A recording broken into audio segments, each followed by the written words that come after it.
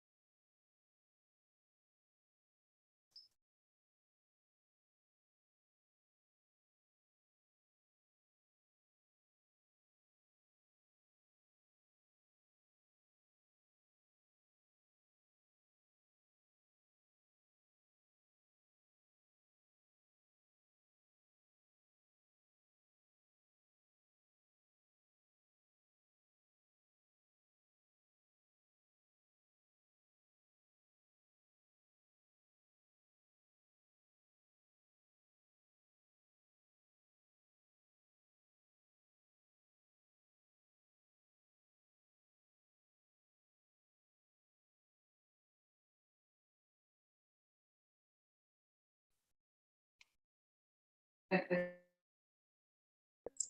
morning, ಎಲ್ಲ Prithvish. ಸ್ನೇಹಿತರಿಗೂ ನಮಸ್ಕಾರ. ಪೂಜಾ ಹೇಗಿದ್ದೀರಿ? Good morning, sir. Good morning, ಹೇಗಿದ್ದೀರಿ? All well? Yes, sir. ಹಾ Start ಮಾಡೋದಾ sir? ಮಾಡ್ಬೋದು. 65 ಪಾರ್ಟಿಸಿಪೆಂಟ್ಸ್ ಇದ್ದಾರೆ. ಹಾ sir. So welcome ಮಾಡ್ತೀನಿ, ಆಮೇಲೆ ಸ್ಟಾರ್ಟ್ ಮಾಡ್ತೀವಿ sir. ಆಗ್ಲಿ.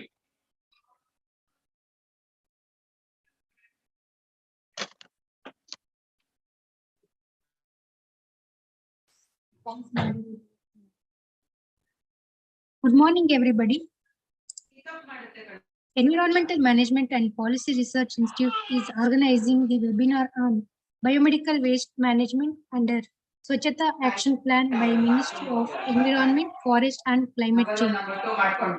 Now, I would like to welcome today's speakers, Dr. S. Prithvish sir, Dr. Sumanji ma'am, Dr. Hemagiri K sir, Dr. Lalita K ma'am.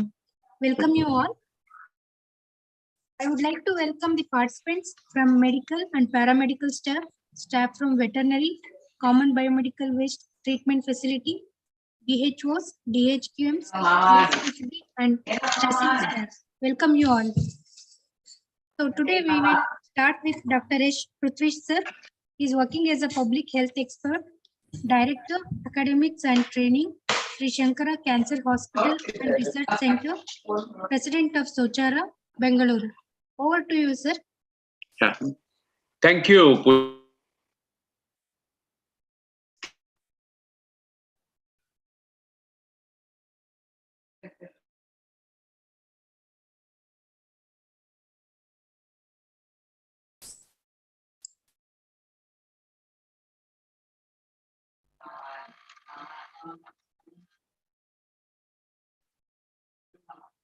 Screen ಕಾಣ್ತಾ ಇದೆಯಾ ಪೂಜಾ ಅವರೇ? Yes, sir. It's visible, sir. ಅವರೇ, Mahesh sir ಅವರೇ, ಪೂಜಾ, ಜಗದಂಬ ಮತ್ತು ರಾಘವೇಂದ್ರ ಅವರೇ, ಸಂಪನ್ಮೂಲ ವ್ಯಕ್ತಿಗಳು,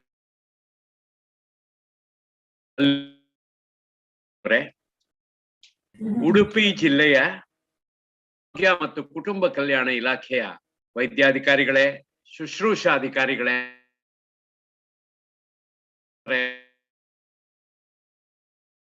ಸಬ್ centre, primary health centre, district ಆಸ್ಪತ್ರೆ, ಖಾಸಗಿ ಆಸ್ಪತ್ರೆಗಳು,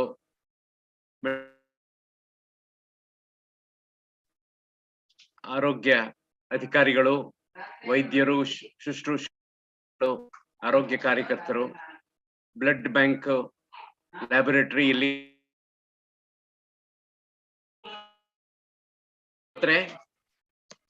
ವೆಟರ್ನರಿ ಮತ್ತೆ ಲೈವ್ ಸ್ಟಾಕ್ ಇನ್ಸ್ಪೆಕ್ಟರ್ ಸಿಬ್ಬಂದಿ ವರ್ಗ ಎಲ್ಲರೂ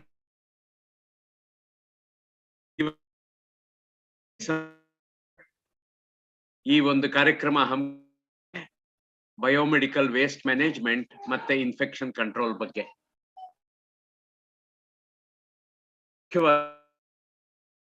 ಒಂದು medical waste management, infection control ಬಹಳ ಮುಖ್ಯವಾದ ವಿಷಯ. ನಮ್ಮ ಕೆಲಸ ಅದು, ನಾವು ಮಾಡಬೇಕು. ಕೋವಿಡ್ ಏನ್ ಮಾಡಿದೆ, ನಮ್ಮನ್ನ ಇನ್ನೂ ಚೆನ್ನಾಗಿ ಮಾಡ್ಬೇಕಿದ್ನ ಅನ್ನೋ ಹಾಗೆ ಒತ್ತು ಕೊಟ್ಟಿದೆ. ಮೂರನೇದೇನಪ್ಪ ಅಂದ್ರೆ National Green Tribune ನಮಗೆ ಒತ್ತು ಕೊಟ್ಟಿದೆ. Why this workshop on biomedical waste management? All friends from Udupi district,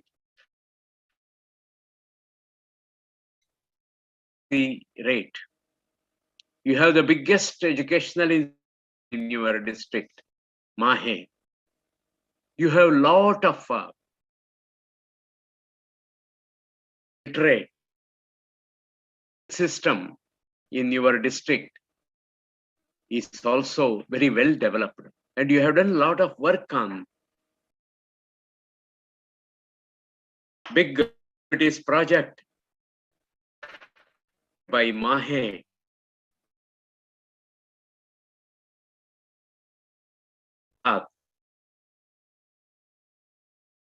Very good diabetes area, and all of us are trained in biomedical waste, and we are already doing this work. Why this workshop biomedical waste? If we look at it, there are 4 things which appear to my mind. Number 1, it is an occupational safety issue.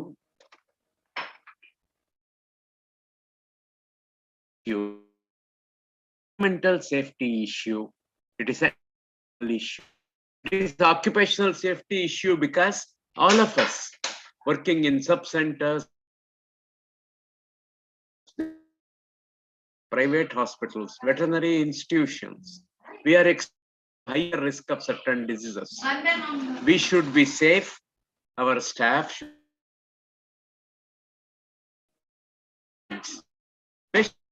treatment of hernia. We should not send them with hepatitis B or C or HIV/AIDS.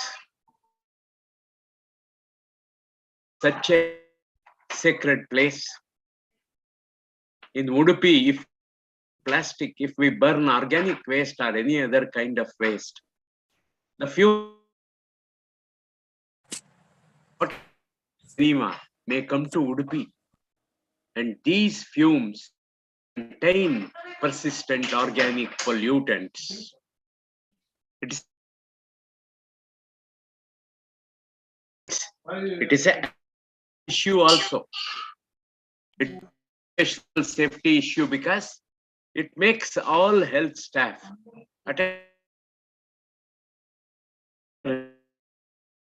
the skin infections, respiratory infections. See, biopsy needle, hypodermic needle, ascitic tap needle, all these have injury. It's a minor accident with a major focus. It increases our risk. It's a patient safety issue because we should not send people who come to us for treatment with hepatitis B, HIV/AIDS.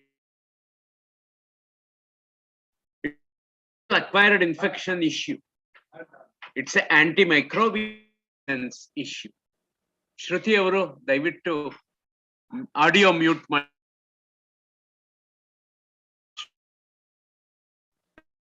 Mute ಮಾಡಿ ಮತ್ತೆ video ಮಾಡಿ, ನಿಮಗೆ ಮಾತಾಡ್ಲಿಕ್ಕೆ ಅವಕಾಶ ಸಿಗುತ್ತೆ. It's environmental. It may pollute air, it may pollute water. The persistent organic pollutants from the fumes which are organic pollutants, 2 of them are dioxins and furans. They may cause cancer. They may cause genetic defects. It's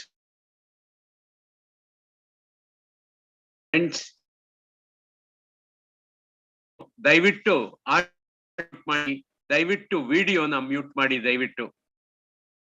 It's an attitude. You just examine how to make so many in a short time during COVID pandemic. How we were able to manage such numbers. How it was possible to manage tons of healthcare. how it was possible to set up COVID care centers across the country.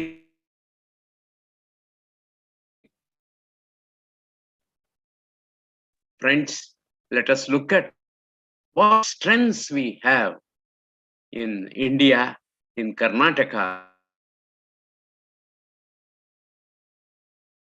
for better management of biomedical waste. See, biomedical waste legislation, that means we have legislative support beyond.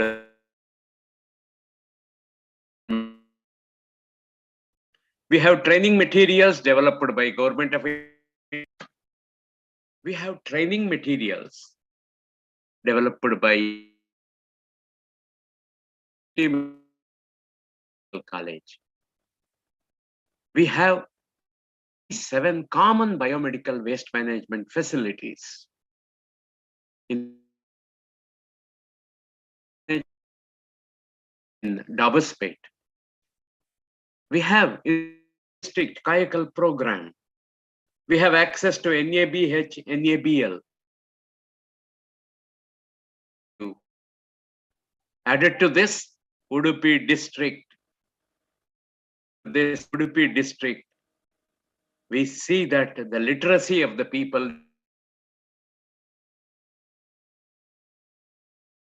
compared to other districts. That strength you have. Not today, from many years, yours is a seat of education. All in Udupi district to join me that we don't have any weaknesses. We don't have any weaknesses, but we have challenges. My friends, look at metal, that is scalpel blade, fluorotactile needle. These are all surgical steel. High melting point. Metallurgists say recycling is glass. Intact glass is recyclable, but costly to recycle broken glass. Plastic recycling is possible. Nayandahalli in Bangalore, you will be surprised the way, the type of products they make. But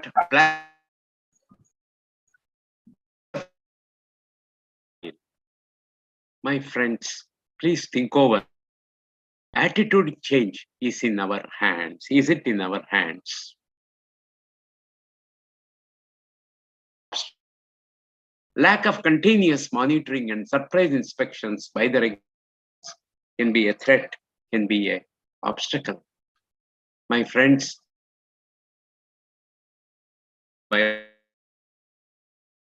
we have training in infection occupational safety. What is the purpose of this 2-hour discussion next? We have Dr. Suman, we have Dr. Lal, ನಿಮ್ಮ neighbouring district ಅಲ್ಲಿಂದ doctor Himagiri ಅವರಿದ್ದಾರೆ.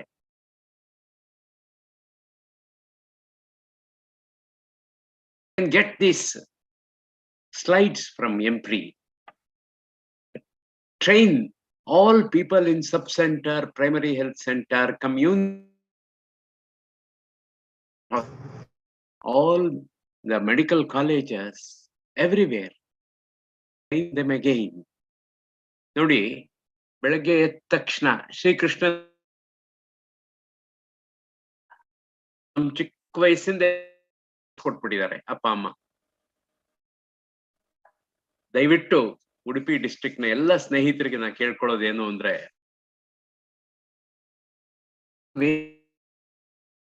Control ಸಹ ನಾವು ಸಂಸ್ಕೃತಿ ತರ, ಒಂದು ಸಂಸ್ಕಾರದ ತರ, ಒಂದು ಕಲ್ಚರ್ ತರ ಮಾಡ್ಲಿಕ್ಕೆ ಸಾಧ್ಯವಾ? ಉಡುಪಿ ಜಿಲ್ಲೆಯಲ್ಲಿ ಡಯಾಬಿಟಿಸ್ ಪ್ರಾಜೆಕ್ಟ್ ಚೆನ್ನಾಗಿ ಮಾಡಿದಿರಿ. ನಿಮ್ ನೋಡಿದೀನಿ ಡಯಾಬಿಟಿಸ್ ಪುಸ್ತಕ. ಈಗ ನಾ ಕೇಳ್ಕೊಳ್ಳೋದು ನಿಮ್ಮ medical waste management, infection control ಅಲ್ಲಿ ನಂಬರ್ 1 ಮಾಡಕ್ ಸಾಧ್ಯವೇ? ಕರ್ನಾಟಕದಲ್ಲಿ ಮಾಡಿದ್ರೆ ಭಾರತದ 700 ಸಹ ಓಂ ಪ್ರಥಮವಾಗಿ ಇರೋ ತರ ಪ್ಲಾನ್ ಮಾಡ್ಬೋದು. ದಯವಿಟ್ಟು ಎಲ್ಲರೂ ಯೋಚನೆ. ಸ್ನೇಹಿತರೆ, keeping all this in mind, ಎಂಪ್ರಿ Number 1, introspect, review current scenario, strategies to manage biomedical waste and infection control better, both the common biomedical waste management facilities. Meet stipulation of the BMW rules 2016 and 2000.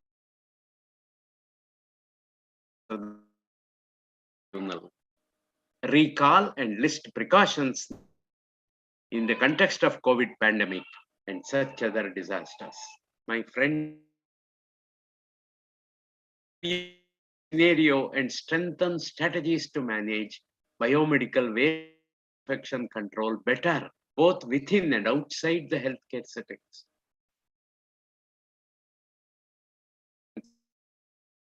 And 18 amendments and recommendations of the National Green Tribunal. My friends, ನಮ್ ಕೆಲಸ ಇದು.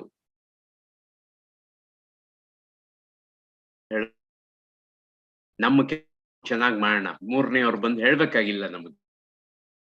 Recall and list precautions needed in the context of COVID. ನಾವೆಲ್ಲರೂ ಈ ಉಡುಪಿ ಜಿಲ್ಲೆಯಿಂದ ಯಾರ್ಯಾರು ಬಂದಿದೀವಿ, ನಮ್ಮ ಸಬ್ centre, ನಮ್ಮ ಪ್ರಾಥಮಿಕ ಆರೋಗ್ಯ ಕೇಂದ್ರ, ನಮ್ಮ ಸಮುದಾಯ ಆರೋಗ್ಯ ಕೇಂದ್ರ, ನಮ್ಮ ವೆಟರ್ನರಿ ಆಸ್ಪತ್ರೆ, ನಮ್ಮ ಬ್ಲಡ್ ಬ್ಯಾಂಕು, ನಮ್ಮ ಖಾಸಗಿ ಲ್ಯಾಬೊರೇಟರಿ, ನಾವು ನಮ್ಮ ಕೆಲಸನ ಇಂಡಿವಿಜುವಲ್ ಆಗಿ ಫಸ್ಟ್ ಇನ್ನು ನಮ್ಮ ಸೆಂಟರ್ಸ್ ಇಡೀ ಕರ್ನಾಟಕಕ್ಕೆ ಉಡುಪಿ ಜಿಲ್ಲೆ ಬಯೋಮೆಡಿಕಲ್ ವೇಸ್ಟ್ ಬರಕ್ಕೆ ಸಾಧ್ಯವ? ಯೋಚನೆ ಮಾಡಿ ನೋಡಿ. We are what did lead do. ಒಬ್ಬ ಅರಿಸ್ಟಾಟಲ್ ಅಂತ ವೇದಾಂತಿ ಅವನು ಹೇಳ್ತಾನೆ, ಎಕ್ಸಲೆಂಟ್ ಅಂಡ್ ಎ ಕಲ್ಚರ್. ಸ್ನೇಹಿತರೆ, I want to throw open this. I want to come to Udupi after 6 months. ನೋಡಿ,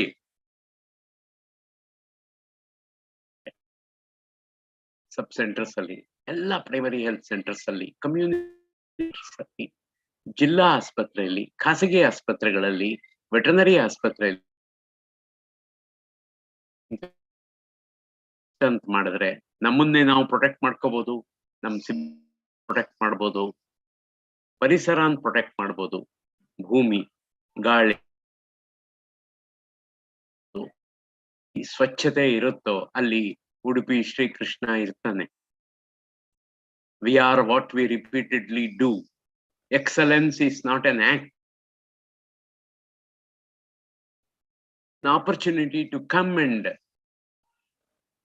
praise you 6 months if you make Udupi district the best in biomedical waste. and ಮೂಲ ವ್ಯಕ್ತಿಗಳಾದ ಸುಮನ್ ಅವ್ರಿಗೆ, ಲಲಿತಾ ಅವ್ರಿಗೆ, ಎಲ್ರಿಗೂ ಸಹ ನನ್ನ ವಂದನೆಗಳು.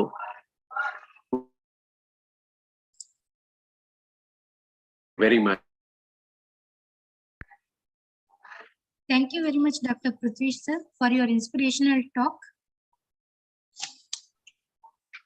Now I would like to welcome the next resource person for this session on biomedical waste management 2016 overview by Dr. Sumanji Ma'am, Associate Professor in the Department of Community Medicine, Coordinator HCWM Cell, Ramaya Medical College, Bengaluru.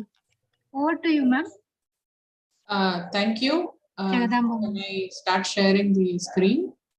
Yes, ma'am, you can do.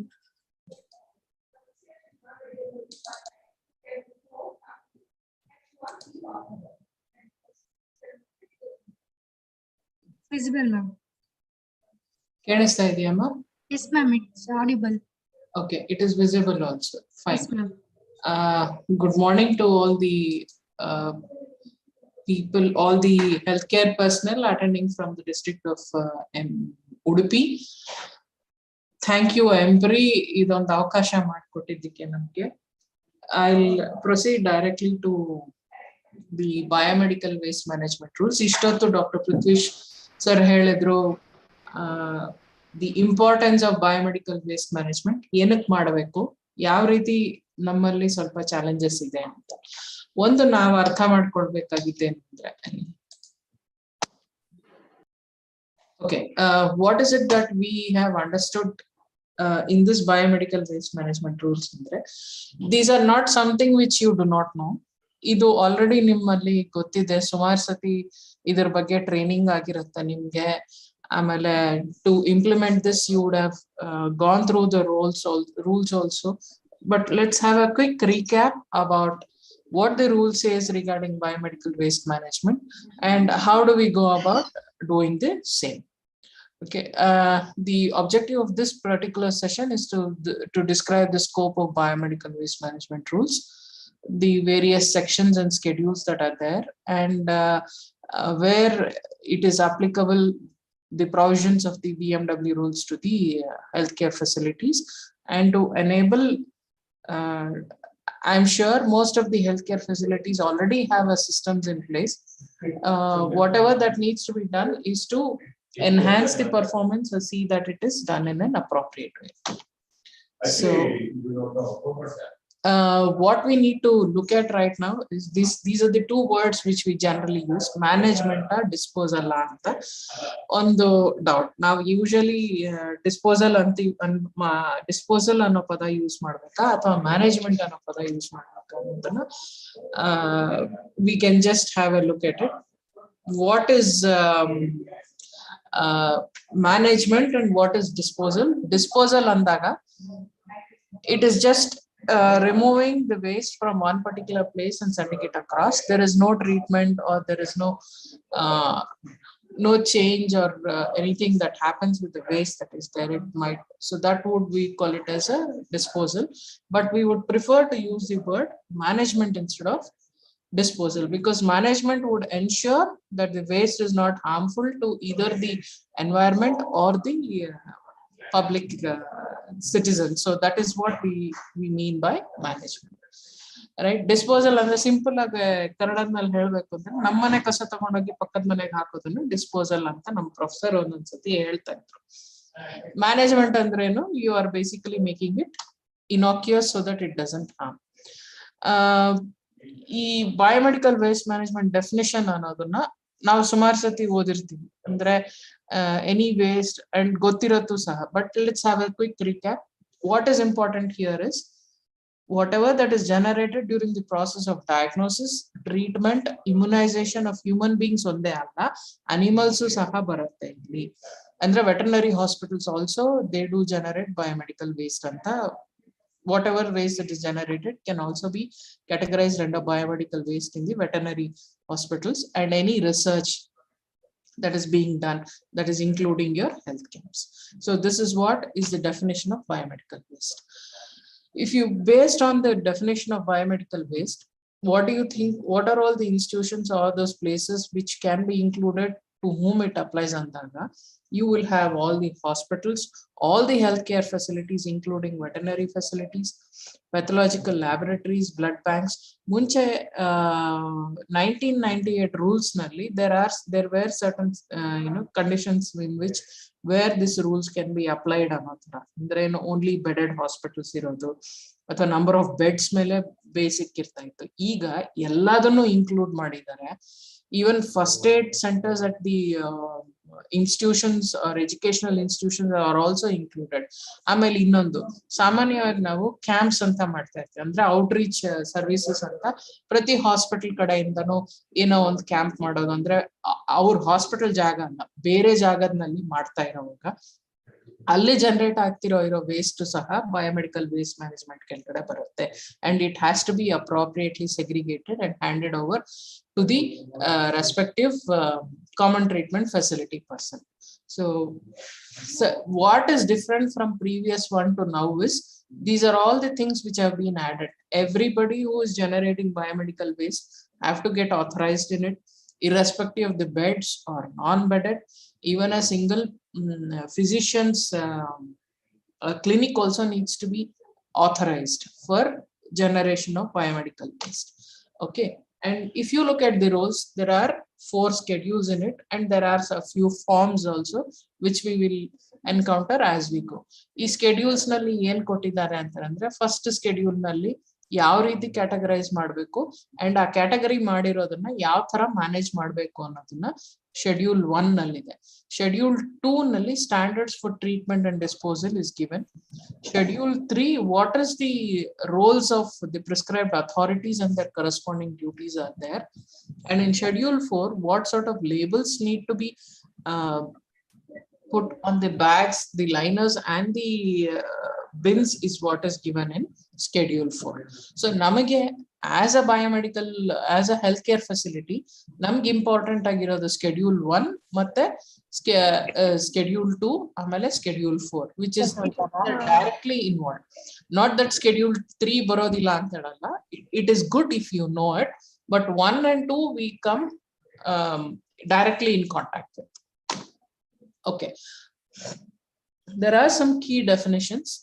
I hope all of you know this.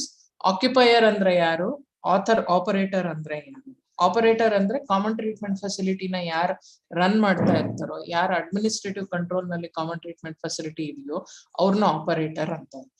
ನಿಮ್ಮಲ್ಲಿ ಉಡುಪಿ ಜಿಲ್ಲೆ I think mostly ಮುಲ್ಕಿನಲ್ಲಿ ಇದೆ ಅನ್ಸುತ್ತೆ ನಿಮ್ಮ common treatment facility. Am I right? Ramky ಅವ್ರದ್ದು ಮುಲ್ಕಿ ಏರಿಯಾನಲ್ಲಿ ಮುಂಚೆ ಇತ್ತು, ಈಗ್ಲೂ ಅಲ್ಲೇ ಇದೆಯೋ ಇಲ್ಲೋ ನನಗ್ ಗೊತ್ತಿಲ್ಲ. Because I had visited. ನಮಸ್ತೆ ಮೇಡಮ್, ಅದು ನಂದಿಕೂರಲ್ಲಿ ಇದೆ ಮೇಡಮ್. ಎಲ್ಲಿದೆಪ್ಪ? Nandikoor industrial area.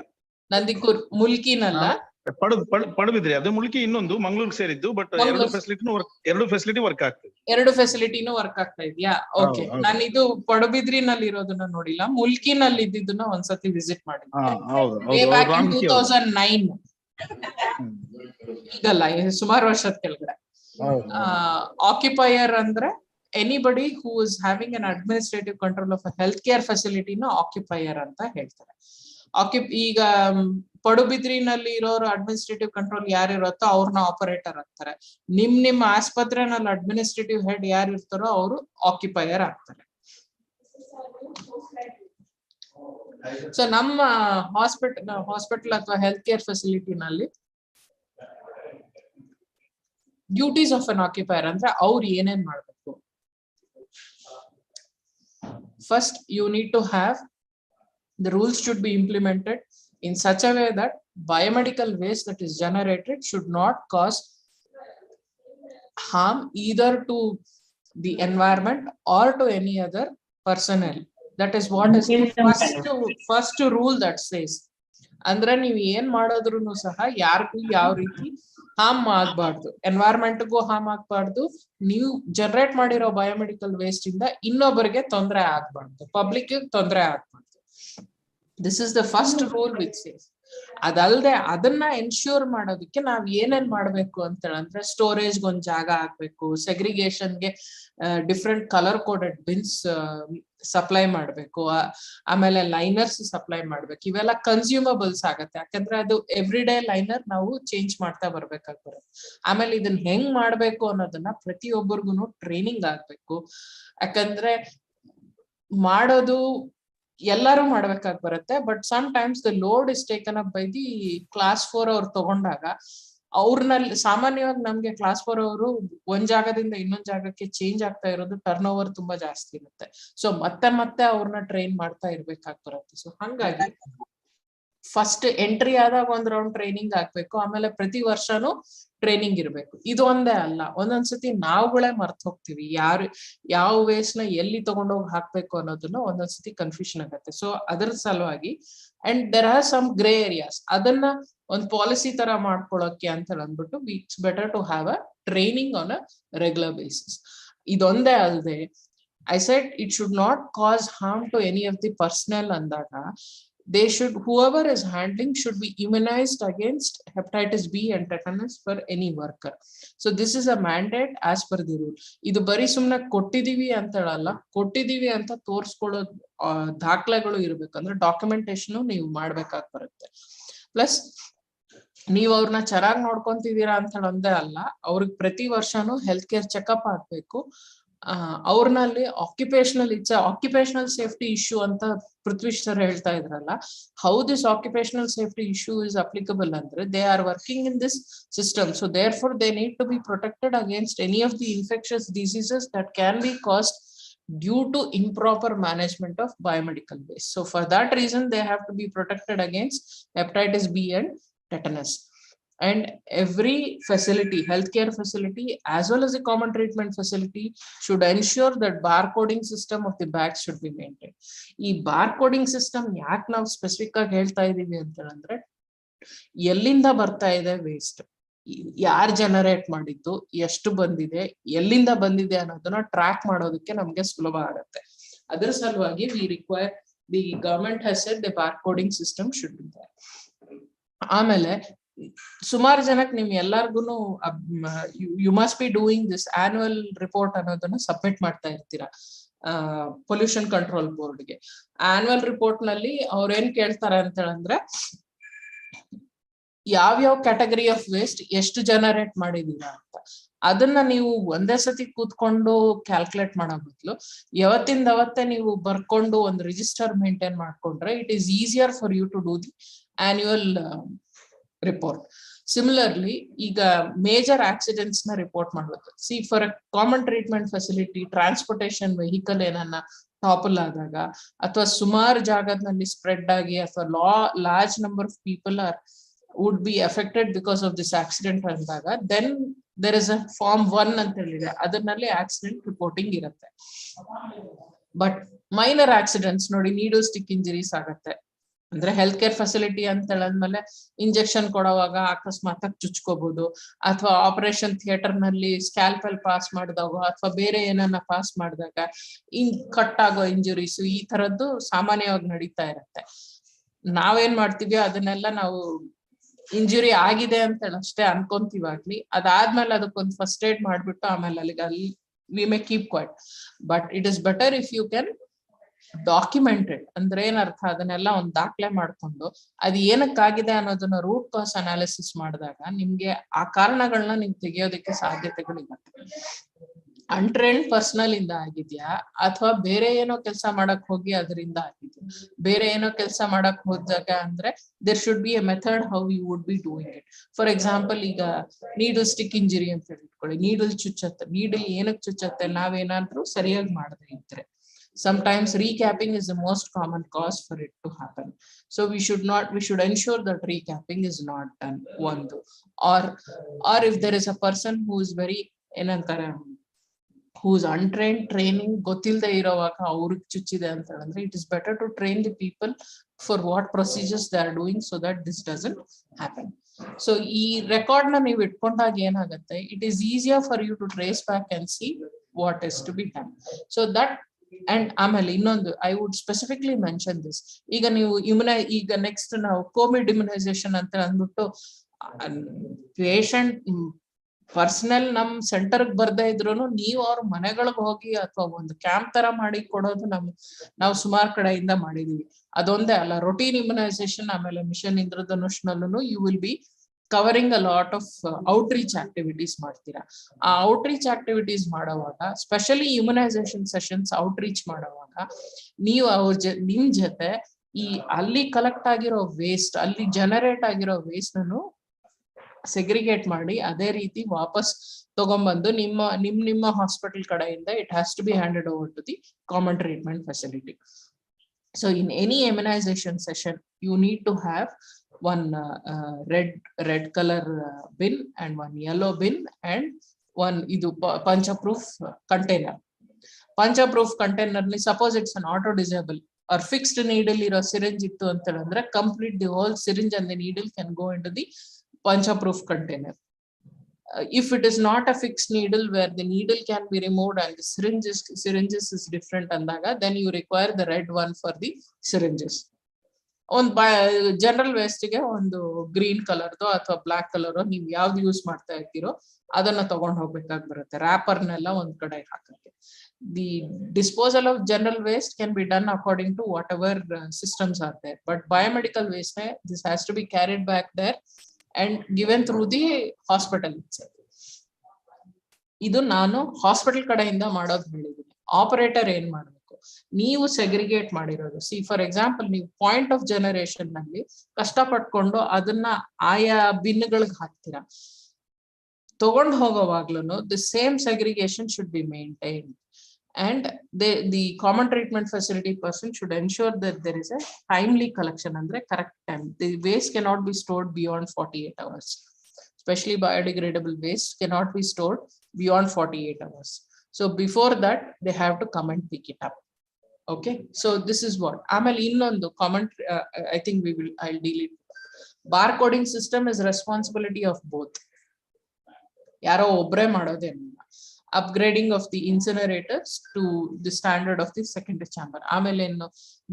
Especially the common treatment facility person should look at what is the temperature is achieving in the primary and the secondary treatment. Emission standards na maintain ಮಾಡಬೇಕಾಗಿ ಬರುತ್ತೆ ಅದರ ಸಲುವಾಗಿ. So penalties ಏನೇನಿದೆ ನಾವು ಮಾಡದೇ ಇದ್ರೆ it goes up to, it is punishable up to 1 lakh of rupees ಇದೆ punishment, 5 years of imprisonment ಇದೆ. So these are some of the, ಇದನ್ನ ಯಾಕೆ ನಾವು ತಿಳ್ಕೊಂಡಿರ್ಬೇಕು ಅಂತ ಹೇಳಿದ್ರೆ ಮಾಡದೇ ಇದ್ರೆ ಏನು ಆಗೋದಿಲ್ಲ ಅನ್ನೋ, let's not be under that impression that nobody is going to penalize us. It doesn't happen. Yes, we are penalized. So when we look at the biomedical waste that is generated in any healthcare facility, it is predominantly non-infectious and very little part is the infectious part of it. So general waste ಇದೆಲ್ಲ ಇದೆ predominant ಆಗಿರುತ್ತೆ ನಿಮಗೆ. Dry waste, vet waste, food waste ಇವೆಲ್ಲ ಜಾಸ್ತಿ ಬರುತ್ತೆ ನಿಮಗೆ. So it is predominantly for the quantum of waste generated is predominantly general, the non-infectious waste, and it can also be the municipal solid waste that is generated. All right, now let's look at the segregation part of it. Idu nimge sumar vishayagalu gottirutte. I think you can only tell me ee yellow bin nalli enen hogutte heli yaradru. Any of the participants can unmute themselves and tell me.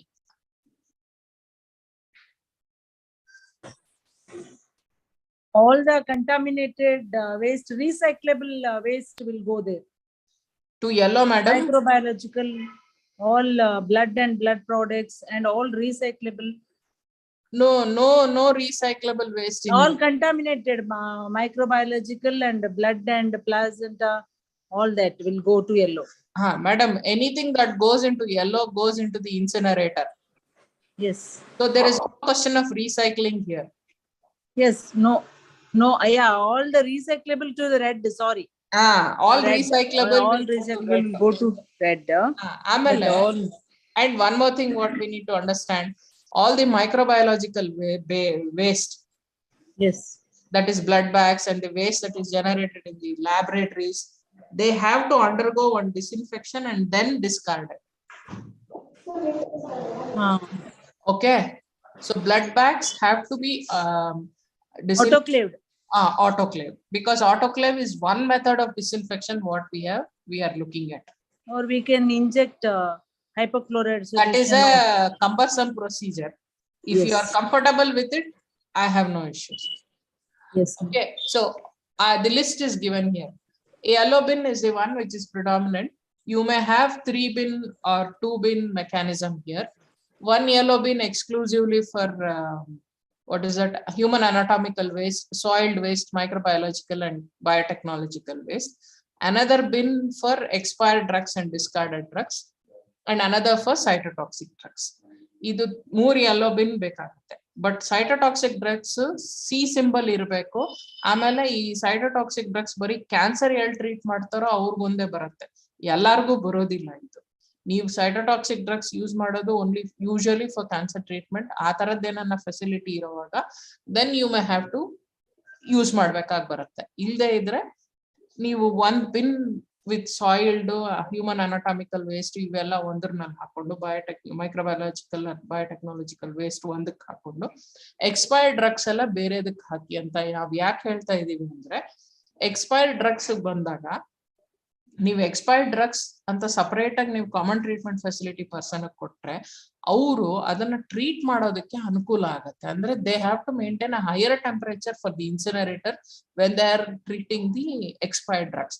So therefore it would be better to separate these two ಅಂತ ನಮ್ಮ ಅನಿಸಿಕೆ. But if you want to put everything into one yellow bin, you are not ಏನಂತಾರೆ rule ಪ್ರಕಾರ ತಪ್ಪೇನ ಆಗೋದಿಲ್ಲ. But ಅನುಕೂಲಕ್ಕೆ ನಾವು ಈ ತರ ಮಾಡಿದ್ರೆ ಚೆನ್ನಾಗಿರತ್ತೆ ಅಂತ ನಾವು ಹೇಳ್ತೀವಿ. Okay, so this is with regard to yellow bin. Ma'am, one more question. Only blood bag which has to be pre-sterilized.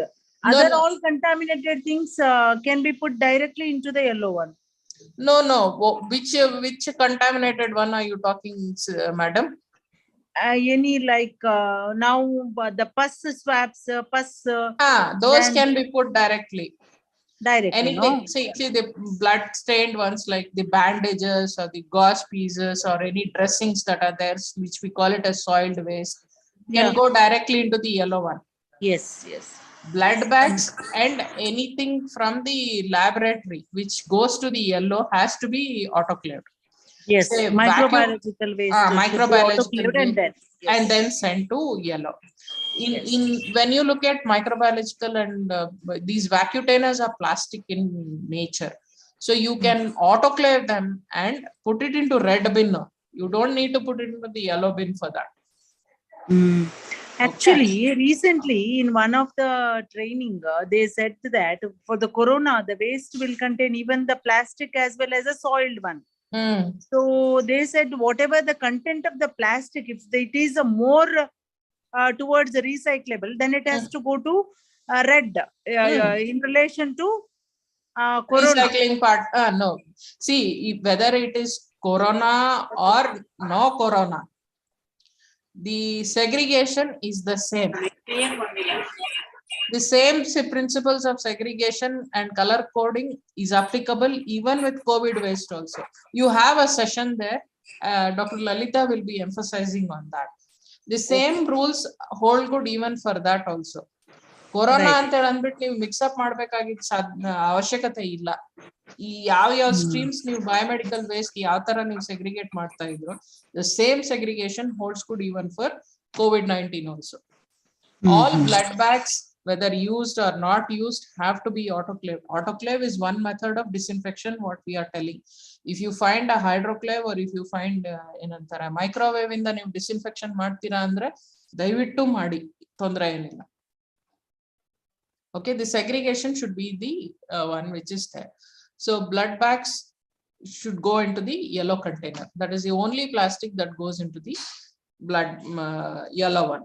Okay, and one more thing, when it comes to the expired drugs, these are the ones which you can partially used one, discarded one. Preferably you can keep one yellow bin in the pharmacy in case you have. But what I have naan nodirode enu antandre, you have most of the government systems have an excellent indenting procedures or stock management procedures softwares ide. Adrinda adu medicines expiry date ಬರೋ ತನಕ ಕಾಯೋದಿಲ್ಲ, ಮುಂಚೆನೆ ಅದನ್ನ ಬೇರೆ ರೀತಿ ಎಲ್ಲಿ ಉಪಯೋಗಕ್ಕೆ ಬರುತ್ತೋ ಅಲ್ಲಿ ಕಳಿಸ್ಬಿಟ್ಟು ಅದನ್ನ ಉಪಯೋಗಿಸೋ ತರ ನೋಡ್ಕೋತಾರೆ. This is what I have understood when it comes to pharmaceutical waste. But in case you have any expired drugs, ಇಷ್ಟು ಮಾಡಿದ್ರು ಒಂದೊಂದ್ಸತಿ ಸ್ವಲ್ಪ ಡ್ರಗ್ಸ್ ಎಕ್ಸ್ಪೈರಿಗೆ ಬಂದಿರುತ್ತೆ, ಅದನ್ನೆಲ್ಲ ಒಂದ್ ಕಡೆ ಒಂದ್ ಜಾಗದಲ್ಲಿ ಕಲೆಕ್ಟ್ ಮಾಡಿ ಇಟ್ಕೊಂಡಿರೋದು better. Okay, see cytotoxic waste ಗೆ ಈ ಸಿ ಸಿಂಬಲ್ ಇರಬೇಕು. It has to be an yellow container.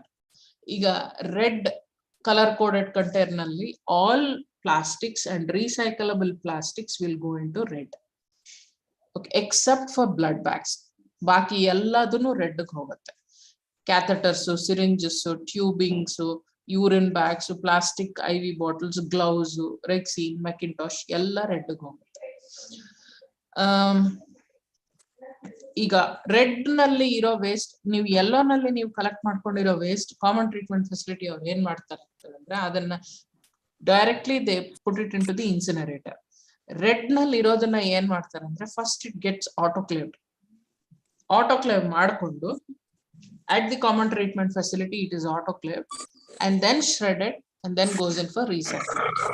ಈಗ ರೀಸೈಕ್ಲಿಂಗ್ ರೀಯೂಸ್ ವ್ಯತ್ಯಾಸ ಏನು ಅಂತ ಹೇಳಿದ್ರೆ, ರೀಸೈಕ್ಲಿಂಗ್ ಅಂದಾಗ ಅದರದ್ದು ಫಾರ್ಮ್ ಚೇಂಜ್ ಆಗುತ್ತೆ. ಇದು ಶ್ರೆಡ್ ಮಾಡಿದಾಗ ಚಿಕ್ಕ ಪೀಸಸ್ ಆಗಿ ಶ್ರೆಡ್ ಮಾಡಿ ಅದನ್ನ ಆಥರೈಸ್ಡ್ ರೀಸೈಕ್ಲರ್ ಕೊಡ್ತಾರೆ ಕಾಮನ್ ಟ್ರೀಟ್ಮೆಂಟ್ ಫೆಸಿಲಿಟಿ ಪರ್ಸನ್. ಆ ಫಾರ್ಮ್ ಕಂಪ್ಲೀಟ್ಲಿ ಚೇಂಜ್ ಆಗುತ್ತೆ. ಸಿರಂಜ್ ತರನೇ ಇರೋದಿಲ್ಲ, ನಿಮ್ದು ಟ್ಯೂಬಿಂಗ್ಸ್ ಆ ತರ ಇರೋದಿಲ್ಲ, ಬೇರೆ ಅದನ್ನ ಮತ್ತೆ ಬೇರೆ ಪ್ರಾಸೆಸಿಂಗ್ ಮಾಡಿ ಬೇರೆ ರೀತಿ ಉಪಯೋಗಿಸ್ತಾರೆ. ಬಟ್ ರೀಯೂಸ್ ಅಂದ್ರೇನು, ಯಾವ ರೀತಿ ಇದೆಯೋ ಅದನ್ನ ಮತ್ತೆ ನಾವು ಉಪಯೋಗ ಮಾಡ್ಕೊಂಡಿರೋದನ್ನ ರೀಯೂಸ್ ಅಂತಾರೆ. ಫಾರ್ ಎಕ್ಸಾಂಪಲ್, ನಾವು ಗ್ಲಾಸ್ ಲೈಟ್ಸ್ ಇದೆ ನೋಡಿ, ಅದನ್ನ ಒಂದೊಂದ್ಸತಿ ನಾವು ರೀಯೂಸ್ ಮಾಡ್ತಾ ಇರ್ತೀವಿ, ಆಟೋಕ್ಲೇವ್ ಮಾಡಿ ಅದನ್ನ ಸ್ಟೆರಿಲೈಸ್ ಮಾಡಿ ಮತ್ತೆ ರೀಯೂಸ್ ಮಾಡ್ತೀವಿ. So all these plastics will go into the red one, right? ಇದನ್ನ ನಾವು ಆಟೋಕ್ಲೇವ್ ಮಾಡಿ ಯೂಸ್ ಮಾಡ್ತೀವಿ. ಆಟೋಕ್ಲೇವ್ ಮಾಡಿ ಶ್ರೆಡ್ ಮಾಡಿ ಅದನ್ನ ಆಥರೈಸ್ಡ್ ರೀಸೈಕ್ಲರ್ ಕೊಡ್ತೀವಿ. This is the final, the treatment and final disposal or how it is managed the plastic waste from ಇದು. This blue ನಲ್ಲಿ ಏನು, ಇದು ಮುಂಚೆ ಬಂದಾಗ ಏನಾಗಿತ್ತು, ನಮ್ಗೆ ಕಾರ್ಡ್ಬೋರ್ಡ್ ಬಾಕ್ಸ್ ಯೂಸ್ ಮಾಡ್ಬೋದು ಅಂತ ಹೇಳುದು. ಓಕೆ, ನಾವು later on there was an amendment stating that you need a container which is puncture proof and leak proof with a blue marking. So we already had blue containers, so therefore we continue to use the blue containers. Okay, double liner hakbodu with blue color coded polythene liner. So it depends on the convenience of the common treatment facility person and the hospital for this.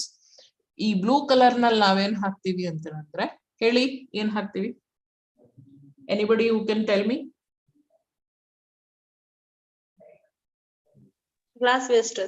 Glass waste. Broken ampoules ಇರ್ಬೋದು, intact ವಯಲ್ಸ್ ಇರ್ಬೋದು, ಆಮೇಲೆ metallic implants ಇದೆ ನೋಡಿ. ಅಂದ್ರೆ ನಾವು orthopaedics ನಲ್ಲಿ ಈ fractures fix ಮಾಡೋಕೆ ವಯರ್ಸ್, ಸ್ಕ್ರೂಸ್ ಯೂಸ್ ಮಾಡ್ತಾರಲ್ಲ, ಅದೆಲ್ಲ it will come into this one. ಇದರಲ್ಲಿ just like red, what we can do for this also is to autoclave and send it to a recycler. ಈ metal implants ನೆಲ್ಲ complete ಆಗಿ ನಾವು ಇದ್ ಮಾಡೋದು ಸ್ವಲ್ಪ ಕಷ್ಟ ಆಗತ್ತೆ. So at the moment what we can do is to give it to a recycler so that the metal that is given there can be reutilized for certain extent. Okay, so these are some of the examples what you see. Double linered KG cardboard with a biohazard symbol. So these are again things which each hospital has their own methods to do it, right? But dictum is all glass intact and broken should go there. Since there could be broken glass irodrinda adu bereyavrige chuಚ್ಚೋ ಸಾಧ್ಯತೆ ಅಥವಾ injury ಆಗೋ ಸಾಧ್ಯತೆ ಇರುತ್ತೆ ಅಂತ ಕಾರಣ ನೀವು puncture proof container use ಮಾಡ್ಬೇಕಾಗಿ ಬರುತ್ತೆ. ಅದರಲ್ಲಿ ಲೀಕ್ ಪ್ರೂಫ್ನು ಇರ್ಬೇಕು. ಯಾಕಂದ್ರೆ ಕಾರ್ಡ್ಬೋರ್ಡ್ ಬಾಕ್ಸ್ ಅಥವಾ ಕೆಜಿ ಕಾರ್ಡ್ಬೋರ್ಡ್ ಬಾಕ್ಸ್ ಇರೋವಾಗ ಅಕಸ್ಮಾತ್ ನೀರ್ಗೀರ್ ಏನನ್ನ ತಗಲಿ, ನೀವು ಬ್ರೋಕನ್ ಆಂಪ್ಯೂಲ್ ನಲ್ಲಿ ಏನಲ್ಲ ಅಂದ್ರೂ ಒಂದ್ ಸ್ವಲ್ಪ ಮೆಡಿಸಿನ್ ಇರುತ್ತೆ, ಅಥವಾ ಡಿಸ್ಟಿಲ್ ವಾಟರ್ ಇದೇನನ್ನ ಇದ್ರು. Nowadays I don't think you get that distilled water in ampule. They're all plastic ones, I assume. If it gets wet, the chances that it can come out of it. So leak proof, puncture proof, it is important that you consider that. And a blue marking can be done. So white na lane haktivi, all sharps, metallic sharps go into the white one. E white nalli athwa translucent one, what we need to remember andre ee mooru it has to satisfy. It has to be puncture proof, it has to be tamper proof, and it has to be leak proof. Okay, leak proof yak heltivi, idrolgade ena aksmat enana if there is any disinfectant that is put, it should not come out. Puncture proof because these are all needles, ಚುಚ್ಕೊಂಡು ಹೊರಗಡೆ ಬರಬಾರ್ದು. ಹೊರಗಡೆ ಬಂತು ಅಂತ ಹೇಳಿದ್ರೆ ಇನ್ನೊಬ್ರಿಗೆ ಚುಚ್ಚೋ ಸಾಧ್ಯತೆಗಳು ಜಾಸ್ತಿ ಇರುತ್ತೆ. ಇನ್ನೊಂದು ಗುಡ್ ಪ್ರಾಕ್ಟೀಸ್, ರೂಲ್ ನಲ್ಲಿ ಮ್ಯಾಂಡೇಟ್ ಆಗಿಲ್ಲ, let me tell you, rule ನಲ್ಲಿ ಮ್ಯಾಂಡೇಟ್ ಆಗಿಲ್ಲ, but it's a good practice. ನೀವು ಮಾಡ್ಕೋಬೇಕು ಅಂದ್ರೆ ಮಾಡ್ಬೋದು. ಈ ಪಂಚರ್ ಪ್ರೂಫ್ ಕಂಟೈನರ್ ನಲ್ಲಿ 1% ಸೋಡಿಯಂ ಹೈಪೋಕ್ಲೋರೈಟ್ ಹಾಕಿದ್ರೆ ಅದರೊಳಗಡೆ ನೀವು ನೀಡಲ್ಸ್ ಹಾಕ್ತಾ ಹೋದ್ರೆ ಏನಾಗತ್ತೆ, because of the action of the sodium hypochlorite solution, ಆ ನೀಡಲ್ಸ್ ಎಲ್ಲ ಕರೋಡ್ ಆಗ್ಬಿಟ್ಟು ಬೇರೆಯವ್ರಿಗೆ ಉಪಯೋಗಕ್ಕೆ ಬರೋದಿಲ್ಲ. ಅಕಸ್ಮಾತ್ ಯಾರಾದ್ರೂ ಅದನ್ನ ರಿಯೂಸ್ ಮಾಡ್ಬೇಕು, ಇಟ್ಸ್ ಏನಂತಾರೆ ಸೋರ್ಸ್ ಆಫ್ ಇನ್ಕಮ್ ಆತರ ಏನನ್ನ ಮಾಡ್ಬೇಕು ಅಂತ ಅನ್ಕೊಂಡ್ರು ಅದು ಮಾಡೋದಕ್ಕೆ ಬರಲ್ಲ. ಯಾಕಂದ್ರೆ ಅದೊಂಥರ ರಸ್ಟ್ ಹಿಡಿದ್ಬಿಟ್ಟು ರಫ್ ಆಗೋಗತ್ತೆ ನೀಡಲ್ ಎಲ್ಲ. ಇದ್ ಬೇಕಾದ್ರೆ ನೀವು ಎಕ್ಸ್ಪೆರಿಮೆಂಟ್ ಮಾಡ್ಬೋದು. We have seen this. So ಎಲ್ಲ ಬಿನ್ಸು ಲೈನರ್ಗಳ ಮೇಲೆ ನಾವು ನೋಡ್ಕೋಬೇಕಾಗಿದ್ದು ಏನು ಅಂತ ಅಂದ್ರೆ ಅದ್ರ ಮೇಲೆ ಬಯೋಹಜಾರ್ಡ್ ಸಿಂಬಲ್ ಇರ್ಬೇಕು. ಆಮೇಲೆ ನೀವು ಯೂಸ್ ಮಾಡ್ತಾ ಇರೋ plastic liners minimum 50 microns thickness ಇರ್ಬೇಕು. And all the bins preferably should be foot operated. ಯಾಕೆ ನಾವು ಫುಟ್ ಆಪರೇಟೆಡ್ ಹೇಳ್ತಾ ಇದೀವಿ ಅಂತ ಹೇಳಿದ್ರೆ ನಾವು ಹ್ಯಾಂಡಲ್ ಮಾಡೋದನ್ನ ಕಡಿಮೆ ಮಾಡ್ಕೋಬೇಕು. ಅದ್ರ ಸಲುವಾಗಿ ಫುಟ್ ಆಪರೇಟೆಡ್ ಹೇಳ್ತೀವಿ. See anything which is other than foot operated where the lid need not have to be removed and closed ಅಂದ್ರೂ it is okay. As long as the handling or the contamination of the waste, contact with the waste is minimized, that is fair enough. Okay. So ನೀವು ಪ್ರತಿ ಒಂದ್ರ ಮೇಲೂ ನೀವು ಈ ತರ labels ಹಾಕೋಬಹುದು, like infected soil waste, expired medicines, waste sharps, glass waste, metallic implants ಅಂತ. As per that you can also do it. And one more thing ನಾವು ಜ್ಞಾಪಕ ಇಟ್ಕೋಬೇಕಾಗಿದ್ದೇನು ಅಂದ್ರೆ ಆ ಬಿನ್ನು ಲೈನರ್ ತುಂಬಿ ತುಳ್ಕೋ ತನಕ ಅದ್ರಲ್ಲಿ ವೇಸ್ಟ್ ಹಾಕ್ಬೇಕಾಗಿದ್ದ ಅವಶ್ಯಕತೆ ಇಲ್ಲ. 3/4 ತುಂಬಿದ್ಮೇಲೆ ಅದನ್ನ ತೆಗೆದು ಟೈಮ್ ಮಾಡಿ you can send it to a temporary storage area. ನಿಮ್ every hospital should have a temporary storage area. ನಾವು ಪಾಯಿಂಟ್ ಆಫ್ ಜನರೇಷನ್ ಅಲ್ಲಿ ಸೆಗ್ರಿಗೇಷನ್ ಮಾಡ್ಬಿಟ್ಟು ತಗೊಂಡೋಗಿ ಎಲ್ಲ ಒಂದ್ರ ಜಾಗದಲ್ಲಿ ಇಟ್ಟು ಅದನ್ನಲ್ಲಿ ಸೆಗ್ರಿಗೇಷನ್ ಇಲ್ಲದೆ ಇತ್ತು ಅಂತಂದ್ರೆ ಇಟ್ ಬಿಕಮ್ಸ್ ಡಿಫಿಕಲ್ಟ್. ಯಾಕೆ ಸೆಗ್ರಿಗೇಷನ್ ಟೆಂಪರರಿ ಸ್ಟೋರೇಜ್ ನಲ್ಲೂ ನಾವು ಮಾಡ್ಬೇಕು ಅಂತಂದ್ರೆ suppose there is no space, the yellow ones can be taken off immediately. ಯಾಕಂದ್ರೆ yellow there are chances yellow and red can be lifted. For the blue and the white one you can take your time. And there were a few questions that they asked. ಈಗ ದಿನಾಗ್ಲೂ white container ಅಂದ್ರೇನು ಶಾರ್ಪ್ಸ್ ಇರೋ container ಕಳಿಸ್ಬೇಕಾ? ಬೇಕಾಗಿಲ್ಲ. ಅದು 3/4 fill ಆದ್ಮೇಲೆನೆ ನೀವು ಕಳ್ಸ್ಕೋಬಹುದು. ಅಂದ್ರೆ ಅಷ್ಟು ದಿವಸ ನಿಮ್ಮಲ್ಲೇ ಇಟ್ಕೋಬಹುದು. ನೀವೇನ್ ಅದನ್ನ ದಿನಾಗ್ಲೂ ಎಲ್ಲಾ ಹಾಸ್ಪಿಟಲ್ಸ್ ನಲ್ಲೂ ಸಾವಿರಾರು ಗಟ್ಲೆ ಇಂಜೆಕ್ಷನ್ಗಳು ಕೊಡೋದಿಲ್ಲ. And ಎಲ್ಲ hospitals ನಲ್ಲೂ there are only some areas where they generate so much of sharps or needles, right? ICU ಇದ್ರೆ ICU ನಲ್ಲಿ ಸ್ವಲ್ಪ ಜಾಸ್ತಿ ಜನರೇಟ್ ಆಗ್ಬೋದೇನೋ, ಅಥವಾ ವಾರ್ಡ್ಗಳಿದ್ರೇನೋ. ಸೊ ಅದನ್ನ ನೀವು 3/4 ಫಿಲ್ ಆಗೋ ತನಕ ಇಟ್ಕೊಂಡು ಅದಾದ್ಮೇಲೆ 3/4 ಫಿಲ್ ಆದ್ಮೇಲೆನೆ ನೀವು ಕಾಮನ್ ಟ್ರೀಟ್ಮೆಂಟ್ ಫೆಸಿಲಿಟಿ ಪರ್ಸನ್ ಕೊಡ್ಬೋದು. ದಿನಾಗ್ಲೂ ಕೊಡ್ಬೇಕಾಗಿದ್ದ ಅವಶ್ಯಕತೆ ಇಲ್ಲ. I hope that is clear.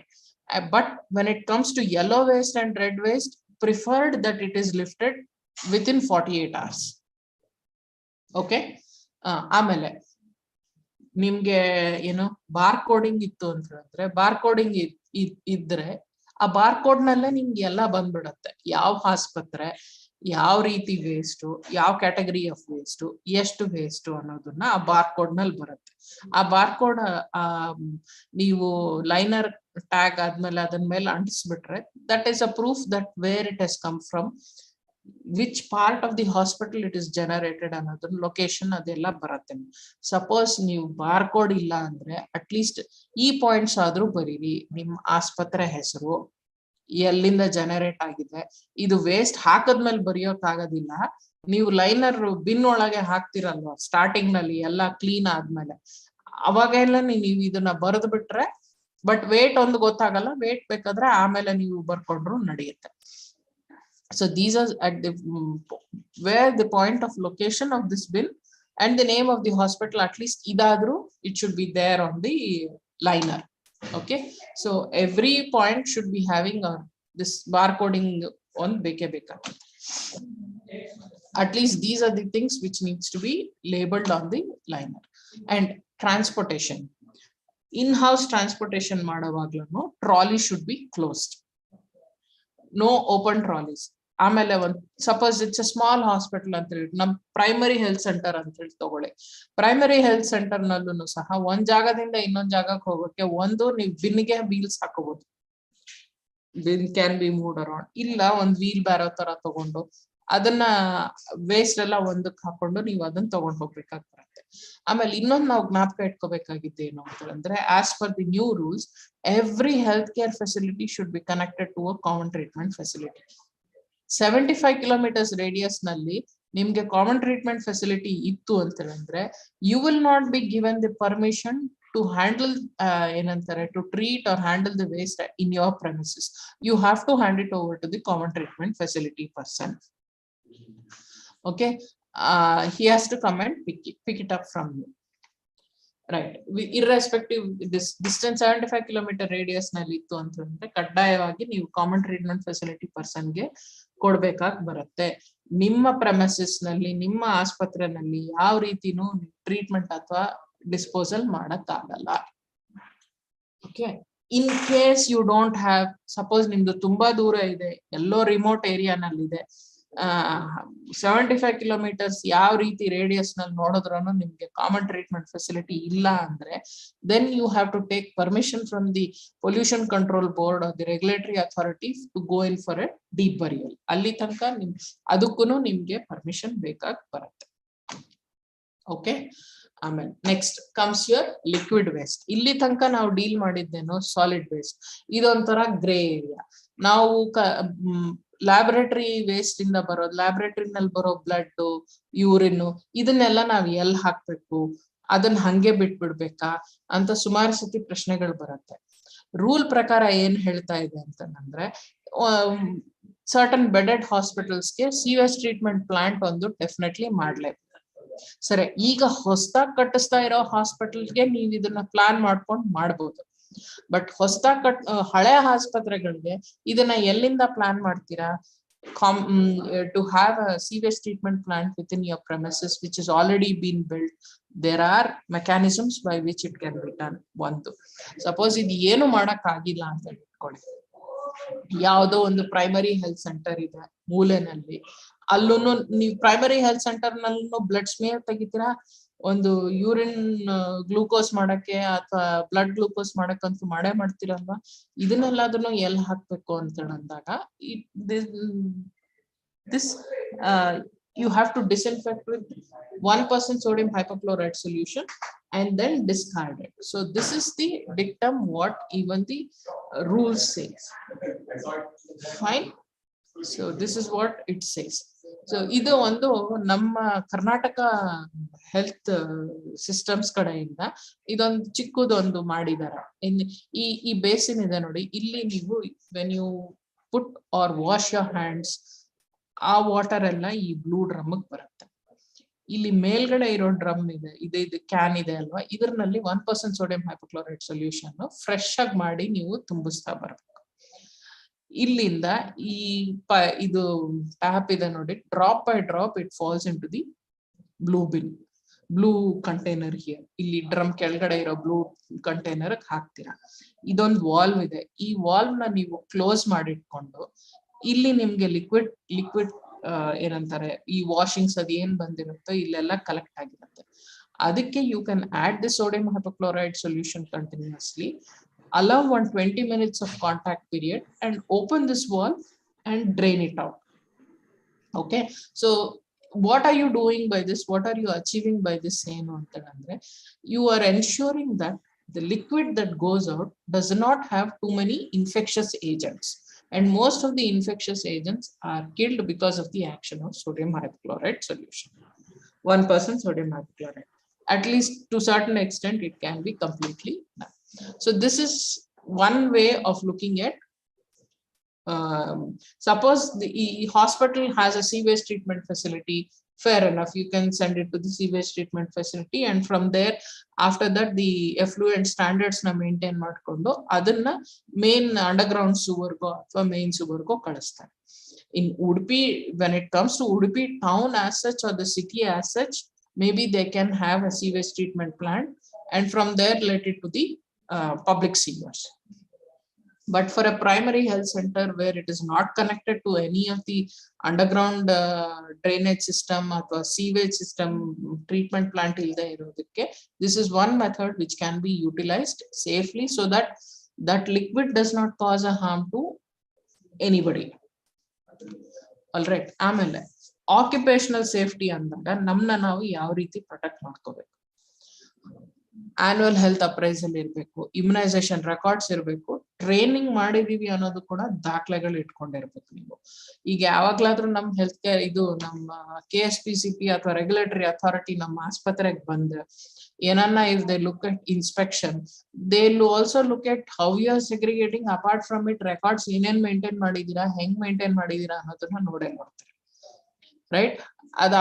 This is applicable even for common treatment facility personnel also. Bari healthcare personnel, healthcare facilities onde idun itkobeku, common treatment facility person not necessary alla. They have to have enantare records of immunization and health checkups of their personnel. ಈ systems ಎಲ್ಲ maintain ಮಾಡೋದು, ನಾನ್ ಮಾತಾಡೋದು ತುಂಬಾ ಸುಲಭವಾಗಿ ಮಾತಾಡ್ಬೋದು, ನೀವ್ ಕೇಳಿಸ್ಕೊಳ್ಳೋದು ತುಂಬಾ ಸುಲಭವಾಗಿ ಕೇಳಿಸ್ಕೊಂತೀರಾ. ಬಟ್ ಇಂಪ್ಲಿಮೆಂಟ್ ಮಾಡ್ಬೇಕು ಅಂದಾಗ ನಮ್ಮ ಇದು ಹೆಂಗಿರುತ್ತೆ ಅಂತಂದ್ರೆ, our human tendency is that unless you are being watched, ಯಾರಾದ್ರೂ ನಿಮ್ನ ಅಬ್ಸರ್ವ್ ಮಾಡ್ತಾ ಇದಾರೆ, ನೋಡ್ತಾ ಇದಾರೆ ಅಂದಾಗ ನಮ್ಮ ಬಿಹೇವಿಯರ್ ಚೇಂಜ್ ಆಗುತ್ತೆ. ನಾವು ರೂಲ್ ಪ್ರಕಾರ ಇದೊಂದು ನಾನು ಕಾಮನ್ ಎಕ್ಸಾಂಪಲ್ ಎಲ್ಲಾರ್ಗೂ ಕೊಡ್ತೀನಿ, ಯಾಕಂದ್ರೆ ದಿಸ್ ಎವ್ರಿಬಡಿ ಕ್ಯಾನ್ ರಿಲೇಟ್. ಈ ಟ್ರಾಫಿಕ್ ರೂಲ್ಸ್ ನಾವು ಸಾಮಾನ್ಯವಾಗಿ ಫಾಲೋ ಮಾಡ್ತೀವಿ ಅಂತ ಅನ್ಕೊಂಡಿದೀನಿ, ಬಟ್ ನಮ್ಮಲ್ಲೂ ಸ್ವಲ್ಪ ಜನ ಮಾಡದೇ ಇರೋರು ಇರ್ತಾರೆ. ಸೊ ಅವ್ರು ಹೆಂಗೆ ಅಂತ ಹೇಳಿದ್ರೆ, ಅಲ್ಲಿ ಟ್ರಾಫಿಕ್ ಪೊಲೀಸ್ ಮ್ಯಾನ್ ಅಲ್ಲಿ ಸಿಗ್ನಲ್ ಹತ್ರ ನಿಂತಿದ್ದಾರೆ ಅಂತ ಹೇಳಿದ್ರೆ, ಓ ಪೊಲೀಸ್ ಮ್ಯಾನ್ ಇದಾನೆ ಅಂತ ಅಂದ್ಬಿಟ್ಟು ಇವ್ರು ಸರಿಯಾಗಿ ಟ್ರಾಫಿಕ್ ರೂಲ್ಸ್ ಫಾಲೋ ಮಾಡ್ತಾರೆ. ಅದೇ ರೀತಿ ನಮ್ಮ ಆಸ್ಪತ್ರೆನಲ್ಲೂ segregation is the crux of the issue. ನಾವು ಸೆಗ್ರಿಗೇಷನ್ ಕರೆಕ್ಟ್ ಆಗಿ ಮಾಡಿದೀವಿ ಅಂತ ಅಂದ್ರೆ ಸುಮಾರು there are lots of things which will come under control. So ಆ ಸೆಗ್ರಿಗೇಷನ್ ಮಾಡೋದಕ್ಕೆ ನಮ್ಗೆ ಏನೇನ್ ಬೇಕು? ಒಂದು, ಕಲರ್ ಕೋಡೆಡ್ ಬಿನ್ಸ್ ಬೇಕು. ಎರಡು, ಟ್ರೈನ್ಡ್ ಪರ್ಸನಲ್ ಇರ್ಬೇಕು, ಯಾಕಂದ್ರೆ ಆ ಪರ್ಸನಲ್ಗೆ ಏನೇನ್ ಎಲ್ಲೆಲ್ಲಿ ಹಾಕ್ಬೇಕು ಅನ್ನೋದು ಗೊತ್ತಿರ್ಬೇಕು. ಅಂಡ್ ಇದು ಒಂದೇ ಅಲ್ಲ, ಅದನ್ನ ನೀವು ಮಾಡಿ ಬಿಟ್ಬಿಟ್ರೆ if you are expecting that people will follow, may not happen. So you should ensure that they do it ಅಂದಾಗ there should be monitoring, vigilant ಆಗಿರ್ಬೇಕು. I have seen in one of the big. ಆಮೇಲೆ ನಾವು ಸುಮಾರು ಜನ ಹೇಳ್ಬೋದು, madam ಎಷ್ಟು ಕೆಲಸ ಇರತ್ತೆ, ಇಷ್ಟೊಂದೆಲ್ಲ ನಮಗ್ ಮಾಡಕ್ಕೆ, ಈ ವೇಸ್ಟ್ ಸೆಗ್ರಿಗೇಷನ್ ಮಾಡೋದಕ್ಕೆ ನಮ್ಗೆ ಟೈಮ್ ಇರಲ್ಲ. That should not be an excuse ಅಂತ ನಾನು ಹೇಳ್ತೀನಿ. ಯಾಕೆ ಅಂತಂದ್ರೆ, ನೀವು ಮಾಡೋ ಕೆಲಸಗಳಲ್ಲಿ ಬಿಗಿನಿಂಗ್ ಇಂದ this is also a part of your work. ಇದು ಬೇರೆಯವ್ರ ಕೆಲಸ ಅಂತ ಹೇಳಿ ಅನ್ಕೊಂಡ್ರೆ ನಿಮ್ಗೆ ಅದು ಟೈಮ್ ಸಿಗಲ್ಲ. ಇದು ನಿಮ್ ಕೆಲಸ, ನೀವು ಮಾಡ್ಲೇಬೇಕು ಅಂತ ಹೇಳಿ ಅಂದಾಗ, ನೀವ್ ಜನರೇಟ್ ಮಾಡ್ತಾ ಇದ್ದೀರಾ, ನೀವು ಅದನ್ನ ಯಾವ ಬಿನ್ನಿಗೆ ಹಾಕ್ಬೇಕು ಅನ್ನೋದು ಅಟ್ಲೀಸ್ಟ್ ನಿಮ್ಗೆ ಗೊತ್ತಿರ್ಬೇಕು, ಅಥವಾ ಮಾಡ್ಬೇಕು ಅನ್ನೋದನ್ನ. That is the complete process.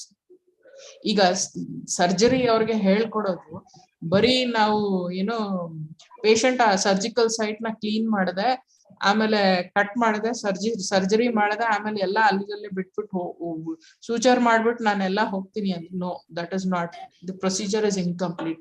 You should ensure that whatever waste that is generated is adequately segregated, appropriately segregated, and only then the procedure is complete. Apart from other procedures what you do. Okay, so constant monitoring irovaga, constant training and monitoring irovaga, people will ensure that they follow. All right, idu biomedical waste is rules is applicable only for the biomedical waste that is generated. There is a lot of general waste that is generated in a hospital. ಅದೆಲ್ಲ ಯಾವ rule ಕೆಳಗಡೆ ಬರುತ್ತೆ ಅಂತ ಅಂದ್ರೆ, municipal solid waste management rules ಇದೆ 2016, ಅದ್ರ ಕೆಳಗಡೆ ಬರುತ್ತೆ. ಆಮೇಲೆ ನಾವು ಸುಮಾರು ಎಲೆಕ್ಟ್ರಾನಿಕ್ ಎಕ್ವಿಪ್ಮೆಂಟ್ ಯೂಸ್ ಮಾಡ್ತೀವಿ ಆಸ್ಪತ್ರೆನಲ್ಲಿ, ಅದೆಲ್ಲ ಈ ವೇಸ್ಟ್ ಕೆಳಗಡೆ ಬರುತ್ತೆ. ಆಮೇಲೆ there are certain hazardous material also that is generated, that will come under hazardous waste management. If there is any radioactivity that is there, that radioactive waste will come under a different category of waste, and there are different rules that are being for it. Okay, so amele occupational safety ensures not just giving them immunizations kotbittu records maintain madodalla. They should also use the personal protective equipment appropriately. Why is this important is, if I understand Udupi is in a coastal area, ಅಲ್ಲಿ humidity ಜಾಸ್ತಿ ಇರುತ್ತೆ, moisture ಜಾಸ್ತಿ ಇರುತ್ತೆ. So people may hesitate to wear gloves and do it. Or extra layer of clothing ಇನ್ನೊಂದು ಹಾಕೋಬೇಕು ಅಂತ ಹೇಳಿದ್ರೆ ಒಳಗಡೆ ಶೆಕೆ ಆಗ್ತಾ ಇರುತ್ತೆ.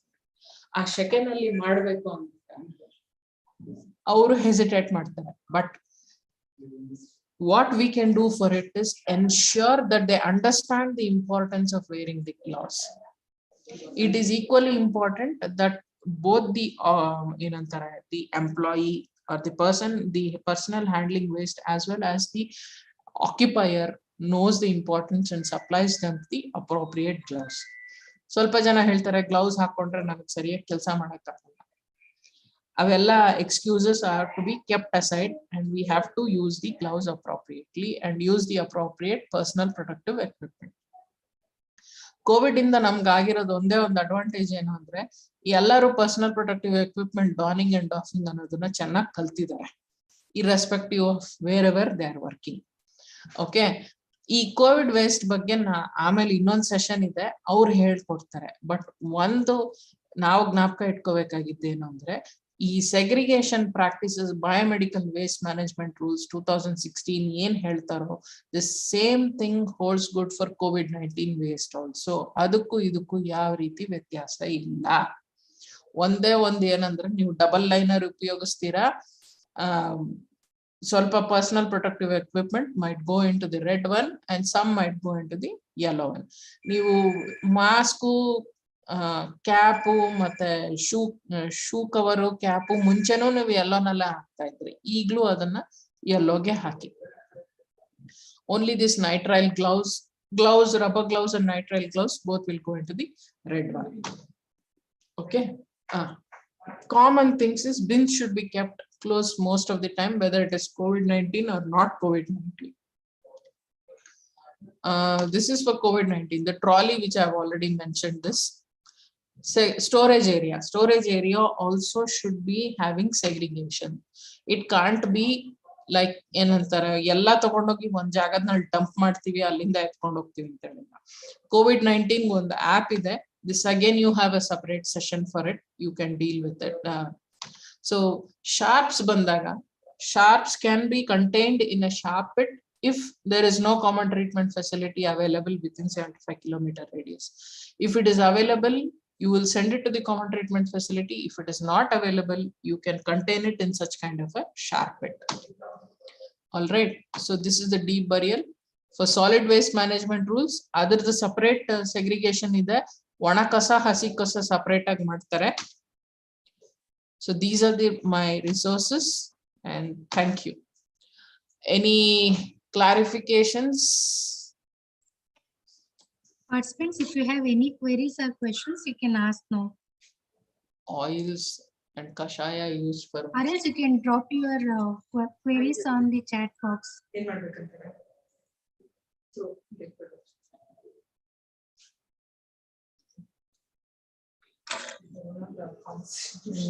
Any questions from the participants?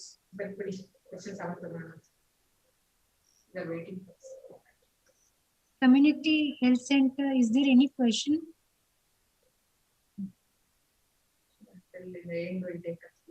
Okay, we'll take it up in the end. Okay, I have stopped sharing. I think the next session would be handled by Dr. Hemgiri. Thank you so much, Dr. Sumanji ma'am, for Thank you. detailed explanation about segregation of biomedical waste. Now we will move on to the next session on gap analysis in biomedical waste by Dr. Hemagiri K. Sir. He is Professor and Head Department of Community Medicine, KIMS, Karwar. Over to you, sir.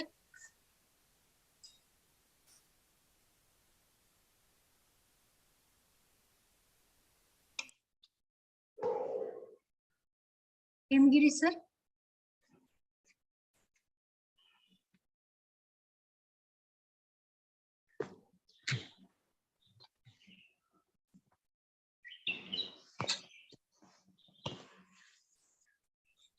Can you hear me, Hemagiri sir?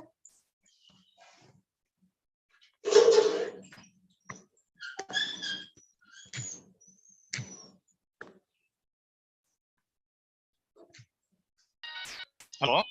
Yes, sir. can share your PPT, sir. Okay, ಸ್ವಲ್ಪ internet instability ಇತ್ತು. Okay, Okay, sir.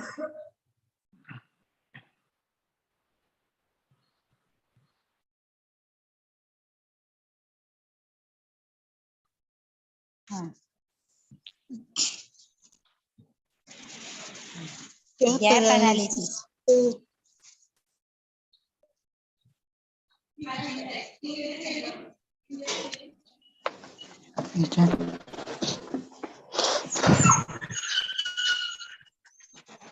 Okay Pooja, can you hear me? Yes, sir. Okay, shall I start? Yes, sir. You can start. Okay, ಎಲ್ಲರಿಗೂ ನಮಸ್ಕಾರ. ನಾನು doctor ಹೇಮಗಿರಿಕೆ, professor and head community medicine department, Karwar institute of medical sciences ಕಾರವಾರದಲ್ಲಿ work ಮಾಡ್ತಾ ಇದ್ದೇನೆ.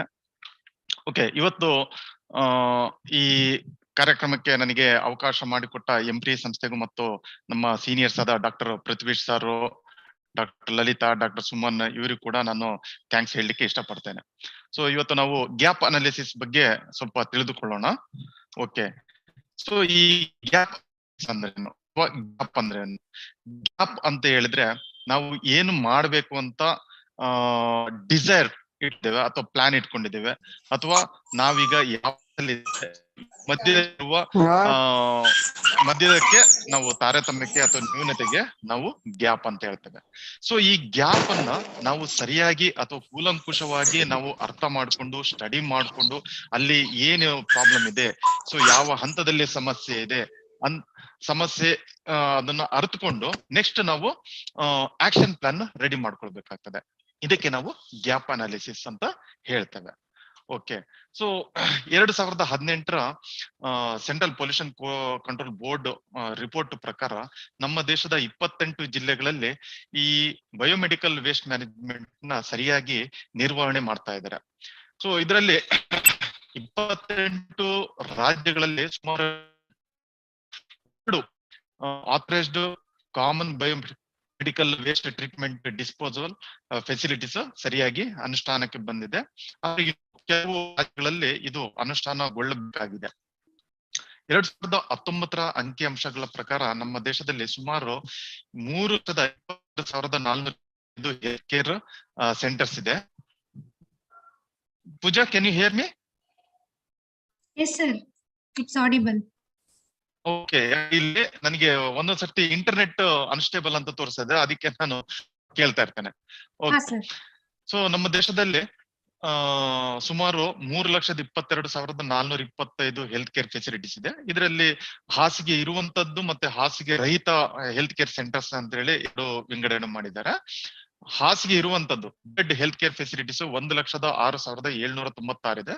ಅದರಲ್ಲಿ ನಾನ್ bedded 2,15,625 ಇದೆ. ಒಟ್ಟಾರೆ ಬೆಡ್ಗಳ ಸಂಖ್ಯೆ 24,86,327 ಇದೆ. ಅದರಲ್ಲಿ common biomedical waste treatment facilities ಸರಿಯಾಗಿ ಅನುಷ್ಠಾನಗೊಂಡಿರುವುದು 202ರಲ್ಲಿ ಮತ್ತು ಇನ್ನು 35 ಕಡೆಗಳಲ್ಲಿ ಇದು ಇನ್ಸ್ಟಾಲ್ ಆಗ್ತಾ ಇದೆ. ಓಕೆ, ಸೊ ಇಷ್ಟು ಹೆಲ್ತ್ ಕೇರ್ ಫೆಸಿಲಿಟೀಸ್ಗಳಲ್ಲಿ ಲೈಸೆನ್ಸ್ ಅಥವಾ ಆಥರೈಸೇಷನ್ ಕೊಟ್ಟಿರೋದು 1,53,885 ಸೆಂಟರ್ಗಳಿಗೆ. ಆಮೇಲೆ ಸರಿಯಾಗಿ ಇದನ್ನು ಬಯೋಮೆಡಿಕಲ್ ವೇಸ್ಟ್ ಅನ್ನ ಸರಿಯಾಗಿ ನಿರ್ವಹಣೆ ಮಾಡ್ತಾ ಇರುವ ಸಂಸ್ಥೆಗಳು ಕೇವಲ 18,015 ಸೆಂಟರ್ಗಳು. ಓಕೆ, ಸೊ ಈ ಸಂಸ್ಥೆಗಳಲ್ಲಿ ಇನ್ಸಿನರೇಷನ್ಗೋಸ್ಕರ ಇನ್ಸಿನರೇಟರ್ ನ ಇಂಪ್ಲಿಮೆಂಟ್ ಮಾಡಿರೋದು ಕೇವಲ 136 ಸೆಂಟರ್ಗಳಲ್ಲಿ.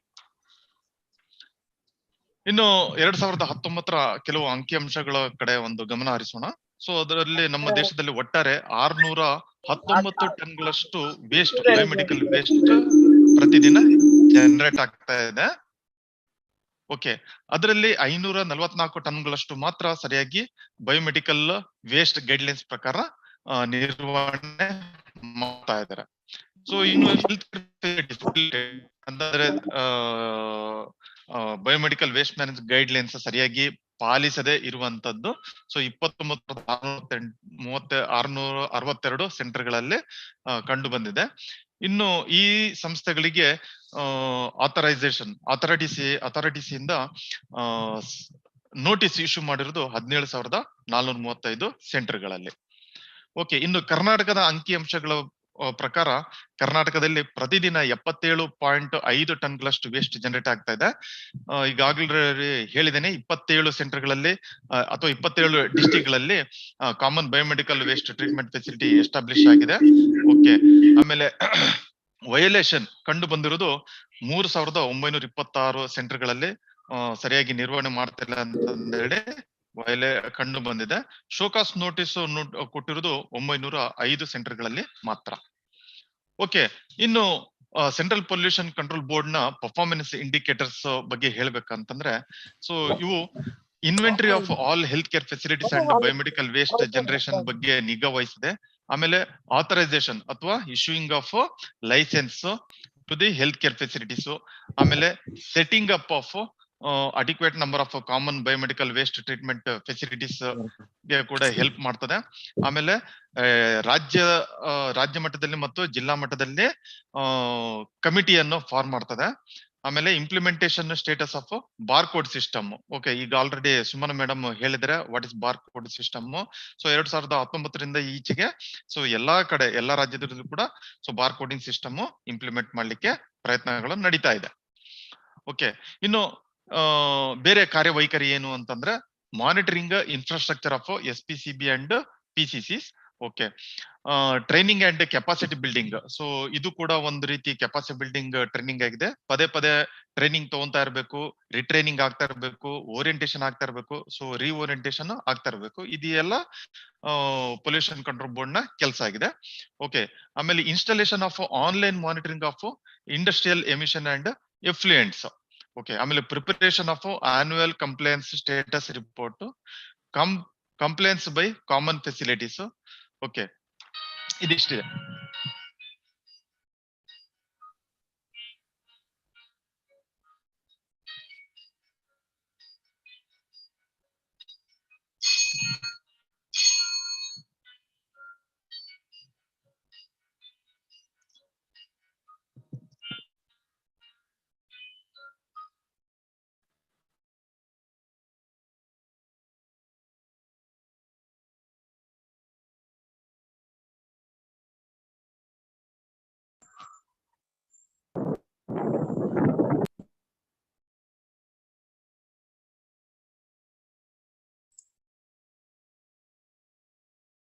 Sir, it's not audible.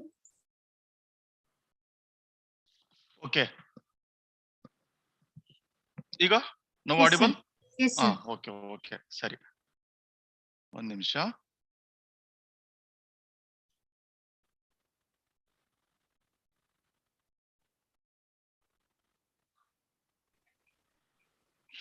Okay, so ಈಗ ಆಲ್ರೆಡಿ ಡಿಸ್ಕಸ್ ಮಾಡಿದ್ವಿ components of waste management system. So ಈ ವೇಸ್ಟ್ ಮ್ಯಾನೇಜ್ಮೆಂಟ್ ಸಿಸ್ಟಮ್ ಅಲ್ಲಿ management policy, SOP preparation, monitoring and records ಒಂದು ಕಾಂಪೋನೆಂಟ್ ಆಯಿತು ಅಂತಂದ್ರೆ, so segregation of the waste, disinfection of the waste, collection and transportation of the waste and final treatment and disposal of waste. ಇದೆಲ್ಲ ನಾವು components ತಿಳ್ಕೊಂಡಿದ್ದೇವೆ. So ಅದ್ರ ಜೊತೆ workers safety, ಯಾಕಂತಂದ್ರೆ waste handle ಮಾಡ್ಬೇಕಾದ್ರೆ ನಮ್ಮ ವೇಸ್ಟ್ ಹ್ಯಾಂಡ್ಲರ್ಸ್ ಆಗ್ಲಿ ಅಥವಾ ಕೊನೆ ಹಂತದ ವರ್ಕರ್ಸ್ ಆಗ್ಲಿ ಅವ್ರಿಗೆ ಕೂಡ ಹಲವಾರು ರೀತಿಯ ತೊಂದರೆಗಳು ಅಥವಾ ಹಜಾರ್ಡ್ಸ್ ಆಗುವ ಸಾಧ್ಯತೆ ಇರ್ತದೆ. ಹಾಗಾಗಿ ಆಕ್ಯುಪೇಷನಲ್ ಸೇಫ್ಟಿ ಕೂಡ ಒಂದು ಕಾಂಪೋನೆಂಟ್ ಆಗಿ ನಾವು ತಗೊಳ್ಬೇಕಾಗಿದೆ. ಇನ್ನು ಹೆಲ್ತ್ ಕೇರ್ ಫೆಸಿಲಿಟೀಸ್ ಅಲ್ಲಿ ನಾವು ಯಾವ ರೀತಿ ಗ್ಯಾಪ್ ಅಂದ್ರೆ ವ್ಯತ್ಯಾಸ ಕಂಡು ಬರ್ತದೆ ಅಂತಂದೇಳಿ ನೋಡೋಣ. ಓಕೆ, ಮೊದಲಿಗೆ ನಾಲೆಡ್ಜ್ ಅಂಡ್ ಆಟಿಟ್ಯೂಡ್. ಸೊ ಬಹಳಷ್ಟು ಜನರಿಗೆ ಅಂತಂದ್ರೆ ಎಲ್ಲಾ ಹಂತದ ಡಾಕ್ಟರ್ ಆಗ್ಲಿ, ಸ್ಟಾಫ್ ನರ್ಸ್ ಆಗ್ಲಿ, ಅಥವಾ ಲ್ಯಾಬ್ ಟೆಕ್ನಿಷಿಯನ್ ಆಗ್ಲಿ, ವಾರ್ಡ್ ಬಾಯ್ ಆಗ್ಲಿ, ಸೊ ಅವರಿಗೆ ಈ ಹೆಲ್ತ್ ಕೇರ್ ವೇಸ್ಟ್ ಅಂದ್ರೆ ಏನು, ಆಮೇಲೆ ಈ ಹೆಲ್ತ್ ಕೇರ್ ವೇಸ್ಟ್ ಇಂದ ಯಾವ್ಯಾವ ಹಜಾರ್ಡ್ಸ್ ಇದೆ, ಪ್ರಾಬ್ಲಮ್ಸ್ ಇದೆ ಅಂತಂದೇಳಿ ಎಲ್ಲರಿಗೂ ಗೊತ್ತಿದೆ. ಈಗ ಫಾರ್ ಎಕ್ಸಾಂಪಲ್ ಒಂದು ನೀಡಲ್ ಮತ್ತೆ ಸಿರಿಂಜ್ ಇಂದ ವಾಟರ್ ಪೊಲ್ಯೂಷನ್ ಆಗ್ತದೆ, ಏರ್ ಪೊಲ್ಯೂಷನ್ ಆಗ್ತದೆ, HIV AIDS ಇನ್ಫೆಕ್ಷನ್ ಆಗ್ಬೋದು, ಹೆಪಟೈಟಿಸ್ B ಆಗ್ಬೋದು, ವುಂಡ್ ಇನ್ಫೆಕ್ಷನ್ ಆಗಿರ್ಬೋದು, ಶಾರ್ಪ್ ಇಂಜುರಿ ಆಗ್ಬೋದು ಅಂತಂದು ಎಲ್ಲರಿಗೂ ಅದ್ರ ಬಗ್ಗೆ ನಾಲೆಡ್ಜ್ ಇದೆ. ಆಮೇಲೆ ಈ ಹೆಲ್ತ್ ಕೇರ್ ವೇಸ್ಟ್ ಇಂದ ಎಲ್ಲರಿಗೂ ಕೂಡ ಅಪಾಯ ಕಟ್ಟಿಟ್ಟ ಬುತ್ತಿ ಅಂತ ಕೂಡ ಎಲ್ಲರಿಗೂ ಗೊತ್ತಿದೆ.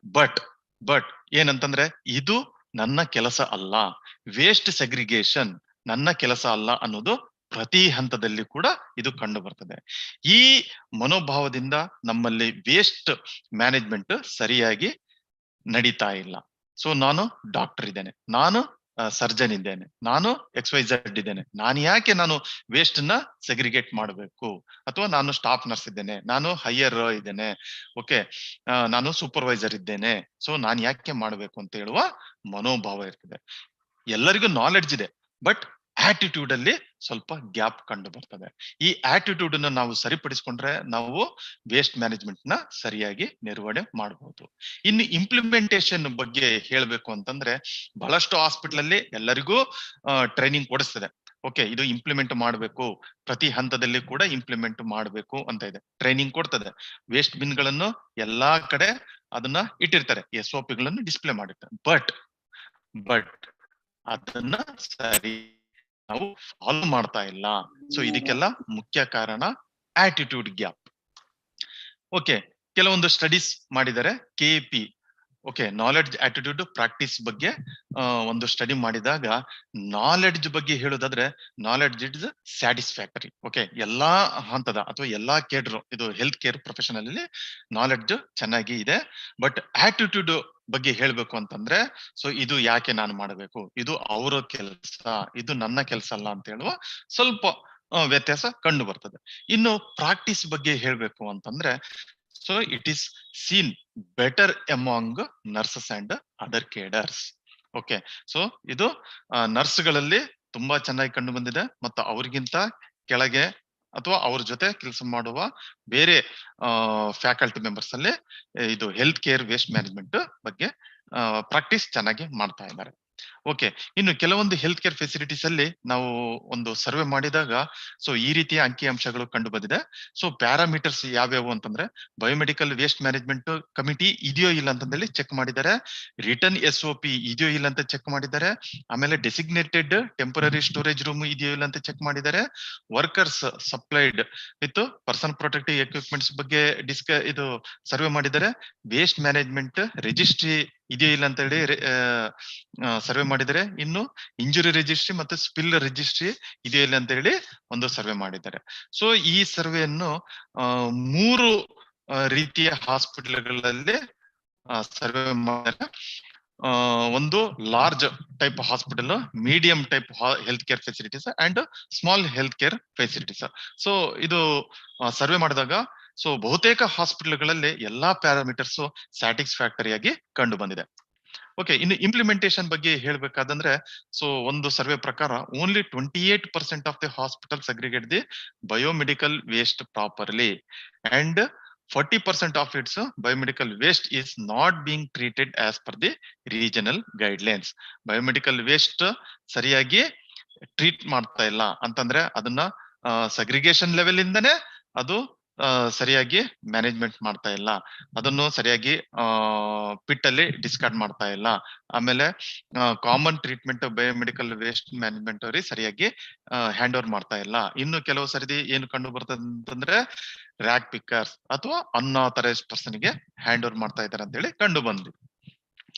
ಓಕೆ, ಸೊ ಈಗ ಆಲ್ರೆಡಿ ಹೇಳಿದ್ದೇನೆ 2021ರ ಕೆಲವು ಅಂಕಿಅಂಶಗಳ ಪ್ರಕಾರ ಬಹುತೇಕ ರಾಜ್ಯಗಳಲ್ಲಿ ಇದನ್ನ ಅನುಷ್ಠಾನಗೊಳಿಸಿದ್ದಾರೆ, ಇನ್ನು ಕೆಲವೊಂದು ರಾಜ್ಯಗಳಲ್ಲಿ ಇದು ಅನುಷ್ಠಾನಗೊಳ್ಬೇಕಾಗಿದೆ. ಓಕೆ, ಸೊ ನಮ್ಮ ರಾಜ್ಯದಲ್ಲಿ ಸೊ ಸುಮಾರು ಆಲ್ಮೋಸ್ಟ್ ಎಲ್ಲಾ ಜಿಲ್ಲೆಗಳಲ್ಲಿ common biomedical waste treatment facility ಕಂಡು ಬಂದಿದೆ. ಇನ್ನು ಬಾರ್ ಕೋಡಿಂಗ್ ಕೂಡ ಇಂಪ್ಲಿಮೆಂಟೇಷನ್ ಹಂತದಲ್ಲಿ ಇದೆ. ಓಕೆ, ಸೆಗ್ರಿಗೇಷನ್ ಎಫಿಕಸಿ ಬಗ್ಗೆ ಒಂದು ಸ್ಟಡಿ ಮಾಡಿದಾಗ ಸೊ ಆಲ್ಮೋಸ್ಟ್ ಎಲ್ಲಾ ಹಾಸ್ಪಿಟಲ್ಗಳಲ್ಲಿ ಇಟ್ ಈಸ್ ಗುಡ್ ಮತ್ತು excellent. So majority of the hospital belongs to excellent. ಇನ್ನು ಕಾಮನ್ಲಿ ಅಬ್ಸರ್ವ್ಡ್ ವಯೋಲೇಷನ್, ನಾವು ಯಾವ ರೀತಿ ಬಯೋಮೆಡಿಕಲ್ ವೇಸ್ಟ್ ಮ್ಯಾನೇಜ್ಮೆಂಟ್ ನ ವಯೋಲೇಟ್ ಮಾಡ್ತಾ ಇದ್ದೇವೆ, ಸರಿಯಾಗಿ ಪಾಲಿಸದೆ ನಾವು ಕೆಲಸ ಮಾಡ್ತಾ ಇದ್ದೇವೆ ಅಂತ ಹೇಳಿ ಕೆಲವೊಂದು ಉದಾಹರಣೆಗಳನ್ನು ತೋರಿಸಲಿಕ್ಕೆ ಇಷ್ಟಪಡ್ತೇನೆ. ಕೆಲವು ಹಾಸ್ಪಿಟಲ್ಗಳು ನಿಜವಾಗಿಯೂ ತುಂಬಾ ಚೆನ್ನಾಗಿ ಮಾಡ್ತಿದೆ, ಇನ್ನು ಕೆಲವೊಂದು ಹಾಸ್ಪಿಟಲ್ ಅಲ್ಲಿ ವಯೋಲೇಷನ್ ಮಾಡ್ತಾ ಇದ್ದಾರೆ. ಸೊ ಇದು ಎಲ್ಲರಿಗೂ ಅಪ್ಲೈ ಆಗುದಿಲ್ಲ, ಇದು ಜನರಲೈಸ್ಡ್ ಸ್ಟೇಟ್ಮೆಂಟ್ ಅಲ್ಲ. ಸೊ ಅದರಿಂದ ಚೆನ್ನಾಗಿ ಕೆಲಸ ಮಾಡ್ತಿರೋರು ಇನ್ನು ಅದೇ ರೀತಿ ಮುಂದುವರಿಸಿ, ಇನ್ನು ಯಾರ್ಯಾರು ಚೆನ್ನಾಗಿ ಕೆಲಸ ಮಾಡ್ತಾ ಇಲ್ಲ ಅವರು ಆದಷ್ಟು ಅದನ್ನ ಇಂಪ್ರೂವ್ಮೆಂಟ್ ಮಾಡ್ಕೊಳ್ಳಿಕ್ಕೆ ಪ್ರಯತ್ನ ಪಡಿ ಅಂತಂದು ಹೇಳಲಿಕ್ಕೆ ಇಷ್ಟಪಡ್ತೇನೆ. ಓಕೆ, ಮೊದಲನೇದಾಗಿ mixing of biomedical waste with general waste. So ಇದು ಸಾಮಾನ್ಯವಾಗಿ ಕಂಡು ಬರುವಂತ ಚಿತ್ರಣ ಆಸ್ಪತ್ರೆ ಹೊರಗೆ ಮತ್ತು ಕೆಲವೊಂದು ಆಸ್ಪತ್ರೆಯ ಒಳಗಡೆ ಕೂಡ ಕಂಡು ಬರ್ತದೆ. ನೀವು ಈ ಎರಡು ಚಿತ್ರದಲ್ಲಿ ನೋಡಿ, ಸೊ ಬ್ಲಡ್ ಕಲೆಕ್ಟಿಂಗ್ ವ್ಯಾಕ್ಟೇನರ್ಸ್ ಕಾಣ್ತದೆ, ಕ್ಯಾಥೆಟರ್ಸ್ ಕಾಣ್ತದೆ, ಪೇಪರ್ ಕಾಣ್ತದೆ, ಜನರಲ್ ವೇಸ್ಟ್ ಕಾಣ್ತದೆ, ಮಾಸ್ಕ್ ಕೂಡ ಕಂಡು ಬರ್ತದೆ. ಇನ್ನೊಂದು ಚಿತ್ರದಲ್ಲಿ ನೋಡಿ, ಅದರಲ್ಲಿ ಸಿರಿಂಜ್ ಕವರ್ ಕೂಡ ಕಾಣ್ತದೆ, ಆಮೇಲೆ ಇದು ಕ್ಯಾಥೆಟರ್ಸ್ ಕಾಣ್ತದೆ, ಫುಡ್ ವೇಸ್ಟ್ ಕಾಣ್ತದೆ, ಬಾಳೆಹಣ್ಣು ಸಿಪ್ಪೆ ಕಾಣ್ತದೆ, ಆಮೇಲೆ ಮೆಡಿಸಿನ್ ಕವರ್ ಕೂಡ ಕಾಣ್ತದೆ. ಸೊ ಇದು ಹೇಳಿಕೆ ಏನ್ ಇಷ್ಟಪಡ್ತೇನೆ ಅಂತಂದ್ರೆ, ಬಹಳಷ್ಟು ಆಸ್ಪತ್ರೆಗಳಲ್ಲಿ ವೇಸ್ಟ್ ಸಗ್ರಿಗೇಷನ್ ಸರಿಯಾಗಿ ಆಗ್ತಾ ಇಲ್ಲ. ಸೊ ಬಯೋಮೆಡಿಕಲ್ ವೇಸ್ಟ್ ಮ್ಯಾನೇಜ್ಮೆಂಟ್ ಗೆ ಸಪರೇಟ್ ಬಿನ್ಸ್ ಗಳನ್ನು ಇಡಬೇಕಾಗ್ತದೆ. ಇನ್ನು ಜನರಲ್ ವೇಸ್ಟ್ ಗೆ ಮೇಡಮ್ ಹೇಳಿದಾಗೆ ಗ್ರೀನ್ ಆದ್ರೂ ಆಗಿರ್ಬೋದು ಅಥವಾ ಬೇರೆ ಯಾವ್ದಾದ್ರು ಕಲರ್ ಬಿನ್ ಆಗಿರ್ಬೋದು, ಅದನ್ನ ಇನ್ಸ್ಟಾಲ್ ಮಾಡ್ಕೊಳ್ಬೇಕಾಗ್ತದೆ. ಓಕೆ, ಇನ್ನು ಕೆಲವೊಂದು ಹಾಸ್ಪಿಟಲ್ ಹಿಂಭಾಗ, ಸಾಮಾನ್ಯ ಹಿಂಭಾಗದಲ್ಲಿ ಈ ಚಿತ್ರಣ ಕಂಡು ಬರುತ್ತೆ. ಓಕೆ, ಸೊ ಅದ್ರಲ್ಲಿ ಜನರಲ್ ವೇಸ್ಟ್, ಅದರಲ್ಲೂ ಕೂಡ ಫುಡ್ ವೇಸ್ಟ್ ಗಳನ್ನು ಕೂಡ ಡಿಸ್ಕಾರ್ಡ್ ಮಾಡ್ತಾರೆ. ಫುಡ್ ವೇಸ್ಟ್ ಜೊತೆ ಬಯೋಮೆಡಿಕಲ್ ವೇಸ್ಟ್ ಸರಿಯಾಗಿ ಸೆಗ್ರಿಗೇಟ್ ಮಾಡದೆ ಹಾಕ್ತಾರೆ. ಇದರಿಂದ ಏನಾಗ್ತದೆ ಅಂತಂದ್ರೆ, ಸೊ ಹಂದಿಗಳು, ನಾಯಿಗಳು ಅಥವಾ ಬೆಕ್ಕುಗಳು, ಇನ್ನು ಹಸು ಕರುಗಳು ಕೂಡ ಬಂದು ಅದನ್ನು ಫುಡ್ ವೇಸ್ಟ್ ಇದು ಕನ್ಸ್ಯೂಮ್ ಮಾಡುವ ಸಾಧ್ಯತೆ ಇದೆ. ಇದರಲ್ಲಿ ಇನ್ನೊಂದು ಪಾಯಿಂಟ್ ನಾವು ಏನು ಗಮನಿಸಬೇಕು ಅಂತಂದ್ರೆ, ಫುಡ್ ವೇಸ್ಟ್ ಅವು ಕನ್ಸ್ಯೂಮ್ ಮಾಡಬೇಕಾದ್ರೆ ಫುಡ್ ಜೊತೆ ಈ ಪ್ಲಾಸ್ಟಿಕ್ ಕೂಡ ಅವು ಕನ್ಸ್ಯೂಮ್ ಮಾಡುವ ಸಾಧ್ಯತೆ ಇರ್ತದೆ ಮತ್ತು ಹಲವು ಉದಾಹರಣೆಗಳಿದೆ. ಇನ್ನು ಕೆಲವು ಸರ್ತಿ ನಾವು ನೋಡಿದಾಗ ಈ plastic gastro intestinal tract entry ಆಗಿ ಅಲ್ಲಿ ಅಬ್ಸ್ಟ್ರಕ್ಷನ್ ಆಗಿ ಸರಿಯಾಗಿ ಡೈಜೆಷನ್ ಆಗದೆ ಸಾವಿಗೀಡಾದ ಇನ್ಸಿಡೆಂಟ್ಗಳು ಬಹಳಷ್ಟಿದೆ. ಸೊ ಆದ್ರಿಂದ ಸೊ ನಾವ್ ಏನ್ ಹೇಳಲಿಕ್ಕೆ ಇಷ್ಟಪಡ್ತೇವೆ ಅಂತಂದ್ರೆ, ಸರಿಯಾಗಿ ಸೆಗ್ರಿಗೇಷನ್ ಮಾಡಿ. ಸೊ ನಮಿಗೂ ಉಪಯೋಗ, ಆಮೇಲೆ ಪ್ರಾಣಿ ಕರುಗಳಿಗೂ ಕೂಡ ಉಪಯೋಗ, ಆಮೇಲೆ ಎನ್ವಿರಾನ್ಮೆಂಟ್ ಕೂಡ ಸಹಕಾರಿ ಆಗ್ತದೆ. ಇನ್ನು ಕೆಲವೊಂದು ಹಾಸ್ಪಿಟಲ್ ಸೀನ್ಸ್ ಏನಂತಂದ್ರೆ, miss match in colour coded liners and containers. So containers ಒಂದೇ ಕಲರ್ದು ಇಟ್ಟಿರ್ತಾರೆ, ಅದರಲ್ಲಿ ಡಿಫ್ರೆಂಟ್ ಕಲರ್ದು ಲೈನರ್ಸ್ ಇರ್ತಾರೆ, ಅಥವಾ ಡಿಫ್ರೆಂಟ್ ಕಲರ್ದು ಬಿನ್ಸ್ ಇಟ್ಟಿರ್ತಾರೆ, ಬಟ್ ಲೈನರ್ಸ್ ಒಂದೇ ತರದ್ದು ಇಟ್ಟಿರ್ತಾರೆ. ಈ ನೀವು ಚಿತ್ರದ ನೋಡ್ಬೋದು. ಇದರಲ್ಲಿ ಮೊದಲನೇ ಚಿತ್ರದಲ್ಲಿ ಬ್ಲಾಕ್ ಕಲರ್ದು ಕಂಟೈನರ್ಸ್ ಇಟ್ಟಿದ್ದಾರೆ. ಸೊ ಎಲ್ಲಾ ಕಂಟೈನರ್ಸ್ ಯೆಲ್ಲೋ ಕಲರ್ದು ಲೈನರ್ಸ್ ಇಟ್ಟಿದ್ದಾರೆ. ಸೊ ಇನ್ನು ನೆಕ್ಸ್ಟ್ ಚಿತ್ರದಲ್ಲಿ ನೋಡಿ, it is a foot operated containers, same ಕಲರ್ದು containers. So there are some efforts, ಕೆಲವೊಂದು ಎಫರ್ಟ್ ಹಾಕಿದ್ದಾರೆ ಬಯೋಮೆಡಿಕಲ್ ವೇಸ್ಟ್ ಮ್ಯಾನೇಜ್ಮೆಂಟ್ ಮಾಡ್ಲಿಕ್ಕೆ. ಸೊ ಬಟ್ ಅದು ಎಲ್ಲಾ ಬಿನ್ಗಳ ಕಲರ್ ಸೇಮ್ ಇದೆ. ಅದರಲ್ಲಿ ಒಂದು ಬಿನ್ ಅಲ್ಲಿ ಬ್ಲಾಕ್ ಕಲರ್ ಇಟ್ಟಿದ್ದಾರೆ, ಇನ್ನೊಂದು ಬಿನ್ ಅಲ್ಲಿ ಯೆಲ್ಲೋ ಲೈನರ್, ರೆಡ್ ಲೈನರ್ ಹಾಕಿದ್ದಾರೆ, ಇನ್ನೊಂದು ಬಿನ್ ಅಲ್ಲಿ ಯೆಲ್ಲೋ ಲೈನರ್ ಹಾಕಿದ್ದಾರೆ. ಸೊ ಕೆಲವೊಂದು ಕಡೆ ಸ್ವಲ್ಪ ಎಫರ್ಟ್ ಹಾಕಿದ್ದಾರೆ, ಇನ್ನು ಎಫರ್ಟ್ ಹಾಕ್ಬೇಕು ಅಂತ ನಮ್ಮ ಆಶಯ. ಓಕೆ, ಇನ್ನು ಸೆಗ್ರಿಗೇಷನ್ ಬಗ್ಗೆ ಹೇಳ್ಬೇಕು ಅಂತಂದ್ರೆ, ಪೂರ್ ಸೆಗ್ರಿಗೇಷನ್ ಕೆಲವೊಂದು ಹಾಸ್ಪಿಟಲ್ ಅಲ್ಲಿ ಕಂಡು ಬರ್ತದೆ. ಯಾವ ರೀತಿ ವೈಲೇಷನ್ ಮಾಡ್ತಾ ಇದಾರೆ ಅಂತ ನಾನು ತೋರಿಸ್ತೇನೆ. ಸೊ ಇಲ್ಲಿ ಯೆಲ್ಲೋ ಬಿನ್ ಇಟ್ಟಿದ್ದಾರೆ, ಯೆಲ್ಲೋ ಲೈನರ್ ಇಟ್ಟಿದ್ದಾರೆ, ಬಟ್ ಅದ್ರಲ್ಲೇ ವೇಸ್ಟ್ ಮಾತ್ರ ಎಲ್ಲಾ ರೀತಿಯ ವೇಸ್ಟ್ ಅನ್ನು ಹಾಕಿದ್ದಾರೆ. ಓಕೆ, ಪ್ಲಾಸ್ಟಿಕ್ ಹಾಕಿದ್ದಾರೆ, ಆಮೇಲೆ ಮೆಡಿಸಿನ್ ಕವರ್ ಹಾಕಿದ್ದಾರೆ, ಕಾಟನ್ ಹಾಕಿದ್ದಾರೆ, ಆಮೇಲೆ ಗೌನ್ ಕೂಡ ಹಾಕಿದ್ದಾರೆ. ಸುಮನ ಮೇಡಮ್ ಈಗ ಆಲ್ರೆಡಿ ಹೇಳಿದರೆ, ಸೊ ಯೆಲ್ಲೋ ಕಲರ್ ಅಲ್ಲಿ ಯಾವ್ಯಾವ ವೇಸ್ಟ್ ಹೋಗ್ಬೇಕು, ರೆಡ್ ಕಲರ್ ಅಲ್ಲಿ ಯಾವ್ಯಾವ ವೇಸ್ಟ್ ಹೋಗ್ಬೇಕು, ಆಮೇಲೆ ಬ್ಲೂ ಕಲರ್ ಅಲ್ಲಿ ಯಾವ್ಯಾವ ವೇಸ್ಟ್ ಹೋಗ್ಬೇಕು, ಆಮೇಲೆ ಶಾರ್ಪ್ಸ್ ಹೇಗೆ ಸೆಗ್ರಿಗೇಟ್ ಮಾಡ್ಬೇಕು ಅಂತ ತುಂಬಾ ಚೆನ್ನಾಗಿ ಹೇಳಿದ್ದಾರೆ. ಓಕೆ, ಇನ್ನು ಆಸ್ಪತ್ರೆಯಲ್ಲಿ ಕಂಡು ಬರುವಂತ ಕಾಮನ್ ಸೀನ್, ಓಕೆ, ಡ್ರೆಸ್ಸಿಂಗ್ ಟ್ರಾಲಿಸ್ ಇರ್ತದೆ. ಈ ಟ್ರಾಲಿಗಳಲ್ಲಿ ಮೆಡಿಸಿನ್ ಇರ್ತದೆ, ಅದಕ್ಕೆ ಸಂಬಂಧಪಟ್ಟ ಫೈಲ್ಗಳಿರ್ತದೆ. ಬಟ್ ಈ ಯೆಲ್ಲೋ ಬಿನ್ ಮತ್ತೆ ಯೆಲ್ಲೋ ಲೈನರ್ ಇನ್ಸ್ಟಾಲ್ ಮಾಡಿರ್ತಾರೆ. ಸೊ ಇನ್ನು ಅದೇ ಚಿತ್ರದಲ್ಲಿ ನೋಡಿ, ರೆಡ್ ಬಿನ್ ಇಟ್ಟಿದ್ದಾರೆ, ರೆಡ್ ಲೈನರ್. ಸೊ ನಾವು ಯಾಕೆ ಎರಡು ಸತಿ ಓಡಾಡಬೇಕು?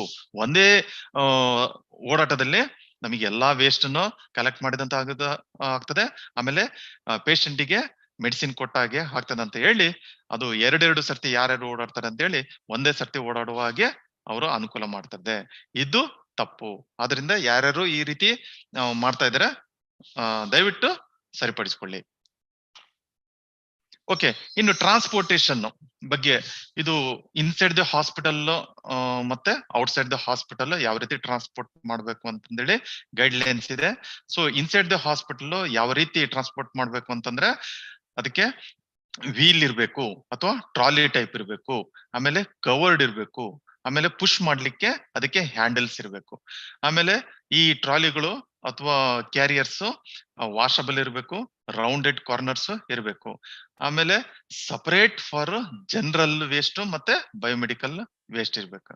ಆಮೇಲೆ ಇದಕ್ಕೆಲ್ಲ ಕಲರ್ ಕೋಡಿಂಗ್ ಇರ್ಬೇಕು, ಸ್ಪಿಲ್ಲೇಜ್ ಪ್ರೂಫ್ ಇರ್ಬೇಕು, ಡೈಲಿ ಇನ್ಸ್ಪೆಕ್ಷನ್ ಮಾಡ್ತಾ ಇರ್ಬೇಕು, ಸಪರೇಟ್ ಕ್ಲೀನಿಂಗ್ ಫೆಸಿಲಿಟಿ ಇರಬೇಕು. ಆಮೇಲೆ ಇದು ಎಲ್ಲ ಮೂವ್ಮೆಂಟ್ ಮಾಡುವಂತ ದಾರಿ ಯಾವಾಗ್ಲೂ ಸ್ಮೂತ್ ಇರಬೇಕು. ಅಲ್ಲಿ ಯಾವುದೇ ರೀತಿಯಿಂದ ಡಿಚ್ಚರ್ಸ್ ಇರಬಾರ್ದು, ಗುಂಡಿ ಇರಬಾರ್ದು. Okay, suppose multi story building ಇತ್ತು ಅಂತಂದ್ರೆ ಈ ಟ್ರಾಲಿಗಳನ್ನು ಯಾವಾಗ್ಲೂ ಲಿಫ್ಟ್ ಮೂಲಕನೇ ನಾವು ಶಿಫ್ಟ್ ಮಾಡ್ಬೇಕಾಗ್ತದೆ. ಅಥವಾ ಸ್ಟೆಪ್ಸ್ ಮೂಲಕ ನೀವು ಶಿಫ್ಟ್ ಮಾಡ್ಬೇಕಿತ್ತು ಅಂತಂದ್ರೆ ಸ್ಟೆಪ್ಸ್ ಪಕ್ಕದಲ್ಲಿ ರ್ಯಾಂಪ್ ಗಳನ್ನು ಕ್ರಿಯೇಟ್ ಮಾಡ್ಬೇಕು. ಯಾವುದೇ ಕಾರಣಕ್ಕೂ ಸ್ಟೆಪ್ಸ್ ಮೂಲಕ ನಾವು ಶಿಫ್ಟ್ ಮಾಡಬಾರ್ದು. ಯಾಕಂದ್ರೆ ಸ್ಟೆಪ್ಸ್ ಮೇಲೆ ಬರ್ಬೇಕಾದ್ರೆ ಏನಾಗ್ತದೆ, ತುಳುಕಿ ಇದು ಸ್ಪಿಲ್ ಆಗುವ ಸಾಧ್ಯತೆ ಜಾಸ್ತಿ ಇರ್ತದೆ. ಓಕೆ, ಸೊ ಈ ಚಿತ್ರದಲ್ಲಿ ನೋಡಿ, ಮೊನ್ನೆ ಚಿತ್ರದಲ್ಲಿ ಇಂಟು ಮಾರ್ಕ್ ಆಗಿದ್ದಾರೆ ಅಥವಾ ತಪ್ಪು ಅಂತ ಹೇಳಿದ್ರೆ, ಒಂದು ಟ್ರಾಲಿ ಇದೆ, ಅದಕ್ಕೆ ವೀಲ್ ಇದೆ. ಆ ಮನುಷ್ಯ ಯಾವ್ದೇ ರೀತಿಯಿಂದ ಪರ್ಸನಲ್ ಪ್ರೊಟೆಕ್ಟಿವ್ ಎಕ್ವಿಪ್ಮೆಂಟ್ಸ್ ಫಾಲೋ ಮಾಡಿಲ್ಲ. ಒಂದೇ ಟ್ರಾಲಿಯಲ್ಲಿ ಎಲ್ಲಾ ರೀತಿಯ ವೇಸ್ಟ್ ಬ್ಯಾಗ್ ಗಳನ್ನು ಹಾಕಿದ್ದಾನೆ. ಅದು ತುಂಬಿ ತುಳುಕ್ತಾ ಇದೆ, ಸ್ಪಿಲ್ ಆಗ್ತಾ ಇದೆ. ಲಿಕ್ವಿಡ್ ವೇಸ್ಟ್ ಕೂಡ ಕೆಳಗಡೆ ಸ್ಪಿಲ್ ಆಗುವ ಸಾಧ್ಯತೆ ಇರ್ತದೆ. ಆಮೇಲೆ ಸಾಲಿಡ್ ವೇಸ್ಟ್ ಕೂಡ ಅದರಿಂದ ಸ್ಪಿಲ್ ಆಗುವ ಸಾಧ್ಯತೆ ಇರ್ತದೆ. ಈ ರೀತಿ ಯಾವುದೇ ಕಾರಣಕ್ಕೂ ಟ್ರಾನ್ಸ್ಪೋರ್ಟ್ ಮಾಡಬೇಡಿ. ಇನ್ನೊಂದು ಪಕ್ಕದಲ್ಲಿ ಇನ್ನೊಂದು ಚಿತ್ರ ಇದೆ, ಅದಕ್ಕೆ ಸರಿಯಾಗಿದೆ ಅಂತಂದೇಳಿ ಮಾರ್ಕ್ ಮಾಡಿದ್ದಾರೆ ನೋಡಿ. ಅದು ಸಾಗಿಸುವಂತ ಮನುಷ್ಯ ಎಲ್ಲಾ ರೀತಿಯ ಪರ್ಸನಲ್ ಪ್ರೊಟೆಕ್ಟಿವ್ ಮೆಜರ್ಸ್ ಫಾಲೋ ಮಾಡ್ತಿದ್ದಾನೆ. ಗ್ಲೌಸ್ ಯೂಸ್ ಮಾಡ್ತಾ ಇದ್ದಾನೆ, ಓಕೆ, ಗೌನ್ ಯೂಸ್ ಮಾಡ್ತಾ ಇದ್ದಾನೆ, ಮಾಸ್ಕ್ ಯೂಸ್ ಮಾಡ್ತಾ ಇದ್ದಾನೆ. ಸೊ ಆಮೇಲೆ container it is A closed container. ಅದನ್ನು ಡೋರ್ ಗಳನ್ನು ಆಪರೇಟ್ ಮಾಡ್ಲಿಕ್ಕೆ ಹ್ಯಾಂಡಲ್ಸ್ ಇದೆ. ಅದ ನಂತರ ಬಯೋ ಹಜಾರ್ಡ್ ಸಿಂಬಲ್ ಇದೆ. ಆಮೇಲೆ ಆ ಟ್ರಾಲಿಗೆ ಸರಿಯಾದ ವೀಲ್ಸ್ ಗಳು ಇದೆ. ಸೊ ಇದು ಸರಿಯಾದ transportation with in the hospital. ಇನ್ನು ಸ್ಟೋರೇಜ್ಗೆ ಬಂದ್ರೆ, ಕೆಲವೊಂದು ಹಾಸ್ಪಿಟಲ್ ಅಲ್ಲಿ ಡೆಸಿಗ್ನೇಟೆಡ್ ಸ್ಟೋರೇಜ್ ರೂಮ್ ಇಟ್ಟಿದ್ದಾರೆ, ಇನ್ನೊಂದು ಕೆಲವೊಂದು ಹಾಸ್ಪಿಟಲ್ ಅಲ್ಲಿ ಡೆಸಿಗ್ನೇಟೆಡ್ ಸ್ಟೋರೇಜ್ ರೂಮ್ ಇರುವುದಿಲ್ಲ.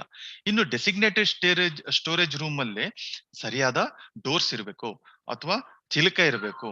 ಡೋರ್ಸ್ ಅಥವಾ ಚಿಲಕ ಅಥವಾ ಲ್ಯಾಚಿಂಗ್ ಸಿಸ್ಟಮ್ ಇಲ್ಲ ಅಂತಂದ್ರೆ ಅಲ್ಲಿ ನಾಯಿ ಆಗ್ಬೋದು, ಕ್ಯಾಟ್ ಆಗ್ಬೋದು, ಬೆಕ್ ಆಗ್ಬೋದು, ರ್ಯಾಟ್ ಆಗ್ಬೋದು, ಸೊ ಎಂಟ್ರಿ ಆಗಿ ಸೊ ಅಲ್ಲಿ ಏನು ವೇಸ್ಟ್ ಟಿಶ್ಯೂ ಆಗಿರ್ಬೋದು, ಪ್ಲಾಸೆಂಟ್ ಆಗಿರ್ಬೋದು, ಸೊ ಇದನ್ನೆಲ್ಲ ತಿನ್ಲಿಕ್ಕೆ ಬರ್ತವೆ. ಸೊ ಹಾಗಾಗಿ ತಿನ್ಲಿಕ್ಕೆ ಬಂದಾಗ ಅದೇನಾಗುತ್ತದೆ, ಎಲ್ಲ ಚಲ್ಲಾಪಿಲ್ಲಿ ಆಗಿ ಸೊ ಈ ರೀತಿ ಕಂಡು ಬರುವ ಸಾಧ್ಯತೆ ಇರ್ತದೆ. ಸೊ ಆದ್ರಿಂದ ಸೊ ಸ್ಟೋರೇಜ್ ಫೆಸಿಲಿಟಿ ಯಾವಾಗ್ಲೂ ಡೆಸಿಗ್ನೇಟೆಡ್ ಇರಬೇಕು, ಅಥವಾ ಅದಕ್ಕೆ ಡೋರ್ ಆಗಿರ್ಬೋದು, ಡೋರು ಮತ್ತೆ ಲ್ಯಾಚಿಂಗ್ ಸಿಸ್ಟಮ್ ಎಲ್ಲ ಪ್ರಾಪರ್ ಆಗಿ ಇರಬೇಕು. ಸೊ ನಾವು ವಿಸಿಟ್ ಮಾಡಿದಾಗ ಕಂಡು ಬಂದಂತ ಕೆಲವೊಂದು ದೃಶ್ಯಗಳು ತೋರಿಸ್ತಾ ಇದ್ದೇವೆ. ಸೊ ವೇಸ್ಟ್ ನ ಯಾವ ರೀತಿ ಕಲೆಕ್ಟ್ ಮಾಡಿ ಇಟ್ಟಿದ್ದಾರೆ ನೋಡಿ. ಸೊ ಒಂದು ಹಾಸ್ಪಿಟಲ್ ವಿಸಿಟ್ ಮಾಡಿದಾಗ ಯೆಲ್ಲೋ ಕಲರ್ ಅಲ್ಲಿ ಮತ್ತು ರೆಡ್ ಕಲರ್ ಅಲ್ಲಿ ಕಲೆಕ್ಟ್ ಮಾಡಿದಂತ ವೇಸ್ಟ್ ಡೋರ್ ಹಿಂದ್ಗಡೆ ಇಟ್ಟಿದ್ದಾರೆ. ಸೊ ಯಾಕಂತಂದ್ರೆ ಡೋರ್ ಅದೇ ಪ್ಲೇಸ್ ಅಲ್ಲಿ ವೆಹಿಕಲ್ ಬರ್ತದೆ, ಅದ್ರಲ್ಲಿ ಜಸ್ಟ್ ಡಂಪ್ ಮಾಡಿದ್ರೆ ಆಯ್ತು, ಅವ್ನು ತಗೊಂಡ್ ಹೋಗ್ತಾನೆ ಅಂತಂದೇಳಿ ಅರ್ಥ. ಸೊ ಇನ್ನೊಂದು ಹಾಸ್ಪಿಟಲ್ ವಿಸಿಟ್ ಮಾಡಿದಾಗ ಸೊ ಹಾಸ್ಪಿಟಲ್ ಅಲ್ಲಿ ವಾಟರ್ ಸಪ್ಲೈ ಮಾಡುವಂತ ಟ್ಯಾಂಕ್ ಪಕ್ಕನೆ ಸೊ ವೇಸ್ಟ್ ಸ್ಟೋರ್ ಮಾಡಿದ್ದಾರೆ. ಸೊ ಇನ್ನೊಂದು ಹಾಸ್ಪಿಟಲ್ ವಿಸಿಟ್ ಮಾಡಿದಾಗ ಸೊ ಒಂದು ಸ್ಟೋರೇಜ್ ರೂಮಿಗೆ ವಿಸಿಟ್ ಮಾಡಿದಾಗ ಅಲ್ಲಿ ಕರ್ಟನ್ ಬಾಕ್ಸ್ ಅಲ್ಲಿ ಸಿರಿಂಜಸ್ ಹಾಕಿದ್ದಾರೆ, ಆಂಪುಲ್ಸ್ ಹಾಕಿದ್ದಾರೆ. ಆಮೇಲೆ ಬ್ಲೂ ಕಲರ್ ಅಲ್ಲಿ ಕಲೆಕ್ಟ್ ಮಾಡಿದಂತ ವೇಸ್ಟ್ ಸರಿಯಾಗಿ ಕಲೆಕ್ಟ್ ಮಾಡಿಲ್ಲ, ಅದನ್ನ ಹಾಗೆ ಓಪನ್ ಮಾಡಿದ್ದಾರೆ. ಲೈನರ್ ಅಲ್ಲಿ ಕಲೆಕ್ಟ್ ಮಾಡಿದಂತ ವೇಸ್ಟ್ ನ ಹಾಗೆ ಇಟ್ಟಿದ್ದಾರೆ. ಇನ್ನೂ ಒಂದು ಚಿತ್ರ ನೋಡಿ, ಲಾಸ್ಟ್ ಕೊನೆಯಲ್ಲಿದೆ. ಆ ಹಾಸ್ಪಿಟಲ್ ವಿಸಿಟ್ ಮಾಡಿದಾಗ 5-6 ದಿವಸಗಳಿಂದ ಕಲೆಕ್ಟ್ ಮಾಡಿದಂತ ವೇಸ್ಟ್ ಹಾಗೆ ಇಟ್ಟಿದ್ದಾರೆ ಸ್ಟೋರ್ ರೂಮ್ ಅಲ್ಲಿ. ಸೊ ಈಗ ಆಲ್ರೆಡಿ ಮೇಡಮ್ ಹೇಳಿದ್ದಾರೆ. ಸೊ ವೇಸ್ಟ್ ನ ಎಷ್ಟು ಗಂಟೆ ತನಕ ಇಡಬೇಕು ಅಂತ ಹೇಳಿದ್ರೆ 48 ಗಂಟೆಗಳ ಒಳಗಡೆ, ಯಾವುದೇ ಕಾರಣಕ್ಕೂ 48 ಅವರ್ಸ್ ಕ್ರಾಸ್ ಆಗ್ಬಾರ್ದು. ಅಷ್ಟರೊಳಗೆ ನಾವು ವೇಸ್ಟ್ ಗಳನ್ನು ಅದನ್ನ ಹ್ಯಾಂಡ್ ಓವರ್ ಮಾಡ್ಬೇಕು. ಈ ಚಿತ್ರದಲ್ಲಿ ನೋಡಿ, ಸೊ 5-6 ದಿವಸಗಳಿಂದ ಕಲೆಕ್ಟ್ ಮಾಡಿದ ವೇಸ್ಟ್ ಹಾಗೆ ಸ್ಟೋರ್ ಮಾಡಿದ್ದಾರೆ. ಓಕೆ, ಇನ್ನು ಬಯೋ ಹಜಾರ್ಡ್ ಸಿಂಬಲ್ ಬಗ್ಗೆ ಹೇಳ್ಬೇಕು ಅಂತಂದ್ರೆ, ಬಹಳಷ್ಟು ಹಾಸ್ಪಿಟಲ್ ಅಲ್ಲೇ ಈಗ ಪ್ರೀವಿಯಸ್ ಚಿತ್ರ ನೋಡಿದಿರಿ, ಅದರಲ್ಲಿ ಯಾವುದೇ ಕವರ್ ಮೇಲೆ ಸೊ ಬಯೋ ಹಜಾರ್ಡ್ ಸಿಂಬಲ್ ಇಲ್ಲ. Okay, bio hazard symbol mention ಮಾಡ್ಬೇಕಾಗ್ತದೆ. ಸೊ ಶಾರ್ಪ್ ವೇಸ್ಟ್ ಅಂತಂದು ಮೆನ್ಷನ್ ಮಾಡ್ಬೇಕಾಗ್ತದೆ. ಗ್ಲಾಸ್ ವೇಸ್ಟ್ ಅಂತ ಹೇಳಿ ಮಾಡ್ಬೇಕಾಗ್ತದೆ, ಮೆಟಲ್ ವೇಸ್ಟ್ ಅಂತ ಕೂಡ ಮೆನ್ಷನ್ ಮಾಡ್ಬೇಕಾಗ್ತದೆ. ಸೊ ಇನ್ನು ಕೆಲವೊಂದು ಹಾಸ್ಪಿಟಲ್ ಅಲ್ಲಿ ನೋಡಿದಾಗ ಕೆಲವು ಕಡೆ ಚೆನ್ನಾಗಿ ಸಗ್ರಿಗೇಷನ್ ಅಥವಾ ಸ್ಟೋರೇಜ್ ಫೆಸಿಲಿಟಿ ಮಾಡ್ಕೊಂಡಿದ್ದಾರೆ. ಇನ್ನು ಯೆಲ್ಲೋ ಕಲರ್ ಅಲ್ಲಿ ಕಲೆಕ್ಟ್ ಮಾಡಿದಂತ ವೇಸ್ಟ್ ಸಗ್ರಿಗೇಟ್ ಮಾಡ್ಲಿಕ್ಕೆ ಸೊ ಯೆಲ್ಲೋ ಕಂಪಾರ್ಟ್ಮೆಂಟ್ ಮಾಡಿದ್ದಾರೆ, ಅದೇ ರೀತಿ ರೆಡ್ ಬ್ಲೂ ಕಂಪಾರ್ಟ್ಮೆಂಟ್ ಮಾಡಿದ್ದಾರೆ. ಇನ್ನೊಂದು ಹಾಸ್ಪಿಟಲ್ ಅಲ್ಲಿ ಸೊ ಡೆಸಿಗ್ನೇಟೆಡ್ ರೂಮ್ ಮಾಡಿದ್ದಾರೆ, ಅದು ಡೋರಿಗೆ ಲ್ಯಾಚಿಂಗ್ ಸಿಸ್ಟಮ್ ಕರೆಕ್ಟ್ ಆಗಿದೆ, ಡೋರ್ ಮೇಲೆ ಬಯೋ ಹಜಾರ್ಡ್ ಸಿಂಬಲ್ ಮಾಡಿದ್ದಾರೆ, ಆ ಡೋರಿ ಕೂಡ ಲೇಬಲ್ ಮಾಡಿದ್ದಾರೆ, ಬಯೋ ಹಜಾರ್ಡ್ ವೇಸ್ಟ್ ಅಂತ ಹೇಳಿ ಲೇಬಲ್ ಮಾಡಿದ್ದಾರೆ. ಸೊ ಈ ರೀತಿ ಕೆಲವೊಂದು ಹಾಸ್ಪಿಟಲ್ ಅಲ್ಲಿ ಫಾಲೋ ಮಾಡಿದ್ದಾರೆ. ಓಕೆ, ಇನ್ನು ಸಿಸ್ಟಮ್ ಇದು ಇತ್ತೀಚೆಗಷ್ಟೇ ಇದು ಇಂಪ್ಲಿಮೆಂಟೇಶನ್ ಆಗ್ತಾ ಇದೆ. ಸೊ ಈ ಬಾರ್ ಕೋಡಿಂಗ್ ಸಿಸ್ಟಮ್ ಎಲ್ಲಾ ಲೈನರ್ಸ್ ಮೇಲೆ ನಾವು ಲೇಬಲ್ ಮಾಡ್ಬೇಕಾಗ್ತದೆ. ಸೊ ಈ bar coding system the facility ಏನಂತಂದ್ರೆ ಯಾವ ಹಾಸ್ಪಿಟ್ಲು, ಯಾವ ಟೈಮು, ಯಾವ ಇದು ವೇಸ್ಟ್, ಅಮೌಂಟ್ ಆಫ್ ವೇಸ್ಟ್ ಅಂತಂದೇಳಿ ಎಲ್ಲ ಡೀಟೇಲ್ಸ್ ಸಿಗ್ತದೆ. ಸೊ ಇದರಿಂದ ನಾವು ಟ್ರ್ಯಾಕಿಂಗ್ ಮಾಡಬಹುದು. ಓಕೆ, ಸೊ ಇನ್ನು ಔಟ್ ಸೈಡ್ ದ ಹಾಸ್ಪಿಟಲ್ ಅಲ್ಲಿ ಯಾವ ರೀತಿ ಟ್ರಾನ್ಸ್ಪೋರ್ಟೇಶನ್ ಮಾಡ್ತಾರೆ ಅಂತಂದೇಳಿ ಒಂದು ನೋಡೋಣ.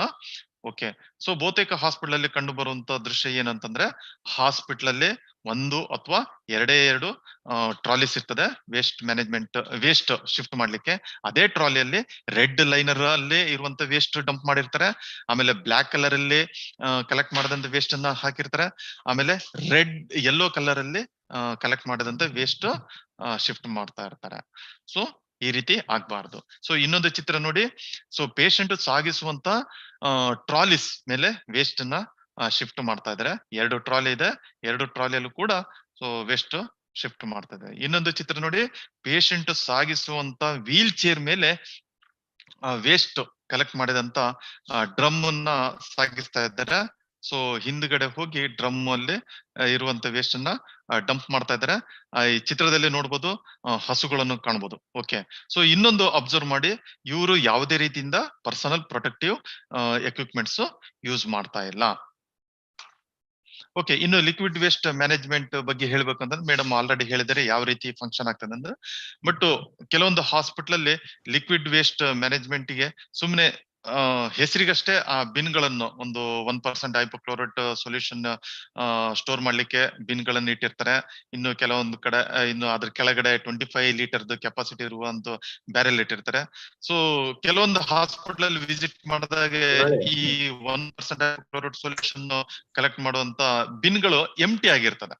ಓಕೆ, ಸೊ ಎಂಟಿ ಆಗಿರ್ತದೆ. ಆಮೇಲೆ ಕೊನೆಗೆ 25 ಲೀಟರ್ ಬ್ಯಾರೆಲ್ ಇಂದ ಹೊರಗಡೆ ಅದನ್ನ ಶಿಫ್ಟ್ ಮಾಡ್ಲಿಕ್ಕೆ ಏನ್ ಇರ್ತದೆ ಅದು ಸರಿಯಾಗಿ ಶಿಫ್ಟ್ ಮಾಡೋದಿಲ್ಲ. ಇನ್ನು ಕೆಲವೊಂದು ಕಡೆ ಡೈರೆಕ್ಟ್ ಡ್ರೈನೇಜ್ಗೆ ಬಿಡ್ತಾ ಇರ್ತಾರೆ without treating the liquid waste. Okay, ಇನ್ನು registry. So registry waste registry ಆಗಿರ್ಬೋದು, ಅಥವಾ ಸ್ಪಿಲ್ ರಿಜಿಸ್ಟ್ರಿ ಆಗಿರ್ಬೋದು, ಅಥವಾ ಇಂಜುರಿ ರಿಜಿಸ್ಟರ್. ಸೊ ಎಲ್ಲದಕ್ಕೂ ಒಂದೊಂದು ರಿಜಿಸ್ಟ್ರಿ ಇರ್ಬೇಕು ಅಂತ ಮೇಡಮ್ ಹೇಳಿದ್ದಾರೆ. ಸೊ ಕೆಲವೊಂದು ಹಾಸ್ಪಿಟಲ್ ಅಲ್ಲಿ ರಿಜಿಸ್ಟ್ರಿ ಮೇಂಟೈನ್ ಮಾಡಿದ್ರೆ, ಇನ್ನು ಕೆಲವೊಂದು ಹಾಸ್ಪಿಟಲ್ ಅಲ್ಲಿ ರಿಜಿಸ್ಟ್ರಿ ಮೇಂಟೈನ್ ಮಾಡಬೇಕು. ಈ ವೇಸ್ಟ್ ರಿಜಿಸ್ಟ್ರಿಯಲ್ಲಿ ಸೊ ಡೇಟ್ ಮೆನ್ಷನ್ ಮಾಡಬೇಕು, ಆಮೇಲೆ ರೆಡ್ ಕಲರ್ ಅಲ್ಲಿ ಎಷ್ಟು ವೇಸ್ಟ್ ಕಲೆಕ್ಟ್ ಆಗಿದೆ ಅಂತಂದ್ರೆ ತೂಕ ಅದರಲ್ಲಿ ಮೆನ್ಷನ್ ಮಾಡಬೇಕು. ಅದೇ ರೀತಿ ಬ್ಲೂ, ವೈಟ್ ಮತ್ತೆ ರೆಡ್ ಅಲ್ಲಿ. ಓಕೆ, ಸೊ ಎಲ್ಲಾ ಕಲರ್ ದ್ರಲ್ಲಿ ಏನೇನು ವೇಸ್ಟ್ ಕಲೆಕ್ಟ್ ಆಗಿದೆ, ಎಷ್ಟೆಷ್ಟು ವೇಸ್ಟ್ ಕಲೆಕ್ಟ್ ಆಗಿದೆ ಮೆನ್ಷನ್ ಮಾಡಬೇಕು. ಆಮೇಲೆ ಆಯಾ ದಿವಸ ನಾವು ಯಾರಿಗೆ ಹ್ಯಾಂಡ್ಲ್ ಮಾಡ್ತಾ ಇದ್ದೇವೆ ಅದಕ್ಕೆ concerned person, authorised person sign ಮಾಡಿ ವೇಸ್ಟ್ ನ ತಗೊಂಡೋಗ್ಬೇಕು ಅಂತ ಹೇಳಿ ನಾವು ರಿಜಿಸ್ಟರ್ ಮೆನ್ಷನ್ ಮಾಡ್ಬೇಕು. ಓಕೆ, ಇನ್ನು outside the hospital. So ಬಹಳಷ್ಟು ಕಡೆ ಹಾಸ್ಪಿಟಲ್ ವೇಸ್ಟ್ ಕ್ಯಾರಿ ಮಾಡುವಂತ ವೆಹಿಕಲ್ ಹಳೇದಾಗಿರ್ತದೆ. ಓಕೆ, ಅದು ಸುಮಾರು ಒಂದು 15-20 ವರ್ಷ ಹಳೆದು ವೆಹಿಕಲ್ ಆಗಿರ್ತದೆ. ಅದರ ಕಾರ್ನರ್ಸ್ ಎಲ್ಲ ತುಕ್ಕಿಡ್ದಿರ್ತದೆ. ಆ ತುಕ್ಕಿಡ್ದ ಕಡೆಯಿಂದನೇ ಸೊ ಫ್ಲೂಯಿಡ್ ಅಥವಾ ಏನೋ ಬ್ಲಡ್ ಸ್ಪಿಲ್ ಆಗ್ತಾ ಹೋಗ್ತಾ ಇರುವಂತ ಸೀನ್ ಗಳನ್ನ ನಾವು ನೋಡಿದ್ದೇವೆ. ಸೊ ನಾವು ಏನು ಗೈಡ್ಲೈನ್ಸ್ ಪ್ರಕಾರ ನಾವು ಏನ್ ಹೇಳ್ತೇವೆ ಅಂತಂದ್ರೆ, so vehicle should be authorised from SPCB ಅವರು CPCB. ಸಪರೇಟ್ ಕಂಪಾರ್ಟ್ಮೆಂಟ್ ಇರಬೇಕು ಡ್ರೈವರಿಗೂ ಮತ್ತು ಸೊ ವೇಸ್ಟ್ ಕಂಟೈನರಿಗೆ. ಓಕೆ, ಆಮೇಲೆ ಇಟ್ ಈಸ್ ಪೊಲ್ಯೂಷನ್ ಫ್ರೀ ಇರಬೇಕು, small or medium size and easy manoeuvrability ಇರಬೇಕು. Okay, aesthetically good preferably air condition ಇರಬೇಕು ಅಂತ ಗೈಡ್ಲೈನ್ಸ್ ಅಲ್ಲಿ ಇದೆ. ಸೊ ಆದಷ್ಟು ನಾವು ಈ ರೀತಿ ಗೈಡ್ಲೈನ್ಸ್ ನ ಫಾಲೋ ಮಾಡಬೇಕು. ಓಕೆ, ಇನ್ನು ಕೆಲವೊಂದು ಹಾಸ್ಪಿಟಲ್ ಅಲ್ಲಿ ಕಂಡು ಬರುವ ದೃಶ್ಯ ಏನು ಅಂತಂದ್ರೆ ಈ waste. Okay, preferably plastic waste. So syringes ಆಗಿರ್ಬೋದು, ಅಥವಾ DNS ಬಾಟಲ್ ಆಗಿರ್ಬೋದು, ಅಥವಾ ಫ್ಲೂಯಿಡ್ ಬಾಟಲ್ ಆಗಿರ್ಬೋದು. ಇದನ್ನೆಲ್ಲ ಏನ್ ಮಾಡ್ತಾರೆ ಅಂತಂದ್ರೆ ಅನ್ಆಥರೈಸ್ಡ್ ಪರ್ಸನ್ ಅಥವಾ ಅನ್ಆಥರೈಸ್ಡ್ ವೇಸ್ಟ್ ಹ್ಯಾಂಡ್ಲರ್ಸ್ ಗೆ ಹ್ಯಾಂಡ್ ಓವರ್ ಮಾಡ್ತಾರೆ. ಯಾಕಂತಂದ್ರೆ ಅದು ಪರ್ ಕೆಜಿಗೆ ಇಷ್ಟು ಸಿಗುತ್ತೆ ಅಂತ. ಸೊ ಅವರು ಆತರ ಅನ್ಆಥರೈಸ್ಡ್ ಪರ್ಸನ್ ಗೆ ಹ್ಯಾಂಡ್ ಓವರ್ ಮಾಡ್ತಾರೆ. ಇದರಿಂದ ಏನಾಗುತ್ತೆ ಅಂತಂದ್ರೆ, ಸೊ ಆಸ್ಪತ್ರೆಯಿಂದ ಸಾಗಿಸುವಂತ ಈ ವೇಸ್ಟ್ ಟ್ಯೂಬ್ಸ್ ಆಗಿರ್ಬೋದು, ಕ್ಯಾಥೆಟರ್ಸ್ ಆಗಿರ್ಬೋದು, ಆ ನಂತರ ಸಿರಿಂಜಸ್, ಇದರಲ್ಲಿ ನೀಡಲ್ಸ್ ಇರ್ತದೆ, ಶಾರ್ಪ್ ಆಬ್ಜೆಕ್ಟ್ಸ್ ಇರ್ತದೆ. ಸೊ ಇದರಿಂದ ವೇಸ್ಟ್ ಹ್ಯಾಂಡ್ಲರ್ಸ್ ಗೆ ಸೊ ನೀಡಲ್ ಸ್ಟಿಕ್ ಇಂಜುರಿ ಆಗುವ ಸಾಧ್ಯತೆ ಜಾಸ್ತಿ ಇರ್ತದೆ. ಈ ನೀಡಲ್ ಸ್ಟಿಕ್ ಇಂಜುರಿಯಿಂದ ಏನೇನೋ ಹಜಾರ್ಡ್ಸ್ ಆಗ್ತದೆ ಅಂತ ಹೇಳಿ ನಿಮಗೆಲ್ಲರಿಗೂ ಗೊತ್ತಿದೆ. ಓಕೆ, ಸೊ ಇನ್ನು ಕಾಮನ್ಲಿ ಸೀನ್ ಇದು ಪಿಕ್ಚರ್ ಏನಂತಂದ್ರೆ, ಹಾಸ್ಪಿಟಲ್ ಹಿಂಭಾಗ ಜನರಲ್ ವೇಸ್ಟ್ ಹಾಕಿರ್ತಾರೆ, ಕಾಟನ್ ಸ್ವಾಬ್ಸ್ ಹಾಕಿರ್ತಾರೆ, ಇನ್ನು ಕ್ಯಾಥೆಟರ್ಸ್ ಹಾಕ್ತಾರೆ, DNS ಬಾಟಲ್ ಹಾಕಿರ್ತಾರೆ. ಇದನ್ನೆಲ್ಲ ಒಟ್ಟಿಗೆ ಹಾಕಿ ಸೊ ಮನೆಗೆ ಹೋಗ್ಬೇಕಾದ್ರೆ ಗ್ರೂಪ್ ಡಿ ಅವರು ಬೆಂಕಿ ಕೊಟ್ಟು ಹೋಗ್ಬಿಡ್ತಾರೆ. ಸೊ ಇದರಿಂದ ಏನಾಗ್ತದೆ, ಸೊ ಇದರಿಂದ ಡೈಆಕ್ಸಿನ್ಸ್ ಅಂಡ್ ಫ್ಯೂರಾನ್ಸ್ ನಮ್ಮ ಎನ್ವಿರಾನ್ಮೆಂಟ್ ಗೆ ಎಂಟ್ರಿ ಆಗಿ ಸೊ ಎಲ್ಲರ ಜನರಲ್ ಪಾಪ್ಯುಲೇಷನ್ ಗೆ ಅದು ಹಜಾರ್ಡ್ಸ್ ಆಗ್ತದೆ. ಓಕೆ, ಇನ್ನು ಪರ್ಸನಲ್ ಪ್ರೊಟೆಕ್ಟಿವ್ ಎಕ್ವಿಪ್ಮೆಂಟ್ಸ್. ಸೊ ಪ್ರತಿ ಹಂತದಲ್ಲೂ ಕೂಡ ಪರ್ಸನಲ್ ಪ್ರೊಟೆಕ್ಟಿವ್ ಎಕ್ವಿಪ್ಮೆಂಟ್ಸ್ ನಾವು ಯೂಸ್ ಮಾಡ್ಬೇಕಾಗ್ತದೆ. ಈ ಮೊದಲನೇ ಚಿತ್ರ ನೋಡಿ, ಇವನು ವೇಸ್ಟ್ ಟ್ರಾನ್ಸ್ಪೋರ್ಟ್ ಮಾಡ್ತಾ ಇದ್ದಾನೆ, ಓಕೆ, ಟ್ರಾಲೀಸ್ ಅಲ್ಲಿ. ಬಟ್ ಇವನು ಯಾವುದೇ ರೀತಿಯ ಪರ್ಸನಲ್ ಪ್ರೊಟೆಕ್ಟಿವ್ ಎಕ್ವಿಪ್ಮೆಂಟ್ಸ್ ಯೂಸ್ ಮಾಡ್ತಾ ಇಲ್ಲ. ಮಾಸ್ಕ್ ಆಗ್ಲಿ, ಕ್ಯಾಪ್ ಆಗ್ಲಿ, ಗೌನ್ ಆಗ್ಲಿ, ಗ್ಲೌಸ್ ಆಗ್ಲಿ, ಗಂಬೂಟ್ ಆಗ್ಲಿ ಯಾವುದೇ ಮಾಡ್ತಾ ಇಲ್ಲ. ಗೈಡ್ಲೈನ್ಸ್ ಪ್ರಕಾರ ಮತ್ತು ಸೊ ಪ್ರೊಟೆಕ್ಷನ್ಗೋಸ್ಕರ ನಾವು ಯಾವ ರೀತಿ ಪರ್ಸನ್ ಪ್ರೊಟೆಕ್ಟಿವ್ ಎಕ್ವಿಪ್ಮೆಂಟ್ಸ್ ಯೂಸ್ ಮಾಡ್ಬೇಕು ಅಂತಂದ್ರೆ, top to toe. Okay, head protection ಗೆ ಕ್ಯಾಪ್ ಯೂಸ್ ಮಾಡ್ಬೇಕು, ಆಮೇಲೆ ಮಾಸ್ಕ್ ಯೂಸ್ ಮಾಡ್ಬೇಕು, ರಬ್ಬರ್ ಗ್ಲೌಸ್ ಯೂಸ್ ಮಾಡ್ಬೇಕು, ಅಥವಾ ಲಾಂಗ್ ಸ್ಲೀವ್ಡ್ ರಬ್ಬರ್ ಗ್ಲೌಸ್, ಅದಕ್ಕೆ ಯುಟಿಲಿಟಿ ಗ್ಲೌಸ್ ಅಂತ ಹೇಳ್ತೇವೆ, ಅದನ್ನ ನಾವು ಯೂಸ್ ಮಾಡ್ಬೇಕಾಗ್ತದೆ. ಆಮೇಲೆ ಗಾಗಲ್ಸ್ ಯೂಸ್ ಮಾಡ್ಬೇಕಾಗ್ತದೆ, ಲಾಂಗ್ ಸ್ಲೀವ್ ಶರ್ಟ್ ಅನ್ನು ಯೂಸ್ ಮಾಡ್ಬೇಕಾಗ್ತದೆ, ಲಾಂಗ್ ಪ್ಯಾಂಟ್ ಅಥವಾ ಗಂಬೂಟ್ಸ್ ಯೂಸ್ ಮಾಡ್ಬೇಕಾಗ್ತದೆ. ಆಮೇಲೆ ಕೆಲವೊಮ್ಮೆ ರೆಸ್ಪಿರೇಟರ್ ಅನ್ನ ಯೂಸ್ ಮಾಡ್ಬೇಕಾಗ್ತದೆ. ಸೊ ಇದನ್ನೆಲ್ಲ ಒದಗಿಸುವುದು ಸೊ ಅಡ್ಮಿನಿಸ್ಟ್ರೇಟರ್ ಕರ್ತವ್ಯ ಆಗಿರುತ್ತದೆ. ಓಕೆ, ಇನ್ನು SOPs. ಕೆಲವೊಂದು ಹಾಸ್ಪಿಟಲ್ ಅಲ್ಲಿ SOPs ಚೆನ್ನಾಗಿ ಡಿಸ್ಪ್ಲೇ ಮಾಡಿದ್ದಾರೆ. ಸೊ ನಾವು ಯಾವ ಏರಿಯಾದಲ್ಲಿ ವರ್ಕ್ ಮಾಡ್ತೇವೆ ಅದಕ್ಕೆ ಸಂಬಂಧಪಟ್ಟ ಈ SOP ಗಳನ್ನಷ್ಟೇ ನಾವು ಡಿಸ್ಪ್ಲೇ ಮಾಡಿದ್ರೆ ಸಾಕು. So entire hospital display injection room ಅಲ್ಲಿ ಡಿಸ್ಪ್ಲೇ ಮಾಡೋ ಅವಶ್ಯಕತೆ ಇಲ್ಲ. ಇಂಜೆಕ್ಷನ್ ರೂಮ್ ಅಲ್ಲಿ ಏನೇನು ವೇಸ್ಟ್ ಜನರೇಟ್ ಆಗ್ತದೆ, ಯಾವ ವೇಸ್ಟ್ ಅನ್ನು ಹೇಗೆ ನಾವು ಸೆಗ್ರಿಗೇಟ್ ಮಾಡ್ಬೇಕಾಗ್ತದೆ, ಯಾವ ಇದು ನೀಡಲ್ ಅನ್ನ ಯಾವ ಕಲರ್ ದಲ್ಲಿ ಹಾಕ್ಬೇಕಾಗುತ್ತೆ, ಸಿರಿಂಜ್ ಅನ್ನ ಯಾವ ಕಲರ್ ದಲ್ಲಿ ಹಾಕ್ಬೇಕಾಗ್ತದೆ ಎನ್ನುವ ನಾವು ಡಿಸ್ಪ್ಲೇ ಹಾಕಿದ್ರೆ ಸಾಕಾಗ್ತದೆ. ಓಕೆ, ಇನ್ನು final point of disposal. Okay, ಇನ್ನು ಫೈನಲ್ ಪಾಯಿಂಟ್ ಡಿಸ್ಪೋಸಲ್ ಕೂಡ ಗ್ಯಾಪ್ ಕಂಡು ಬರ್ತದೆ ಅಥವಾ ನ್ಯೂನತೆಗಳು ಕಂಡು ಬರ್ತದೆ. ನಾವು ಇದನ್ನು ಅಲ್ಲಿ ಕೂಡ ಸರಿಯಾಗಿ ವೇಸ್ಟ್ ಅನ್ನ ಸೆಗ್ರಿಗೇಷನ್ ಮಾಡಬೇಕಾಗ್ತದೆ. ಸೊ ಎಲ್ಲಾ ವೇಸ್ಟ್ ಗಳನ್ನು ತಂದು ಡಂಪ್ ಮಾಡುವ ಹಾಗಿಲ್ಲ. ಓಕೆ, ಇನ್ನು ಇನ್ಸಿನರೇಷನ್ ಆಶ್. ಓಕೆ, ಇನ್ಸಿನರೇಷನ್ ಆಶ್ ಅನ್ನು ಕೂಡ ನಾವು ಸರಿಯಾಗಿ ಟ್ರೀಟ್ಮೆಂಟ್ ಮಾಡ್ಬೇಕಾಗ್ತದೆ ಅಥವಾ ಸರಿಯಾಗಿ ನಿರ್ವಹಣೆ ಮಾಡ್ಬೇಕಾಗ್ತದೆ. ಓಕೆ, ಇನ್ನು ಇನ್ಸಿನರೇಷನ್ ಹಾಕ್ಬೇಕಾದ್ರೆ ಅಥವಾ ಇನ್ಸಿನರೇಷನ್ ಚೇಂಬರ್ ಅಲ್ಲಿ ಹಾಕ್ಬೇಕಾದ್ರೆ ನಾವು ವೇಸ್ಟ್ ನ ಸಗ್ರಿಗೇಟ್ ಆಗಿದೆಯೋ ಇಲ್ಲೋ ಅಂತಂದೇಳಿ ನಾವು ನೋಡ್ಬೇಕಾಗ್ತದೆ. ಸೊ ಈ ಚಿತ್ರದಲ್ಲಿ ನೋಡಿ, ಇನ್ಸಿನರೇಷನ್ ಆಫ್ ಅನ್ಸಗ್ರಿಗೇಟೆಡ್ ವೇಸ್ಟ್. ಓಕೆ, ಅಲ್ಲಿ ಒಂದು ಬೇರೆನೇ ವಸ್ತು ಅದು ಇನ್ಸಿನರೇಷನ್ ಅಲ್ಲಿ ಹೋಗಿದೆ, ಅದು ಬರ್ನ್ ಆಗದೆ ಹಾಗೆ ಉಳ್ಕೊಂಡಿದೆ. ಸೊ ಅದು ಇಟ್ಟಿಗೆ ತರ ಕಾಣ್ತಾ ಇದೆ. ಓಕೆ, ಅದೇ ರೀತಿ ಇನ್ನು ಇನ್ಸಿನರೇಷನ್ ಯಾವ ಟೆಂಪರೇಚರ್ ಅಲ್ಲಿ ಮಾಡಬೇಕು, ಆಮೇಲೆ ಎಷ್ಟು ಟೆಂಪರೇಚರ್ ಅಲ್ಲಿ ಎಷ್ಟು ಹೊತ್ತು ಮಾಡಬೇಕು ಅಂತಂದು ಗೈಡ್ ಲೈನ್ಸ್ ಇದೆ.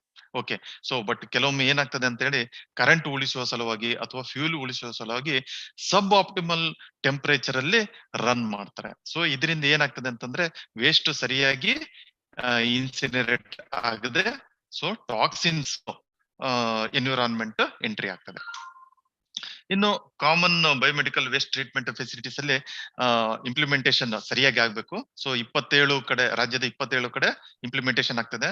ಸೊ ಇನ್ನೂ ಕೆಲವು ಕಡೆ ಇಂಪ್ಲಿಮೆಂಟೇಷನ್ ಆಗ್ತಾ ಇದೆ. ಆಮೇಲೆ ಇದು ಲೇಟೆಸ್ಟ್ ಗೈಡ್ಲೈನ್ಸ್ ಪ್ರಕಾರ ಅದನ್ನ ಇಂಪ್ಲಿಮೆಂಟೇಷನ್ ಮಾಡಬೇಕು, ಕಾಂಪ್ಲೈನ್ಸ್ ಮಾಡಬೇಕು. ಆಮೇಲೆ ಕಾಲಕ್ಕೆ ಅದು ಟೆಕ್ನಾಲಜಿನ ನಾವು ಅಪ್ಗ್ರೇಡೇಷನ್ ಮಾಡಬೇಕಾಗ್ತದೆ. ಕೆಲವು ಕಡೆ ನೋಡಿದ್ದೇವೆ, so common biomedical waste treatment facilities ಹಳೇದಾಗಿರ್ತದೆ. ಸೊ ಅಪ್ಡೇಟ್ ಮಾಡೋದಿಲ್ಲ, ಅದು ಟವರ್ಸ್ ಎಲ್ಲ ತುಕ್ಕಿಡ್ದಿರ್ತದೆ.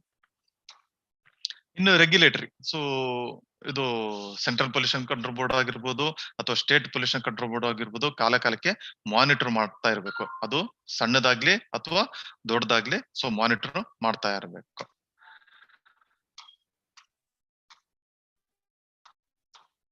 ಓಕೆ, ಸೊ ಇದಕ್ಕೆಲ್ಲ ಪರಿಹಾರ ಏನು? So central pollution control board ಅಥವಾ state pollution control board so ಸರಿಯಾಗಿ ಮಾನಿಟರ್ ಮಾಡಬೇಕು. ಹೇಗೆ ಮಾನಿಟರ್ ಮಾಡಬೇಕು? ಸೊ ಡಿಸ್ಟ್ರಿಕ್ಟ್ ಲೆವೆಲ್ ಅಲ್ಲಿ ಅದು ಡಿಸೆಂಟ್ರಲೈಸ್ ಮಾಡಬೇಕು. ಆನಂತರ ಸೊ ಪ್ರತಿ ಹಂತದಲ್ಲೂ ಟ್ರೈನಿಂಗ್ ಮಾಡ್ತಾ ಇರಬೇಕು, ರಿಟ್ರೈನಿಂಗ್ ಮಾಡ್ತಾ ಇರ್ಬೇಕು. ಆಮೇಲೆ ಪ್ರತಿಯೊಬ್ಬರಿಗೂ ಇದ್ರ ಬಗ್ಗೆ ಓರಿಯಂಟೇಶನ್ ಮಾಡ್ತಾ ಇರ್ಬೇಕು. ಸೊ ರಿಓರಿಯಂಟೇಶನ್ ಮಾಡ್ತಾ ಇರ್ಬೇಕು.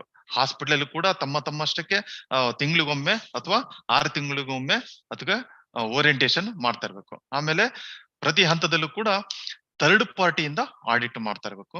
ಆಮೇಲೆ ಇದಕ್ಕೆ ಪ್ರತಿಯೊಬ್ರು ಕೂಡ ಹೊಣೆಗಾರರನ್ನಾಗಿ ಮಾಡಬೇಕು. ಆಮೇಲೆ ಹೆಲ್ತ್ ಕೇರ್ ಫೆಸಿಲಿಟೀಸ್, ಸೊ ಅದರಲ್ಲಿ ಬಜೆಟಿಂಗ್, ಓಕೆ, ಪ್ರೊಕ್ಯೂರ್ಮೆಂಟ್ ಗಾಗ್ಲಿ ಅಥವಾ ಟ್ರೈನಿಂಗ್ ಆಗ್ಲಿ, ರಿಟ್ರೈನಿಂಗ್ ಆಗ್ಲಿ, ಸೊ ಅದು ಆಡಿಟಿಗ್ ಆಗ್ಲಿ ಸಫಿಶಿಯಂಟ್ ಬಜೆಟಿಂಗ್ ಮಾಡ್ತಾ ಇರ್ಬೇಕು. ಓಕೆ, ಸೊ ಇನ್ನು ಇಂಪ್ಲಿಮೆಂಟೇಶನ್ ಸೊಲ್ಯೂಷನ್ ಅದಕ್ಕೆ ಇದಕ್ಕೆ ಪರಿಹಾರ ಏನಂತಂದ್ರೆ ಬಾರ್ ಕೋಡಿಂಗ್ ಸಿಸ್ಟಮ್ ಅನ್ನ ನಾವು ಇಂಪ್ಲಿಮೆಂಟ್ ಮಾಡಬೇಕು. 2019ರಿಂದ ಇತ್ತೀಚೆಗೆ ಇದು ಇಂಪ್ಲಿಮೆಂಟ್ ಆಗ್ತಿದೆ. ಸೊ ಅದನ್ನ ಆದಷ್ಟು ಬೇಗ ಎಲ್ಲಾ ಡಿಸ್ಟ್ರಿಕ್ಟ್ ಲೆವೆಲ್ ಅಲ್ಲಿ ಇಂಪ್ಲಿಮೆಂಟ್ ಮಾಡ್ಲಿಕ್ಕೆ ನಾವು ಪ್ರಯತ್ನ ಪಡ್ಬೇಕಾಗಿದೆ. ಓಕೆ, ಆಮೇಲೆ installation and monitoring of OCMS, ಆಮೇಲೆ training and retraining, awareness create ಮಾಡ್ತಾ ಇರಬೇಕು. ಆಮೇಲೆ stringent measures to impose environment compensation charges. Okay, ಯಾರಾದ್ರೂ ಏನಂದ್ರೆ ಸೊ ಅವರಿಗೆ ಪನಿಷ್ಮೆಂಟ್ ನೀಡುವ ಒಂದು ಸಿಸ್ಟಮ್ ತರಬೇಕು. ಓಕೆ, ಈಗ ಆಲ್ರೆಡಿ ಪನಿಷ್ಮೆಂಟ್ ಅದು ಏನೇನಿದೆ ಅದೆಲ್ಲ ಇದೆ, ಬಟ್ ಅದನ್ನು ಸ್ಟ್ರಿಕ್ಟ್ ಆಗಿ ಫಾಲೋ ಮಾಡ್ತಾ ಇರ್ಬೇಕು. ಓಕೆ, ಸೊ ಇದಿಷ್ಟು ರೆಫರೆನ್ಸ್ ಈ ಸೆಷನ್ ಬಗ್ಗೆ. ಸೊ ಏನೋ ಡೌಟ್ಸ್ ಇತ್ತು ಅಂತಂದ್ರೆ ಇದು ಕೇಳ್ಬೋದು. Sir, in chat box, so many questions are there. Okay, Blood containing vacuotinous, how should and which bin discard? ಏನ್ ಹೇಳಿ? Blood containing vacuotinous, how should we and to which bin discard ಅಂತ ಹಾಕಿರಿ sir. Vinod Okay. ಅಂತ. ವಿನೋದ್ ಅಂತ. Okay, so ಈಗ already Suman madam ಹೇಳಿದ್ದಾರೆ. So containers, ಇದು blood stained, ಇವನ್ blood bags ಎಲ್ಲ ಎಲ್ಲೋ ಬಿನ್ ಅಲ್ಲಿ ಅಥವಾ ಎಲ್ಲೋ ಲೈನರ್ ಅಲ್ಲೇ ಹಾಕ್ಬೇಕು ಅಂತಂದು ಈಗ ಆಲ್ರೆಡಿ ಹೇಳಿದ್ದಾರೆ. Tablet. Giri, ಮತ್ತೆ just can I interfere? Yes madam, Just please. add on to what sir was telling. Vinodha, as you asked the question, vacuotinous ಏನ್ ಮಾಡ್ಬೇಕು ಅಂತ, actually sir ಹೇಳಿದಂಗೆ vacuotinous is it comes under microbiological waste, yellow category ನೇ. But ಒಂದು ನಿಮ್ಗೆ doubt ಬರ್ಬೋದು, ಯಾಕಂದ್ರೆ ಅದು ಪ್ಲಾಸ್ಟಿಕ್ ವೇಸ್ಟ್ ಇರೋದ್ರಿಂದ ಏನ್ ಮಾಡ್ಬೇಕು ಅನ್ನೋದು ಅಲ್ವಾ. ಸೊ ನಾವಿಲ್ಲಿ ಏನ್ ಪ್ರಿಸ್ಕ್ರೈಬ್ ಮಾಡ್ತಿದೀವಿ ಅಂದ್ರೆ, ಎಸ್ಪೆಷಲಿ ವ್ಯಾಕ್ಯೂಟೇನಸ್ ಬ್ಲಡ್ ಇರೋದ್ರಿಂದ ಎಲ್ಲಾನು ಒಂದು ಕವರ್ಗೆ ಹಾಕಿ ಫಸ್ಟ್ ಅದನ್ನ ಆಟೋಕ್ಲೇವ್ ಮಾಡ್ಬೇಕಾಗತ್ತೆ. ಮೈಕ್ರೋಬಯಾಲಜಿಕಲ್ ವೇಸ್ಟ್ ಇರೋದ್ರಿಂದ ಅದು autoclave ಆಗಿರೋದನ್ನ, because it's a plastic container, we suggest you to put into red after disinfection. Clear? Ma'am. Okay. Okay. Tablets ಇವೆಲ್ಲ ಸ್ವಲ್ಪ ಸಣ್ಣ ಕನ್ಫ್ಯೂಷನ್ಸ್ ಇರುತ್ತೆ. ಯಾಕಂದ್ರೆ ಕಂಟೈನರ್ ಬೇರೆ ಇದೆ, ಕಂಟೆಂಟ್ ಮೈಕ್ರೋಬಯಾಲಜಿಕಲ್ ವೇಸ್ಟ್ ಅಥವಾ ಲ್ಯಾಬ್ ವೇಸ್ಟ್ ಅಂತ ಹೇಳ್ಬೋದು. ಬಟ್ ಕಂಟೈನರ್ ಬಂದ್ರೆ ಪ್ಲಾಸ್ಟಿಕ್ ಇರ್ಬೋದು ಅಥವಾ ಗ್ಲಾಸ್ ಇರ್ಬೋದು. ಅದು ನೋಡ್ಕೊಂಡು ನಾವು ಫಸ್ಟ್ ಮೈಕ್ರೋಬಯಾಲಜಿಕಲ್ ಡಿಸಿನ್ಫೆಕ್ಷನ್ ಅಥವಾ ಸ್ಟೆರಿಲೈಸೇಷನ್ ಏನ್ ಪ್ರೊಸೀಜರ್ ಮಾಡಿ, ಆ ನಂತರ ಕಂಟೈನರ್ ಮೇಲೆ we can decide whether we want to put it in red or blue based on the container. Thank you. Thank you, M. Giri. Sorry, I just wanted to add. It's okay madam, thanks a lot. Ma'am, Pramila D'Souza ಅಂತ ಅವ್ರು ಕೇಳ್ತಿದ್ದಾರೆ, tablets with wrapper should be discarded in which color coded bins? Lalitha madam ನೀವೇ answer ಮಾಡ್ಬಿಡಿ. Can you repeat the question? Tablets with wrappers should be discarded in which color coded bins? Yellow. ಎಲ್ಲೋದ್ರಲ್ಲಿ Yellow. Infectious plastic waste should be discarded into red bag and infectious non-plastic waste in yellow bag as per the BMW guidelines 2016. Illa, However, some ಇದು places follow everything in yellow except gloves. What is the ಅದು correct way ತಪ್ಪು, to ತಪ್ಪು. discard infectious plastic and non-plastic wastes? ಅಲ್ಲ, ಇದು infectious non infectious ಅಲ್ಲ. Assumption ಏನು, ಈಗ ಎಲ್ಲಾ ಬಯೋಮೆಡಿಕಲ್ ವೇಸ್ಟ್ ಒಂದ್ ರೀತಿಲಿ ಇನ್ಫೆಕ್ಷಸ್ ಅಂತಾನೆ. ಇನ್ಫೆಕ್ಷಸ್ ಬ್ಲಡ್ ಆಗಿದೆ ಅಂದ ತಕ್ಷಣ ಎಲ್ಲೋ ಅಂತ ಅಲ್ಲ. ಸೊ ಇದು ಎಲ್ಲೋ, ರೆಡ್, ಬ್ಲೂ, ವೈಟ್ ಕ್ಯಾಟಗರಿ ಏನಕ್ಕೆ ಹಾಕ್ತಿವಿ ಅಂದ್ರೆ ಫೈನಲ್ ಟ್ರೀಟ್ಮೆಂಟ್ ಏನ್ ಮಾಡ್ತೀವಿ ಅನ್ನೋದ್ರ ಮೇಲೆ ಡಿಸೈಡ್ ಆಗಿರೋದು ಇದು ಕಲರ್ ಕೋಡೆಡ್. ಸೊ ಈಗ ಎಲ್ಲೋಗ್ ಹೋಗ್ತಿರೋದು ಏನಾಗುತ್ತೆ ಅಂದ್ರೆ ಸುಡಕ್ ಹೋಗುತ್ತೆ, ಇನ್ಸಿನರೇಷನ್. ಸೊ ಅಲ್ಲಿಗೆ ಎಸ್ಪೆಷಲಿ ಪ್ಲಾಸ್ಟಿಕ್ ವೇಸ್ಟ್ ಹಾಕ್ಬಾರ್ದು. ಸೊ ಈಗ ನಾವು ರೆಡ್ ಅಲ್ಲಿ ಹಾಕ್ತಿದೀವಲ್ಲ plastic waste, it doesn't mean it is not infectious ಅಂತಲ್ಲ, ಅದು ಕೂಡ ಇನ್ಫೆಕ್ಟೆಡ್ ವೇಸ್ಟ್. ಬಟ್ ಅದ್ ಪ್ಲಾಸ್ಟಿಕ್ ವೇಸ್ಟ್, ಅದನ್ನ ನಾವು ರೀಸೈಕಲ್ ಮಾಡ್ಬೋದು. ಅದಕ್ಕೋಸ್ಕರ ಅದನ್ನ ಫರ್ದರ್ ನಮ್ಮ ಟ್ರೀಟ್ಮೆಂಟ್ ಫೆಸಿಲಿಟಿಲಿ ಏನ್ ಮಾಡ್ತಾರೆ ಅಂದ್ರೆ ಈ ರೆಡ್ ಅಲ್ಲಿರೋ ಪ್ಲಾಸ್ಟಿಕ್ ವೇಸ್ಟ್ ಕೂಡ ಡಿಸ್ಇನ್ಫೆಕ್ಟ್ ಮಾಡಿ ಆನಂತರನೇ ಅವ್ರು ರೀಸೈಕ್ಲಿಂಗ್ ಕಳ್ಸೋದು. Okay, so infectious non infectious ಅನ್ನೋದು ಒಂದು ನೋಡ್ಬೇಕು. ಸೆಕೆಂಡ್, ಅದು ಪ್ಲಾಸ್ಟಿಕ್ ನಾನ್ ಪ್ಲಾಸ್ಟಿಕ್ ಅಂತ ನೋಡ್ಬೇಕು. ಪ್ಲಾಸ್ಟಿಕ್ ಇದ್ರೆ ರೆಡ್ ಹೋಗ್ಬೇಕು, ನಾನ್ ಪ್ಲಾಸ್ಟಿಕ್ ಇದ್ರೆ ಎಲ್ಲೋ ಹೋಗ್ಬೇಕು. ಈ ಪ್ರಿನ್ಸಿಪಲ್ ನ ಫಾಲೋ ಮಾಡಿ. ಮತ್ತೆ ಇನ್ನೊಂದು ವ್ಯಾಕ್ಸಿನ್ ವೈಲ್ ಬರುತ್ತೆ, vaccine vial confusion. Vaccine vials ಎಲ್ಲೋ ಅಂತ ಹೇಳ್ತಾ ಇದಾರಲ್ವಾ, ಆಕ್ಚುಲಿ ಏನಾಗುತ್ತೆ ಅಂದ್ರೆ ವ್ಯಾಕ್ಸಿನ್ ರಿಮೈನಿಂಗ್ ವ್ಯಾಕ್ಸಿನ್ ಇದ್ರೆ ಅಂತದ್ನ ನಾವು ಡಿಸ್ಇನ್ಫೆಕ್ಟ್ ಮಾಡಿ ಆಮೇಲೆ ಡಿಸ್ಪೋಸ್ ಮಾಡ್ಬೇಕು. ಓಕೆ, ಇಟ್ ಈಸ್ ಎಲ್ಲೋ ಅನ್ನೋದು ಏನು ಅರ್ಥ ಹೇಳ್ತಿದೆ ಅಂದ್ರೆ it is an infectious waste ಅಂತ. ಸೊ ನೀವು ಡಿಸ್ಇನ್ಫೆಕ್ಟ್ ಮಾಡಿ ಆಮೇಲೆ ಬೇಕಾದ್ರೆ ಎಲ್ಲೋ ಹಾಕ್ಬೋದು. ಬಟ್ ಎಂಟಿ ಕಂಟೈನರ್ಸ್ ಏನಿರುತ್ತೋ, ನಾವು ವ್ಯಾಕ್ಸಿನೇಷನ್ ಸುಮಾರು ವ್ಯಾಕ್ಸಿನೇಷನ್ ಪ್ರೋಗ್ರಾಮ್ ಮಾಡ್ತಾ ಇದೀವಿ. ಈಗ ಕೋವಿಡ್ ಇರ್ಬೋದು, ನಾನ್ ಕೋವಿಡ್ ವ್ಯಾಕ್ಸಿನೇಷನ್ ಪ್ರೋಗ್ರಾಮ್ಸ್ ಇದೆಯಲ್ಲ. ಸೊ ಇವೆಲ್ಲ ಎಂಟಿ ವೈಲ್ಸ್ ನ ನಾವು ಬ್ಲೂ ಅಲ್ಲಿ ಹಾಕ್ಬೋದು ಇಫ್ ಇಟ್ಸ್ ಎಂಟಿ. ವ್ಯಾಕ್ಸಿನ್ ಇದ್ರೆ ಅದನ್ನ ನಾವು ಡಿಸ್ಇನ್ಫೆಕ್ಟ್ ಮಾಡಿ ಆಮೇಲೆ ಡಿಸ್ಪೋಸ್ ಮಾಡ್ಬೇಕು. ಕ್ಲಿಯರ್ ಆಯ್ತಾ? ಬಟ್ ಮೇಡಮ್ ಹೇಳಿ ಹೆಮ್ಗಿರಿ. ಈಗ common biomedical waste treatment facility ಅವರು ಏನು ವೇಸ್ಟ್ ತಗೊಂಡೋಗ್ತಾರೆ, ಅಲ್ಲಿ ಯಾವುದೇ ಪ್ಲಾಸ್ಟಿಕ್ ಮೆಟೀರಿಯಲ್ ಇದ್ರು ಅದನ್ನ ಡಿಸ್ಇನ್ಫೆಕ್ಟ್ ಮಾಡ್ತಾರೆ. ಡಿಸ್ಇನ್ಫೆಕ್ಟ್ ಮಾಡಿ ಅದನ್ನ ರೀಸೈಕ್ಲಿಂಗ್ ಏಜೆನ್ಸಿಗೆ ಕಳಿಸ್ತಾರೆ. Correct. So what I'm telling is, ಎಲ್ಲರಿಗೂ ಅನ್ಕೊಳ್ಳೋದು ಇನ್ಫೆಕ್ಷಸ್ ಅಂದ ತಕ್ಷಣ ಎಲ್ಲೋ ಅನ್ಕೊಂತಾರೆ. ಅಲ್ಲ, ಎಲ್ಲೋ ಇನ್ಫೆಕ್ಷಸ್, ಎಲ್ಲೋ ಎಲ್ಲೋ ಅಲ್ಲಿರೋದು ಇನ್ಫೆಕ್ಷಸ್, ರೆಡ್ ಅಲ್ಲಿರೋದು ಇನ್ಫೆಕ್ಷಸ್. ಬಟ್ ಅದು ಫೈನಲ್ ಟ್ರೀಟ್ಮೆಂಟ್ ಏನಿದೆಯೋ ಅದು ಡಿಫ್ರೆಂಟ್ ಇರೋದ್ರಿಂದ ನಾವು ಕಲರ್ ಸಪರೇಷನ್ ಮಾಡ್ತಿರೋದು. ಎಲ್ಲೋ ಇರೋದು ಸುಡಕ್ ಹೋಗುತ್ತೆ, ರೆಡ್ ಇರೋದು ಡಿಸ್ಇನ್ಫೆಕ್ಷನ್ ಆಗಿ ರೀಸೈಕ್ಲಿಂಗ್ ಹೋಗುತ್ತೆ. ಸಿಮಿಲರ್ಲಿ ಗ್ಲಾಸ್ ಕೂಡ ಅಷ್ಟೇ, ಬ್ಲೂ ಅಲ್ಲಿ ಇರೋದು ಕೂಡ ಡಿಸ್ಇನ್ಫೆಕ್ಷನ್ ಆಗಿ ಆಮೇಲೆ ರೀಸೈಕ್ಲರ್ ಕಳಿಸ್ಬೇಕು. ಮತ್ತೆ ಈ ಪ್ರಶ್ನೆ ಕೇಳ್ಬೋದು, ಯಾಕೆ ಮತ್ತೆ ಬ್ಲೂ ರೆಡ್ ಸಪರೇಟ್ ಮಾಡ್ತಿದ್ವಿ, ಎರಡಕ್ಕೂ ಡಿಸ್ಇನ್ಫೆಕ್ಷನ್ ಮಾಡಿ ರೀಸೈಕ್ಲಿಂಗ್ ಕಳಿಸ್ತಿದೀವಿ ಅಂತ. ಇಲ್ಲಿ ರೀಸೈಕ್ಲಿಂಗ್ ಪ್ರಾಸೆಸ್ ಡಿಫ್ರೆಂಟ್, ಗ್ಲಾಸ್ ದೇ ಡಿಫ್ರೆಂಟ್, ಪ್ಲಾಸ್ಟಿಕ್ ದೇ ಡಿಫ್ರೆಂಟ್. ಹಾಗಾಗಿ ಅವೆರಡನ್ನು ಸಪರೇಟ್ ಕಲರ್ ಕೋಡ್ ಮಾಡ್ತಾ ಇದೀವಿ, ರೆಡ್ ಬ್ಲೂ ಅಂತ. But there all needs to be disinfected and then sent to recycling. ಆಮೇಲೆ ವೈಟ್ ಯಾಕೆ ನಾವು ಸಪರೇಟ್ ಅಂದ್ರೆ ವೈಟ್ ಇಸ್ ಶಾರ್ಪ್ಸ್. ಆಮೇಲೆ ವೈಟ್ ಫೈನಲ್ ಟ್ರೀಟ್ಮೆಂಟ್ ಏನಂದ್ರೆ ನಾವು ರೀಸೈಕ್ಲಿಂಗ್ ಕಳ್ಸಕ್ಕಾಗಲ್ಲ. ಜಸ್ಟ್ ದಟ್ ನಾವು ಸೇಫ್ ಆಗಿ ಕಂಟೈನ್ ಮಾಡ್ತಾ ಇದ್ವಿ. ಅದನ್ನ ಯಾವ ರೀತಿ ಕಂಟೈನ್ ಮಾಡ್ತೀವಿ ಅಂದ್ರೆ CTF ಅಲ್ಲಿ ಶಾರ್ಪ್ ಪಿಟ್ ಅಲ್ಲಿ ಹಾಕ್ಬೋದು, ಅಥವಾ ಈ ಸಿಮೆಂಟ್ ಅಲ್ಲಿ ಮಿಕ್ಸ್ ಮಾಡಿ ಒಂದ್ ಕಡೆ ಎಲ್ಲ ಸೇಫ್ ಆಗಿ ಡಿಸ್ಪೋಸ್ ಮಾಡುವಂಥದ್ದು. This is the procedure. So ನಮಗೆ ಕಲರ್ ಕೋಡಿಂಗ್ ಏನ್ ಡಿಸೈಡ್ ಆಗಿದೆ, ಇಟ್ಸ್ ಬೇಸ್ಡ್ ಆನ್ ನಮ್ CTF ಅಲ್ಲಿ ಯಾವ ಟ್ರೀಟ್ಮೆಂಟ್ ಮಾಡ್ತಾರೆ ಅನ್ನೋದ್ರ ಮೇಲೆ.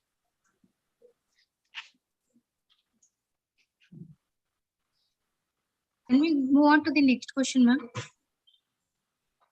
Yes, please. What is the autoclave procedure for blood bag disinfection? At what temperature and time? Okay. ಈಗ blood bags it has to be disinfect. ಇದು ಬ್ಲಡ್ ಬ್ಯಾಗ್ ನಾವು principal ಆಗಿ ನಾವು ಏನ್ ಹೇಳ್ಕೊಡ್ತಿದೀವಿ ಅಂದ್ರೆ ನಮ್ಮ ಟ್ರೈನಿಂಗ್ ಅಲ್ಲೆಲ್ಲ every plastic should go to red except for blood bags. Blood ಬ್ಯಾಗ್ಸ್ಗೂ ನಾವು ತುಂಬಾ ಕೇಳಿದ್ವಿ, ಬ್ಲಡ್ ಬ್ಯಾಗ್ಸ್ ಪ್ಲಾಸ್ಟಿಕ್ ಇರುತ್ತೆ ಅಂತ. ಇನ್ ಫ್ಯೂಚರ್ ಏನಾಗುತ್ತೆ ಅಂದ್ರೆ ಅದನ್ನ ನಾನ್ ಕ್ಲೋರಿನೇಟೆಡ್ ಪ್ಲಾಸ್ಟಿಕ್ಸ್ಗೆ ಪುಷ್ ಮಾಡ್ತಾ ಇದೆ ಗವರ್ಮೆಂಟ್ ಆಫ್ ಇಂಡಿಯಾ ಕೂಡ. ಸದ್ಯದ ಪರಿಸ್ಥಿತಿಲಿ ಜನಗಳು ಕನ್ಫ್ಯೂಷನ್ ಆಗಬಾರ್ದು ಅನ್ನೋ ರೀತಿ ಇದ್ರಲ್ಲಿ. So we say blood bags is only plastic, we would like to go for yellow. ಆದ್ರೆ ಅದನ್ನ ಫಸ್ಟ್ ಡಿಸ್ಇನ್ಫೆಕ್ಷನ್ ಮಾಡ್ಬೇಕು. ಆಟೋಕ್ಲೇವ್ ಮಾಡಿದ್ರೆ ಆಟೋಕ್ಲೇವ್ ಮಾಡಿ ಹಾಕ್ಬೇಕು. ಇದಕ್ಕೆ ಟೆಂಪರೇಚರ್ ಬಂದು it is 1 minute, I just let you know. Rules ಅಲ್ಲೇ ಮೆನ್ಷನ್ ಆಗಿದೆ. ಆಟೋಕ್ಲೇವ್ ಪ್ರೆಷರ್, ಟೆಂಪರೇಚರ್ ಮತ್ತೆ ಪ್ರೆಷರ್ ಎರಡು ಮೇಂಟೈನ್ ಆಗ್ಬೇಕು. ಆ ಡಿಗ್ರೀಸ್ ಮೇಂಟೈನ್ ಆದ್ರೆ ಮಾತ್ರ ನಾವು ಅದು ಡಿಸ್ಇನ್ಫೆಕ್ಷನ್ ಆಗುತ್ತೆ ಅಂತ ಮೆನ್ಷನ್ ಆಗಿದೆ. ಐ ಥಿಂಕ್ ಇಟ್ಸ್ 100 ಒಂದು ನಿಮಿಷ ಐ ಟೆಲ್ ಯು. 21. ಎಷ್ಟು?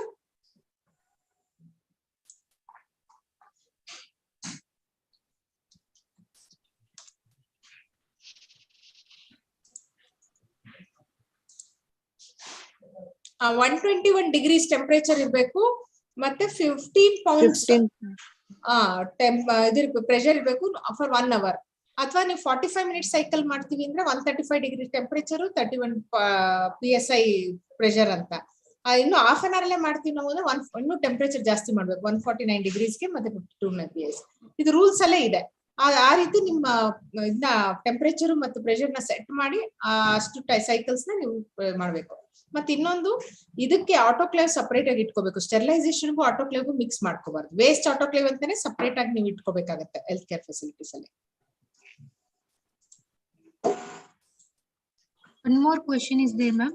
Yeah. In dental, how to manage extracted tooth with silver fillings by Manjunatha?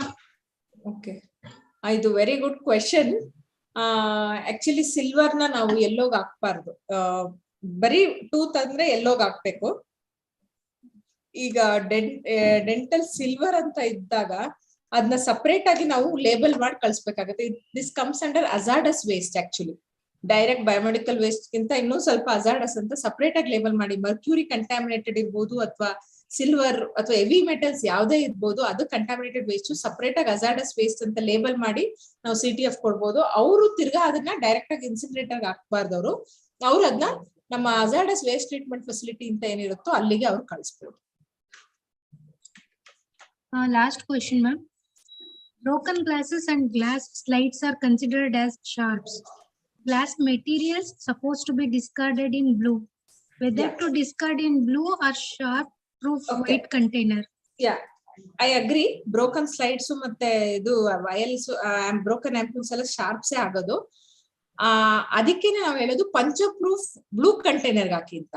ಅದನ್ನ ಯಾಕೆ ವೈಟ್ ಹಾಕ್ತಿಲ್ಲ ಅಂದ್ರೆ ಮಿಕ್ಸ್ ಆದ್ರೆ ನಾವು ಸಪರೇಟ್ ಮಾಡಕ್ಕಾಗಲ್ಲ. ಒಂದು ಸೆಕೆಂಡು, ಈ ಗ್ಲಾಸ್ ನ ನಾವು ರೀಸೈಕಲ್ ಮಾಡ್ಬೋದು. ಸೊ ಈಗ ರಿಸೋರ್ಸ್ ಮ್ಯಾನೇಜ್ಮೆಂಟ್ ತುಂಬಾ ಇಂಪಾರ್ಟೆಂಟ್ ನಮ್ಗೆ. ಹಾಗಾಗಿ ಗ್ಲಾಸ್ ನ ಸಪರೇಟ್ ಮಾಡಕ್ ಹೇಳ್ತೀವಿ. ಅದಕ್ಕೆ ನಾವು ಪಂಚಪ್ರೂಫ್ ಬ್ಲೂ ಕಂಟೈನರ್ ಅಂತ ಹೇಳೋದು. ದೋ ಇಟ್ ಇಸ್ ಶಾರ್ಪ್ಸ್, ಅದನ್ನ ಈ ಕಂಟೈನರ್ ಹಾಕಿ ಸೇಫ್ ಆಗಿ ಡಿಸ್ಪೋಸ್ ಮಾಡ್ಬೇಕು, ಹ್ಯಾಂಡ್ ಓವರ್ ಮಾಡ್ಬೋದು ಹೆಲ್ತ್ ಕೇರ್ ಫೆಸಿಲಿಟಿ. ಇದಕ್ಕೆ CBWTF. Right, sharp waste only, but we are managing it because of final treatment. We are separating it first. They are asking about aluminum foil, ma'am. Aluminum foil, one of the gray areas. Aluminum foil, I'm not sure whether we should put it into yellow. If it's general waste ಗೆ ಹಾಕ್ಬಿಡಿ, contaminate ಆಗಿಲ್ಲ ಅಂದ್ರೆ. ಇನ್ ಯಾವ ಪರಿಸ್ಥಿತಿಲಿ ಉಪಯೋಗಿಸ್ತೀವಿ ಗೊತ್ತಿಲ್ಲ ನಂಗೆ aluminium foil medical waste ಅಲ್ಲಿ. ಎಲ್ಲಿ ಅಂತ ಹೇಳ್ಬೋದಾ ನಿಮ್ಮ aluminium? Radhakrishnan sir, are you there? Yes, ma'am. I'm audible. ಎಲ್ಲಿ ಜನರೇಟ್ ಆಗುತ್ತೆ ನಮ್ಮ ಅಲ್ಯೂಮಿನಿಯಂ ಫಾಯಿಲ್ಸ್ ಇವ್ರೆ? No, usually we receive sample from folded aluminum foil, like blood samples or DNA samples. Sometimes it gets for that. Contaminated, Yeah. Okay. At the moment I suggest yellow ge haki. Yellow. Because Okay. I don't think there is any chlorine or any heavy metals as such. Now, usually this aluminum foil comes with the DNA or some blood samples. They wrap Yeah. over and then sent to our lab. Okay. Yeah. At the moment yellow haki, sir. I don't see a appropriate solution as such. Okay. Madam ನಮಸ್ತೆ. Madam PSC ಶಾಸನದಿಂದ ಮೇಡಮ್. Madam ನಾವು ಈ vaccine ಉಂಟಲ್ಲ discard ಮಾಡುದು, ಅದನ್ನು ಎಲ್ಲೋ ಇದಕ್ಕೆ ಹಾಕ್ಲಿಕ್ಕೆ ಆಗುದಿಲ್ಲ ಮೇಡಮ್. ಯಾಕಂದ್ರೆ ಅದರಲ್ಲಿ ಸ್ವಲ್ಪ ವ್ಯಾಕ್ಸಿನ್ ಉಳ್ದಿರ್ತದೆ, ಯೂಸ್ಡ್ ವಯಲ್ಸ್. ಕೆಲವೊಮ್ಮೆ ಡೇಟ್ ಎಕ್ಸ್ಪೈರಿ ಡೇಟ್ ಅವೆಲ್ಲ ನೀವು ಡೈರೆಕ್ಟ್ ಹಾಕ್ಲಿಕ್ಕೆ ಬರಲ್ಲ. ಫಸ್ಟ್ ಆಫ್ ಆಲ್ ನೀವು ವ್ಯಾಕ್ಸಿನ್ಸ್ ಉಳಿದಿದ್ದು ಇದ್ರೆ, ಎಕ್ಸ್ಪೈರಿ ವ್ಯಾಕ್ಸಿನ್ ಇದ್ರೆ ಫಸ್ಟ್ ಪ್ರೀ ಟ್ರೀಟ್ ಮಾಡ್ಬೇಕು ಅಕಾರ್ಡಿಂಗ್ ಟು ರೂಲ್ಸ್. ಆಟೋಕ್ಲೇವ್ ಆದ್ರೂ ಮಾಡ್ಬೇಕು, ಅಥವಾ ಮೈಕ್ರೋವೇವ್ ಆದ್ರೂ ಮಾಡ್ಬೇಕು, ಅಥವಾ ಹೈಡ್ರೋಕ್ಲೇವ್ ಆದ್ರೂ ಮಾಡ್ಬೇಕು. ಅದ್ ಮಾಡ್ ನಂತರನೇ ನೀವು ಎಸಿಬೇಕಾಗತ್ತೆ. ಎಲ್ಲೋಗ್ ಹಾಕ್ತಿರೋ, ರೆಡ್ ಹಾಕ್ತಿರೋ, ಬ್ಲೂ ಹಾಕ್ತಿರೋ ನಿಮ್ choice. But you have to disinfect. Okay expired ಅಲ್ಲ ಈಗ ಕೋವಿಡ್ ವ್ಯಾಕ್ಸಿನ್ ಗೊತ್ತಾಯ್ತು ಅದನ್ನು ಕೂಡ ಎಕ್ಸ್ಪೈರ್ಡ್ ಆಗ್ಲಿ ಮತ್ತೆ ವ್ಯಾಕ್ಸಿನ್ ಇದ್ರೂ ಕೂಡ ಲೆಫ್ಟ್ ಓವರ್ ಇದ್ರೆ it has to be disinfected because ಅದ್ರಲ್ಲಿ ವೈರಸ್ ಇರುತ್ತೆ ಅಥವಾ ಬ್ಯಾಕ್ಟೀರಿಯಾ ಇರುತ್ತಲ್ವಾ, ಹಾಗಾಗಿ ಅದನ್ನ ಡಿಸ್ಇನ್ಫೆಕ್ಟ್ ಮಾಡ್ಬೇಕಾಗತ್ತೆ ಆಟೋಕ್ಲೇವ್ ಮೈಕ್ರೋವೇವ್ ಬಿಕಾಸ್ ಮೇಡಮ್ ಇದು ಈಗ ನಾವು ಎಕ್ಸ್ಪೈರ್ಡ್ ಮೆಡಿಸಿನ್ ಅನ್ನು ಸಪರೇಟ್ ಲೇಬಲ್ ಮಾಡಿ ಎಕ್ಸ್ಪೈರ್ಡ್ ಡ್ರಗ್ಸ್ ಅಂತ ಕೊಡ್ತೇವಲ್ಲ, ಹಾಗೆ ಇದು ಅನ್ಯೂಸ್ಡ್ ಅಂದ್ರೆ ಸ್ವಲ್ಪ ಪಾರ್ಷಿಯಲ್ ಇರ್ತದಲ್ಲ, ಹಾಗೆ ಲೇಬಲ್ ಮಾಡಿ ಕೊಡ್ಲಿಕ್ಕೆ ಆಗುದಿಲ್ಲ ಅಲ್ಲ? ಡಿಸ್ಇನ್ಫೆಕ್ಟ್ ಮಾಡ್ಕೊಡ್ಬೇಕು. It doesn't come under drug directly. Vaccines separate ಆಗಿ ರೂಲ್ಸ್ ಅಲ್ಲಿ ಮೆನ್ಷನ್ ಮಾಡಿದ್ದಾರೆ. Okay ma'am, thank you. Welcome. Ma'am, one more question. Yes. New type of Lancet, AccuCheck and RBS strips in which bin? ಯಾವ material? Satish sir, are you there? Plastic? They're not mentioned that, ma'am. Just it simple ಆಗಿ ತಿಳ್ಕೊಳ್ಳಿ ಎಲ್ಲಾರು. If it's check what material. Plastic ಇರುತ್ತೆ usually, ಅದು plastic strips ಇರುತ್ತಲ್ಲ, ಅದು plastic material ಇರುತ್ತೆ ಸಾಮಾನ್ಯವಾಗಿ. ಅದನ್ನ ರೆಡ್ ಹಾಕಿ ಆ ನೀಡಲ್ ಏನ್ ಉಪಯೋಗಿಸ್ತೀವ lancet, that will go to sharps white.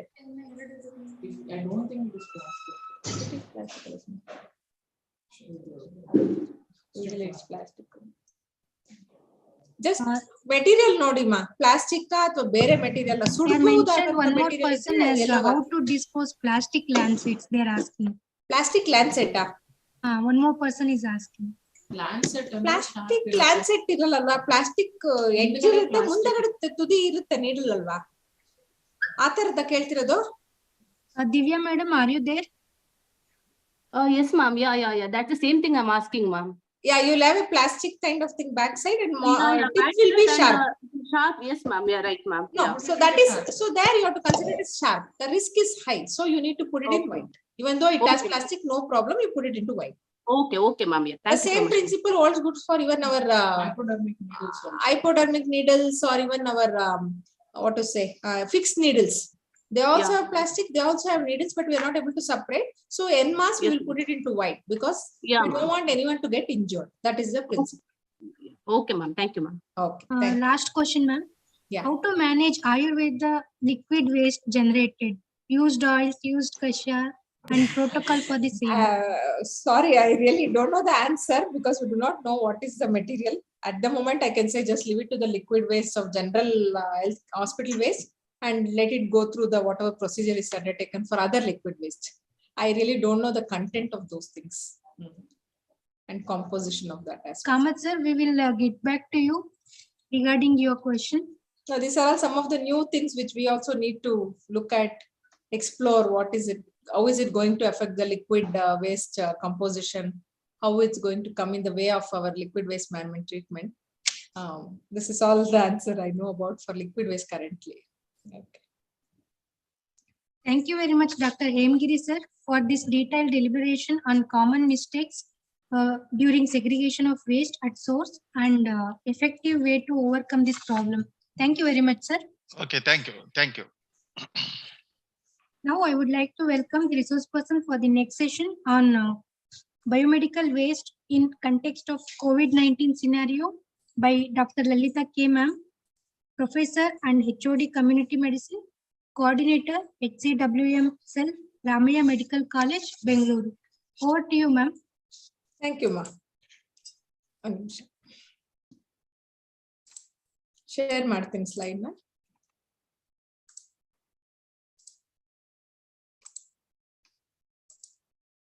Slide visible idea, ma'am? Not yet, ma'am. Now it's visible. Visible. Okay. Very good morning or rather good afternoon, all of you. I think you have all had information about how we need to manage our waste, and I'll just little more add on. I think you have already done. ನೀವೆಲ್ಲರೂ Covid ಸಮಯದಲ್ಲಿ ತುಂಬಾ ಕೆಲಸ ಮಾಡಿದೀರಾ. ಅಲ್ಲಿ ಕೂಡ waste generate ಆಗಿರೋದು ನಿಮ್ಗೆಲ್ಲರೂ ಗೊತ್ತಿರುವಂತದ್ದು. ಅದನ್ನ ಚೆನ್ನಾಗೂ ಮ್ಯಾನೇಜ್ ಮಾಡಿದ್ರೆ. ಜಸ್ಟ್ ರೀಟ್ರೇಟಿಂಗ್ ನಾವು ಏನ್ ಮಾಡ್ಬೇಕು ಏನ್ ಮಾಡಬಾರದು ಅಂತ. ಸೊ ಇವತ್ತು ಕೋವಿಡ್ ವೇಸ್ಟ್ ಮ್ಯಾನೇಜ್ಮೆಂಟ್ ನ ಬಗ್ಗೆ ಮಾತಾಡ್ತೀನಿ ನಾನು. ಈಗ ಗೊತ್ತಿರೋ ಹಾಗೆ ನಮ್ಗೆ ಈ ಕೋವಿಡ್ ಪ್ಯಾಂಡಮಿಕ್ 2020 ಏನ್ ಬಂತು, ಒಂದು ನಮ್ಗೆಲ್ಲರಿಗೂ ಅರ್ಥ ಆದಂಗೆ ವೇಸ್ಟ್ ಜನರೇಷನ್ ಜಾಸ್ತಿ ಆಯ್ತು. ಅದು ಎಷ್ಟು ಪಟ್ಟು ಜಾಸ್ತಿ ಆಯ್ತು ಅಂದ್ರೆ ಆಲ್ಮೋಸ್ಟ್ 6 times ಜಾಸ್ತಿ ಆಗಿದೆ. ವಾಯ್ಸ್ ಕೇಳಿಸ್ತಿದ್ಯಾ? ಓಕೆ. ಈ ಕೆಲವು ಗ್ರಾಫ್ಸ್ ನೋಡಿದ್ರೆ ನಮ್ಗೆ ಗೊತ್ತಾಗುತ್ತೆ ವೇಸ್ಟ್ ಹೇಗೆ ಕೇಸಸ್ ನಮ್ ಕಂಟ್ರಿಲಿ ಜಾಸ್ತಿ ಆಗ್ತಾ ಇತ್ತು ಅದೇ ರೀತಿ ವೇಸ್ಟ್ ಜನರೇಷನ್ ಕೂಡ ಜಾಸ್ತಿ ಆಯ್ತು. ಒಂದು ಕೋವಿಡ್ ಕೇಸಸ್ ಟ್ರೀಟ್ಮೆಂಟ್ ಒಂದೇ ಅಲ್ಲ, ಅದನ್ನ ಟ್ರೀಟ್ಮೆಂಟ್ ಮಾಡುವಾಗ ನಾವು ಉಪಯೋಗಿಸಿದ್ದ PPE ಏನಾಯ್ತು ಅಂದ್ರೆ ಅದು ಜಾಸ್ತಿ ಆಗಿದ್ರಿಂದ ವೇಸ್ಟ್ ಕೂಡ ಕ್ವಾಂಟಮ್ ಆಫ್ ವೇಸ್ಟ್ ಜಾಸ್ತಿ ಆಯ್ತು. ಇದು ಡಿಫ್ರೆಂಟ್ ವೇಸ್ಟ್ ಪಿಕ್ಚರ್ಸ್ ತೋರಿಸ್ತಾ ಇದೆ.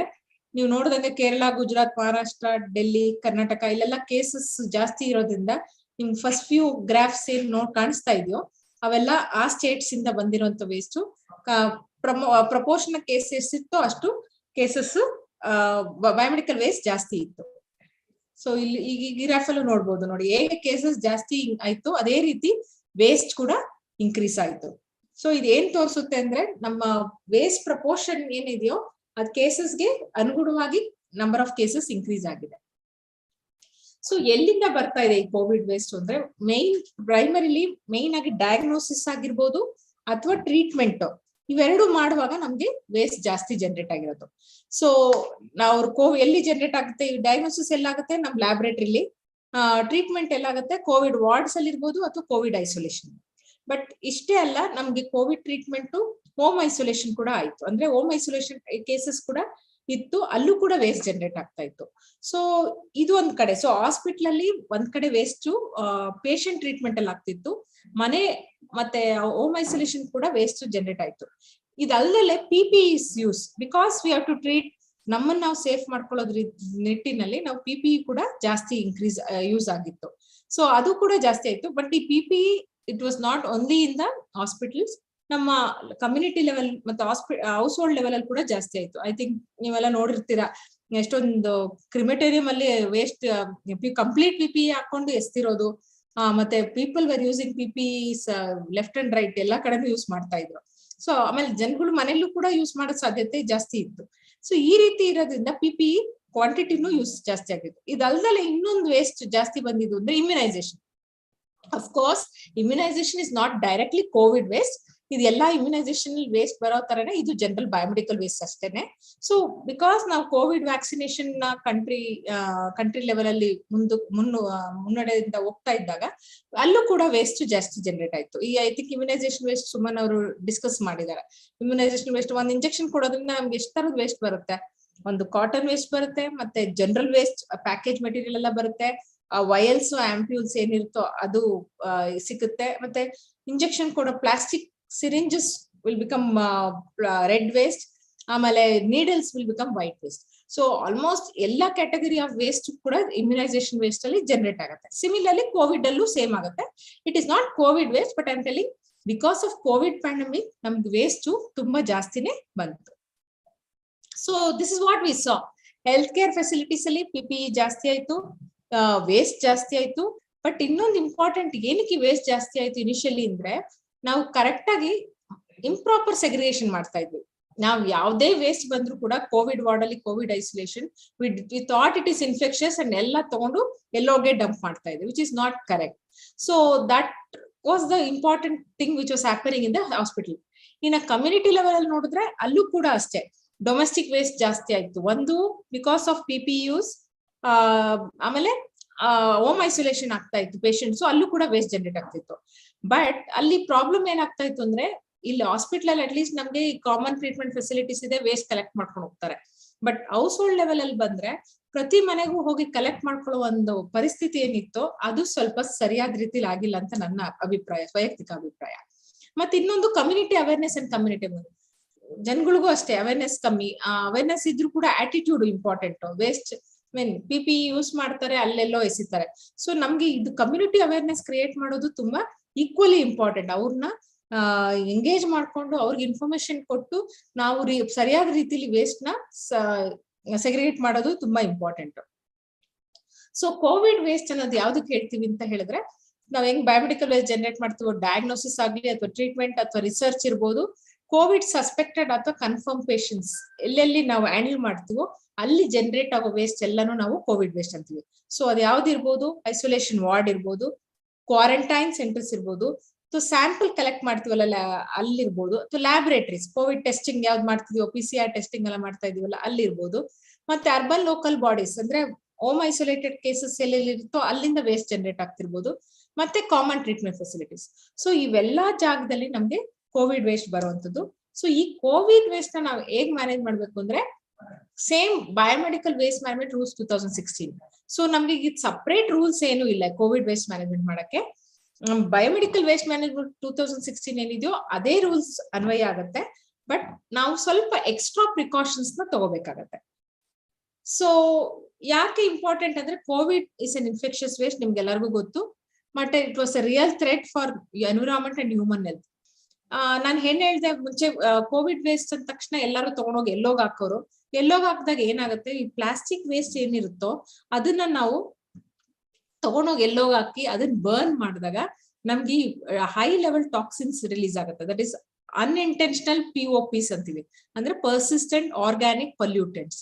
ಇವು ಡಯಾಕ್ಸಿನ್ಸ್ ಅಂಡ್ ಫ್ಯೂರಾನ್ಸ್ ಅಂತ. ಸೊ ಈ ಪಲ್ಯೂಟೆಂಟ್ಸ್ ಏನಿರುತ್ತೋ ಇವತ್ತು ಇಲ್ಲಿ ಜನರೇಟ್ ಆದ್ರೆ ಅದು USA ಕೂಡ ಹೋಗ್ಬೋದು.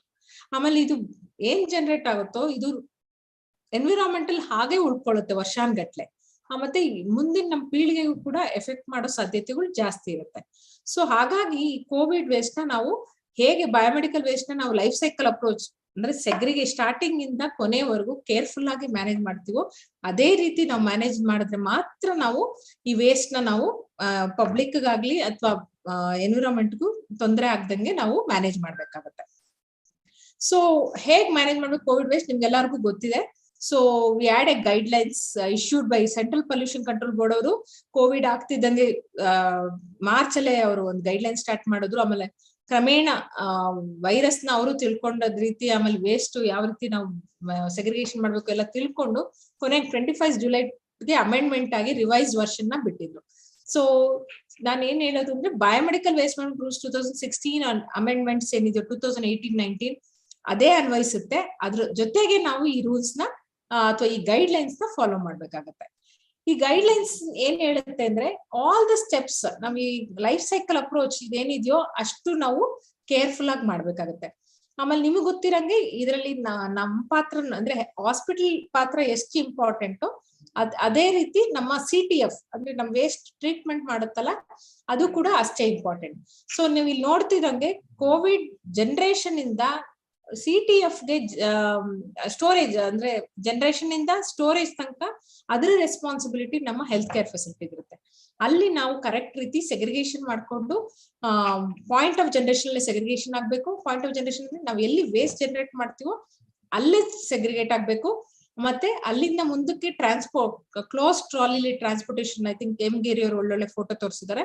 ಆ ತರ ಟ್ರಾಲೀಸ್ ಅಲ್ಲೇ ನಾವು ಟ್ರಾನ್ಸ್ಪೋರ್ಟ್ ಮಾಡಿ ಆಮೇಲೆ ಒಂದು ಸ್ಟೋರೇಜ್ ಏರಿಯಲ್ಲಿ ಇಟ್ಕೋಬೇಕು. ಸ್ಟೋರೇಜ್ ಎಲ್ಲ ಇಟ್ಕೋಬಹುದು ಅಥವಾ ಡೈರೆಕ್ಟ್ ಆಗಿ CTF ವೆಹಿಕಲ್ ಬರುತ್ತೆ ಅಂತ ಅದೇ ಟೈಮ್ ನಮ್ಗೆ ಕೋಇನ್ಸಿಡೆನ್ಸ್ ಆದ್ರೆ ನೀವು ಡೈರೆಕ್ಟ್ ಆಗಿ ಕೂಡ ಟ್ರಾನ್ಸ್ಪೋರ್ಟ್ ಮಾಡ್ಬೋದು. Next transportation from hospital to the final disposal is ಬಂದು responsibility of the CBWTF. So CTF ಇಂದ ಹಾಸ್ಪಿಟಲ್ ಇಂದ CTF ಗೆ ಕರ್ಕೊಂಡು ಹೋಗೋದು ತಗೊಂಡೋಗೋದು ಅವ್ರ ರೆಸ್ಪಾನ್ಸಿಬಿಲಿಟಿ. ಕೇರ್ಫುಲ್ ಆಗಿ ಎಲ್ಲೂ ವೇಸ್ಟ್ ನ ಸ್ಪಿಲ್ ಮಾಡ್ದಂಗೆ ಮತ್ತೆ ಅಲ್ಲಿ ಸರಿಯಾದ ರೀತಿಲಿ ಫೈನಲ್ ಟ್ರೀಟ್ಮೆಂಟ್ ಆಗ್ಬೇಕು. ಆ ನಂತರ ಡಿಸ್ಪೋಸಲ್ ಆಗ್ಬೇಕು. ಅದಕ್ಕೆ ನಾವು ಏನ್ ಮಾಡ್ತೀವಿ ಅಂದ್ರೆ ನಮ್ಮ ರೆಸ್ಪಾನ್ಸಿಬಿಲಿಟಿ ಏನು ಅಂದ್ರೆ ಕೋವಿಡ್ ವೇಸ್ಟ್ ಅಂತ ನಾವು ಲೇಬಲ್ ಮಾಡ್ಬೇಕಾಗತ್ತೆ. ಇದನ್ನ ಲೇಬಲ್ ಮಾಡೋದ್ರಿಂದ ಏನಾಗುತ್ತೆ ಅಂದ್ರೆ CTF ಅಲ್ಲಿ ಪ್ರಯಾರಿಟಿ ಟ್ರೀಟ್ಮೆಂಟ್ ಕೊಡ್ತಾರೆ. ಅಂದ್ರೆ ಕೋವಿಡ್ ವೇಸ್ಟ್ ಬಂದ ತಕ್ಷಣ ಅವ್ರು ಏನ್ ಮಾಡ್ತಾರೆ, ಫಸ್ಟ್ ಟ್ರೀಟ್ಮೆಂಟ್ ಅದಕ್ಕೆ ಪ್ರಯಾರಿಟಿ ಕೊಟ್ಟು ಮೊದಲು ಟ್ರೀಟ್ ಮಾಡಿ ಆ ನಂತರ ಬೇರೆ ವೇಸ್ಟ್ಗೆ ಟ್ರೀಟ್ಮೆಂಟ್ ಮಾಡ್ತಾರೆ. ಸೊ ಇದು ನಮ್ಮ ರೆಸ್ಪಾನ್ಸಿಬಿಲಿಟೀಸ್ ಅರ್ಥ ಮಾಡ್ಕೊಂಡ್ರೆ ನಾವು ಸರಿಯಾದ ರೀತಿಯಲ್ಲಿ ಕೆಲಸ ಮಾಡ್ಬೋದು. So what should be the segregation ಈಗ ಸುಮನ್ ಅವ್ರು ಏನ್ ಡಿಸ್ಕಸ್ ಮಾಡಿದ್ರು ಏನು ಚೇಂಜ್ ಇಲ್ಲ. ಸೇಮ್ ಪ್ರಿನ್ಸಿಪಲ್ಸ್ ಫಾಲೋ ಮಾಡ್ಬೇಕಾಗತ್ತೆ ನಾವು. ಅಂದ್ರೆ ಯಾವ್ಯಾವ ವೇಸ್ಟ್ ನಾವು ಸುಡ್ತೀವೋ ಅಂದ್ರೆ ಇನ್ಫೆಕ್ಷಸ್ ವೇಸ್ಟ್ ಸುಡುವಂತ ವೇಸ್ಟ್ ಇರುತ್ತೋ ಅವೆಲ್ಲಾನು ಎಲ್ಲೋಗ್ ಹೋಗ್ಬೇಕು. ಆಮೇಲೆ ಇನ್ಫೆಕ್ಟೆಡ್ ಪ್ಲಾಸ್ಟಿಕ್ಸ್ ಇರ್ಬೋದು ಅಥವಾ ಗ್ಲೌಸ್ ಇವೇನಿರುತ್ತೋ ಅದನ್ನ ರೆಡ್ಗೆ ಹಾಕ್ಬೇಕು. ಶಾರ್ಪ್ಸ್ ಮೆಟಾಲಿಕ್ ಶಾರ್ಪ್ಸ್ ಏನಿರುತ್ತೋ ಅದು ವೈಟ್ಗೆ ಹಾಕ್ಬೇಕು. ಇನ್ನೆಲ್ಲಾ ಗ್ಲಾಸ್ ಮೆಟಲ್ಸ್ ಮತ್ತೆ ಮೆಟಾಲಿಕ್ ಬಾಡಿ ಇಂಪ್ಲಾಂಟ್ಸ್ ಏನಾರ ಇದ್ರೆ ಅವೆಲ್ಲ ಬ್ಲೂ ಹೋಗ್ಬೇಕು. ಸೊ ಸೆಗ್ರಿಗೇಷನ್ ಅಲ್ಲಿ ಯಾವುದೇ ರೀತಿ ಚೇಂಜಸ್ ಇಲ್ಲ. ಆಮೇಲೆ ಜನರಲ್ ವೇಸ್ಟ್ ಏನಿರುತ್ತೋ same dry and wet waste ನಾವ್ ಏನ್ ಹೇಳ್ತೀವೋ ಅದೇ ತರ ಸಪರೇಟ್ ಮಾಡ್ಬೇಕು, ಡಿಸ್ಪೋಸ್ ಮಾಡ್ಬೇಕು. ಜಸ್ಟ್ ದಟ್ ನಾವು ಕೋವಿಡ್ ಪೇಷಂಟ್ ಊಟ ಮಾಡೋದು ಅಂದ ತಕ್ಷಣ ಅದನ್ನ ತಗೊಂಡು ನಾವು ಎಲ್ಲೋಗ್ ಹಾಕ್ಬಾರ್ದು. It is not infected waste, it is a general waste. And just remember, ನಾವು ಹಾಸ್ಪಿಟಲ್ ಅಲ್ಲಿ ಇರ್ಬೇಕಾದ್ರೆ ನಮಗೂ ಬೇರೆ ಎಷ್ಟೊಂದು ಇನ್ಫೆಕ್ಷನ್ಸ್ ಇರುತ್ತೆ. ಅದೇ ರೀತಿ ಕೋವಿಡ್ ಕೂಡ ಒಂದು infection, and this is also weak virus, but we need to take precautions because it spreads very fastly ಅಂತ ಅಷ್ಟೇ. ಅಂಡ್ ಒನ್ ಎಚ್ಚರ ಏನ್ ವಹಿಸ್ಬೇಕು ಅಂದ್ರೆ, to handle it carefully we need to label it. So separate ಆಗಿ COVID-19 waste ಅಂತ ನಾವು label ಮಾಡ್ಬೇಕಾಗಿಲ್ಲ, picture ಅಲ್ಲಿ ತೋರಿಸ್ದಂಗೆ ನಾವು ಲೇಬಲ್ ಮಾಡ್ಬೇಕಾಗತ್ತೆ. ಅಂಡ್ ಆಸ್ ನಾನು ಅವಾಗ್ಲಿಂದ ಹೇಳ್ತಿರೋಂಗೆ, ನೀವು PPE one of the thing ಜಾಸ್ತಿ ನಾವು ಪ್ರೊಡ್ಯೂಸ್ ಮಾಡಿದ್ದು ಕೋವಿಡ್ ಟೈಮ್ ಅಲ್ಲಿ was PPE, personal protective equipments ಏನಿದೆಯೋ ಅದು ಜಾಸ್ತಿ ಇತ್ತು. ಸೊ ಅದನ್ನ ನಾವು first whether it is plastic ನೋಡಿ. ಇಫ್ ಇಟ್ ಇಸ್ ಪ್ಲಾಸ್ಟಿಕ್ ಅಂದ್ರೆ ಡೈರೆಕ್ಟ್ ಆಗಿ ನಾವು ರೆಡ್ ಹಾಕೊಳ್ಬಹುದು. If it is non plastic then you put it in yellow. ಈಗ ಪ್ಲಾಸ್ಟಿಕ್ ಗ್ಲೌಸ್, ಇದು ಗಾಗಲ್ಸ್ ಹಾಕೊಂಡಿರ್ತೀರಾ ಅನ್ಕೊಳ್ಳಿ, ಅದು ರೆಡ್ ಹೋಗ್ಬೇಕಾಗತ್ತೆ. ಈಗ ಅದೇನಾದ್ರು ಗ್ಲಾಸ್ ಇದ್ರೆ ನೀವು ಅದನ್ನ ಬ್ಲೂಗ್ ಹಾಕ್ಬೇಕಾಗತ್ತೆ. ಸೊ ನೀವು ಮೆಟೀರಿಯಲ್ ನೋಡ್ಕೊಂಡು ನೀವು ಡಿಸೈಡ್ ಮಾಡಿ, because all this are anyway infectious waste, ಅಲ್ಲಿ ಟ್ರೀಟ್ಮೆಂಟ್ ಆಗುತ್ತೆ CTF ಅಲ್ಲಿ. ಸೊ ಇನ್ನೇನ್ ಎಚ್ಚರಿಕೆ ವಹಿಸ್ಬೇಕು ಅಂದ್ರೆ, ನಾವು ಸಪರೇಟ್ ಕಂಟೈನರ್ಸ್ ಇಡಬೇಕು, ಫುಟ್ ಆಪರೇಟೆಡ್ ಇದ್ರೆ ಒಳ್ಳೇದು, ಮತ್ತೆ ಡಬಲ್ ಎರಡು ಬ್ಯಾಗ್ ಹಾಕ್ಬೇಕು. ಯಾಕೆಂದ್ರೆ ಸೊ ದಟ್ ಎಲ್ಲೂ ಅದು ಬಿಚ್ಕೊಳ್ದಂಗೆ ಲೀಕ್ ಆಗದೆ ಇರೋ ನೋಡ್ಕೊಳಕ್ಕೋಸ್ಕರ 2 ಕವರ್ ಹಾಕ್ಬೇಕಾಗತ್ತೆ. ಒಂದೇ ಕವರ್ ಅಲ್ಲ, 2 ಕವರ್ ಹಾಕಿ ಗಟ್ಟಿಗೆ ಕಟ್ಟಿರ್ಬೇಕಾಗತ್ತೆ. ಮತ್ತೆ ಟ್ರಾನ್ಸ್ಪೋರ್ಟೇಷನ್ಗೂ ಈಸಿ ಆಗತ್ತೆ. ಮತ್ತೆ ಕ್ಲೋಸ್ ಟ್ರಾಲಿಲೇ ಟ್ರಾನ್ಸ್ಪೋರ್ಟ್ ಮಾಡ್ಬೇಕಾಗತ್ತೆ, ಐಸೋಲೇಷನ್ ವಾರ್ಡ್ ಇಂದ ಅಥವಾ ICU ಇಂದ ಸ್ಟೋರೇಜ್ ಏರಿಯಾಗೆ. ಆಮೇಲೆ ಔಟ್ ಟ್ರಾಲಿ ಮತ್ತೆ ಬಿನ್ಸ್ ನ ಹೇಗ್ ಕ್ಲೀನ್ ಮಾಡ್ಬೋದು ಅಂದ್ರೆ, ನಾವು 1% ಸೋಡಿಯಂ ಹೈಪೋಕ್ಲೋರೈಡ್ ಸೊಲ್ಯೂಷನ್ ಇಂದ ಕ್ಲೀನ್ ಮಾಡ್ಕೋಬಹುದು. ಕೋವಿಡ್ ವೇಸ್ಟ್ ನ ಸ್ಟೋರೇಜ್ ಏರಿಯಾ ಸಪರೇಟ್ ಆಗಿ ಸ್ಟೋರ್ ಮಾಡ್ಬೋದು, ಅಥವಾ ನೀವು ವೆಹಿಕಲ್ಸ್ ಬಂದ್ರೆ ಅದೇ ಟೈಮ್ ಅಲ್ಲಿ ನೀವು ಶಿಫ್ಟ್ ಮಾಡಕ್ಕಾದ್ರೆ ಡೈರೆಕ್ಟ್ ಆಗಿ ವಾರ್ಡ್ಸ್ ಇಂದ ಶಿಫ್ಟ್ ಮಾಡ್ಬೋದು. So labelling, excuse me, label the bins, bags, trolleys as COVID-19. So ಒಂದು ಏನಕ್ಕೆ ಅಂದ್ರೆ ಎಚ್ಚರಿಕೆ ವಹಿಸ್ಕೊಳಕ್ಕೆ, ಮತ್ತೆ ಅಲ್ಲಿ ನಮ್ಗೆ CTF ಅಲ್ಲಿ ವೇಸ್ಟ್ ಹೋದಾಗ ಪ್ರಯಾರಿಟಿ ಟ್ರೀಟ್ಮೆಂಟ್ ಮಾಡ್ಲಿಕ್ಕೆ. ಮತ್ತೆ ಸಪರೇಟ್ ರೆಕಾರ್ಡ್ ಇಟ್ಕೋಬೇಕು. ಮತ್ತೆ ಈಗ ರೂಲ್ಸ್ ಪ್ರಕಾರ ನೀವು ಕೋವಿಡ್ ಆಪ್ ಇದೆ, ಅದನ್ನ ನೆಕ್ಸ್ಟ್ ಸೆಷನ್ ಅಲ್ಲಿ ಅವ್ರು ಹೇಳ್ತಾರೆ. ಆ ಆಪ್ ಅಲ್ಲಿ ನೀವು ಡೀಟೇಲ್ಸ್ ನೆಲ್ಲ ಫಿಲ್ ಅಪ್ ಮಾಡ್ಬೇಕಾಗತ್ತೆ. ಆಮೇಲೆ ನಮ್ ಸ್ಯಾನಿಟರಿ ಸ್ಟಾಫ್ಸ್ ಏನ್ ಇರ್ತಾರೋ, ಅಂದ್ರೆ take the waste, will transport the waste, ಅವ್ರಿಗೆ ಕಂಪ್ಲೀಟ್ PPE ಕೊಡಿ. Especially Covid ward, Covid ICU complete PPE ಕೊಟ್ಟು ಅವ್ರು ಯೂಸ್ ಮಾಡಕ್ನ ನೋಡ್ಕೊಳ್ಳಿ. ಯಾಕಂದ್ರೆ ಅವರು ಕೂಡ ಸೇಫ್ ಆಗಿ ಹ್ಯಾಂಡಲ್ ಮಾಡ್ಬೇಕು, ಅವ್ರಿಗೂ ಕೋವಿಡ್ ಬರದೇ ರೀತಿ ನಾವು ನೋಡ್ಕೋಬೇಕಾಗತ್ತೆ. ಮತ್ತೆ ಇದಕ್ಕೆ ಆದಷ್ಟು ಸಪರೇಟ್ ಸ್ಟಾಫ್ ನೀಡಿ ಅವರು ಇದನ್ನ ವೇಸ್ಟ್ ಹ್ಯಾಂಡಲ್ ಮಾಡ್ಲಿ. ಮತ್ತೆ so that they R train properly and they are given all PPE and do it properly. ಆಮೇಲೆ ಮತ್ತೆ ಒತ್ತಿ ಹೇಳ್ತೀವಿ, segregation at point of generation. ಇದು ಜಸ್ಟ್ ಕೋವಿಡ್ ವೇಸ್ಟ್ ಅಲ್ಲ, ಎಲ್ಲಾ ವೇಸ್ಟ್ಗೋಸ್ಕರ ನಾವು ಇದು ಪ್ರಿನ್ಸಿಪಲ್ ಫಾಲೋ ಮಾಡ್ಬೇಕು. Segregation is the art of biomedical waste. ನಾವು ಇದನ್ನ ಸರಿಯಾಗಿ ಮಾಡದೇ ಇದ್ರೆ ಎಲ್ಲ ಮಿಕ್ಸ್ ಮಾಡಿ ಕೊನೆಗೆ ನಾವು ಸಪರೇಟ್ ಮಾಡ್ತೀವಿ ಅಂದ್ರೆ ಅದು ಪ್ರಯೋಜನನೇ ಇಲ್ಲ. ಸೊ ಇಲ್ಲಿ ಏನ್ ತಕ್ಷಣ ನಾವು ಸೆಗ್ರಿಗೇಟ್ ಮಾಡ್ತೀವೋ ಅದನ್ನ ಕೊನೆವರೆಗೂ ನಮ್ ಟ್ರೀಟ್ಮೆಂಟ್ ವರ್ಗೂ ಅದೇ ರೀತಿ ಕಂಟಿನ್ಯೂ ಆದ್ರೆ ಅಲ್ಲಿ ಟ್ರೀಟ್ಮೆಂಟ್ ಮಾಡಕ್ಕೂ ಸರಿಯಾಗತ್ತೆ. ಮತ್ತೆ ಇದು ಸರಿಯಾದ ಪ್ರಾಸೆಸ್ ಕೂಡ ಹೌದು. ಆಮೇಲೆ ಎಲ್ಲರಿಗೂ ಟ್ರೈನಿಂಗ್ ಕೊಡಿ, how to handle COVID waste. This I already told. Solid waste management rules 2016 ತರ ಮಾಡ್ಬೇಕಾಗತ್ತೆ. ಇಟ್ ಈಸ್ ನಾಟ್ COVID waste. So wet waste separate ಮಾಡಿ, ಡ್ರೈ ವೇಸ್ಟ್ ಸಪರೇಟ್ ಮಾಡಿ, ಟೈ ಮಾಡಿ ಕರೆಕ್ಟ್ ಆಗಿ ಡಿಸ್ಪೋಸ್ ಮಾಡಿ. ಅಲ್ಲಿ ಸಪರೇಟ್ ಸ್ಪ್ರೇ ಮಾಡ್ಬೋದು 1% ಸೋಡಿಯಂ ಹೈಪೋಕ್ಲೋರೈಡ್ ಬ್ಯಾಗ್ಸ್ ಮೇಲೆ ಡೈರೆಕ್ಟ್ ಮಾಡ್ಬಿಟ್ಟು ನೀವು ಕೊಡ್ಬೋದು ಅರ್ಬನ್ ಲೋಕಲ್ ಬಾಡೀಸ್ಗೆ. ಆದಷ್ಟು ಡಿಸ್ಪೋಸಬಲ್ ಐಟಮ್ಸ್ ನ ಯೂಸ್ ಮಾಡೋದು ಕಮ್ಮಿ ಮಾಡಿ. So what are the don'ts especially in COVID is, ಇದು not only for COVID, even for non COVID also we can think about it. Do not mix general and COVID waste. Do not disinfect yellow bag with sodium hypochloride solution, because ಅದು any chemically treated, especially chlorine ರಹಿತ chlorine ಇರುವಂತ chemicals ಇಂದ treat ಮಾಡಿದ್ರೆ ಎಲ್ಲೋಗೆ ಹೋಗ್ಬಾರ್ದು. ಅದಕ್ಕೆ blood ಬ್ಯಾಗ್ಸ್ಗೆ best is ನಾವು ಆಟೋಕ್ಲೇವ್ ಮಾಡಿ ಆಮೇಲೆ ಹಾಕಿ ಅಂತ ಹೇಳ್ತೀವಿ. And do not hand over Covid waste without proper labelling. ಯಾಕೆಂದ್ರೆ ನಾವು ಮಿಕ್ಸ್ ಮಾಡಿ ಕೊಟ್ಬಿಟ್ರೆ ಅದು ಹಾಗೆ ಇರುತ್ತೆ ವೈರಸ್ ತುಂಬಾ ದಿವಸ. ಆಮೇಲೆ ಅಕಸ್ಮಾತ್ ಅವ್ರು ಇಮಿಡಿಯೇಟ್ ಆಗಿ ಟ್ರೀಟ್ ಮಾಡ್ಲಿಲ್ಲ ಅಂದ್ರೆ ವೈರಸ್ ಕ್ಯಾನ್ ಸ್ಪ್ರೆಡ್. ಹಾಗಾಗಿ ನಾವು ಲೇಬಲ್ ಮಾಡಿಕೊಟ್ರೆ ಅವ್ರು ಪ್ರಯಾರಿಟಿ ಟ್ರೀಟ್ ಮಾಡ್ಬಿಡ್ತಾರೆ, so that infection will come down. And COVID waste ನ ಓಪನ್ ಟ್ರಾಲಿಲಿ ಟ್ರಾನ್ಸ್ಪೋರ್ಟ್ ಮಾಡಬೇಡಿ. ಸೊ ಯೂಸ್ ಆಫ್ PPE ಎಲ್ಲರಿಗೂ ಗೊತ್ತಾಗಿದೆ, ಯಾವ ಏರಿಯಲ್ಲಿ ನಾವು ಏನ್ ವೇಸ್ಟ್ ಮೀನ್ಸ್ PPE ಯೂಸ್ ಮಾಡ್ಬೇಕು ಅಂತ. ಅಂಡ್ ಎಸ್ಪೆಷಲಿ ನಾನು ಇಂಪಾರ್ಟೆಂಟ್ ಆಗಿ ಎಂಫಸೈಸ್ ಮಾಡೋದು, ವೇಸ್ಟ್ ಹ್ಯಾಂಡಲ್ ಮಾಡೋರು ಫುಲ್ PPE ನ ಕೊಡಿ, so that they are also safe and we are also safe.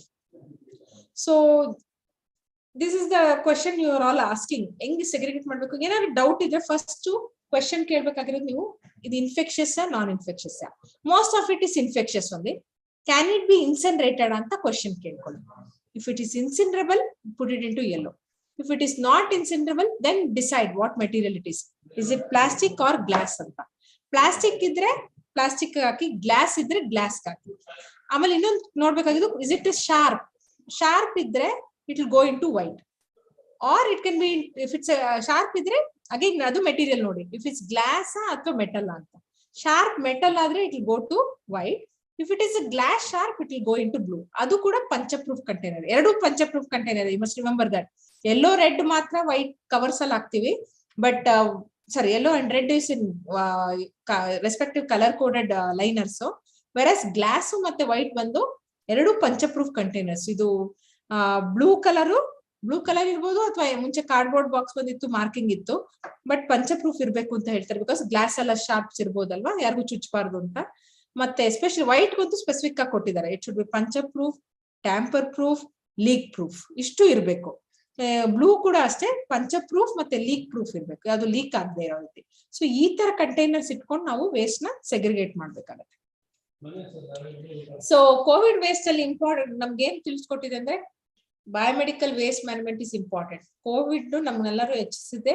So biomedical waste ನ ನಾವು ಸರಿಯಾದ ರೀತಿಲಿ ಮಾಡ್ಬೇಕಾಗತ್ತೆ. ಮತ್ತೆ ಸುಮಾರು ಜನದ ಆಟಿಟ್ಯೂಡ್ ಇಂಪ್ರೂವ್ ಆಗಿದೆ.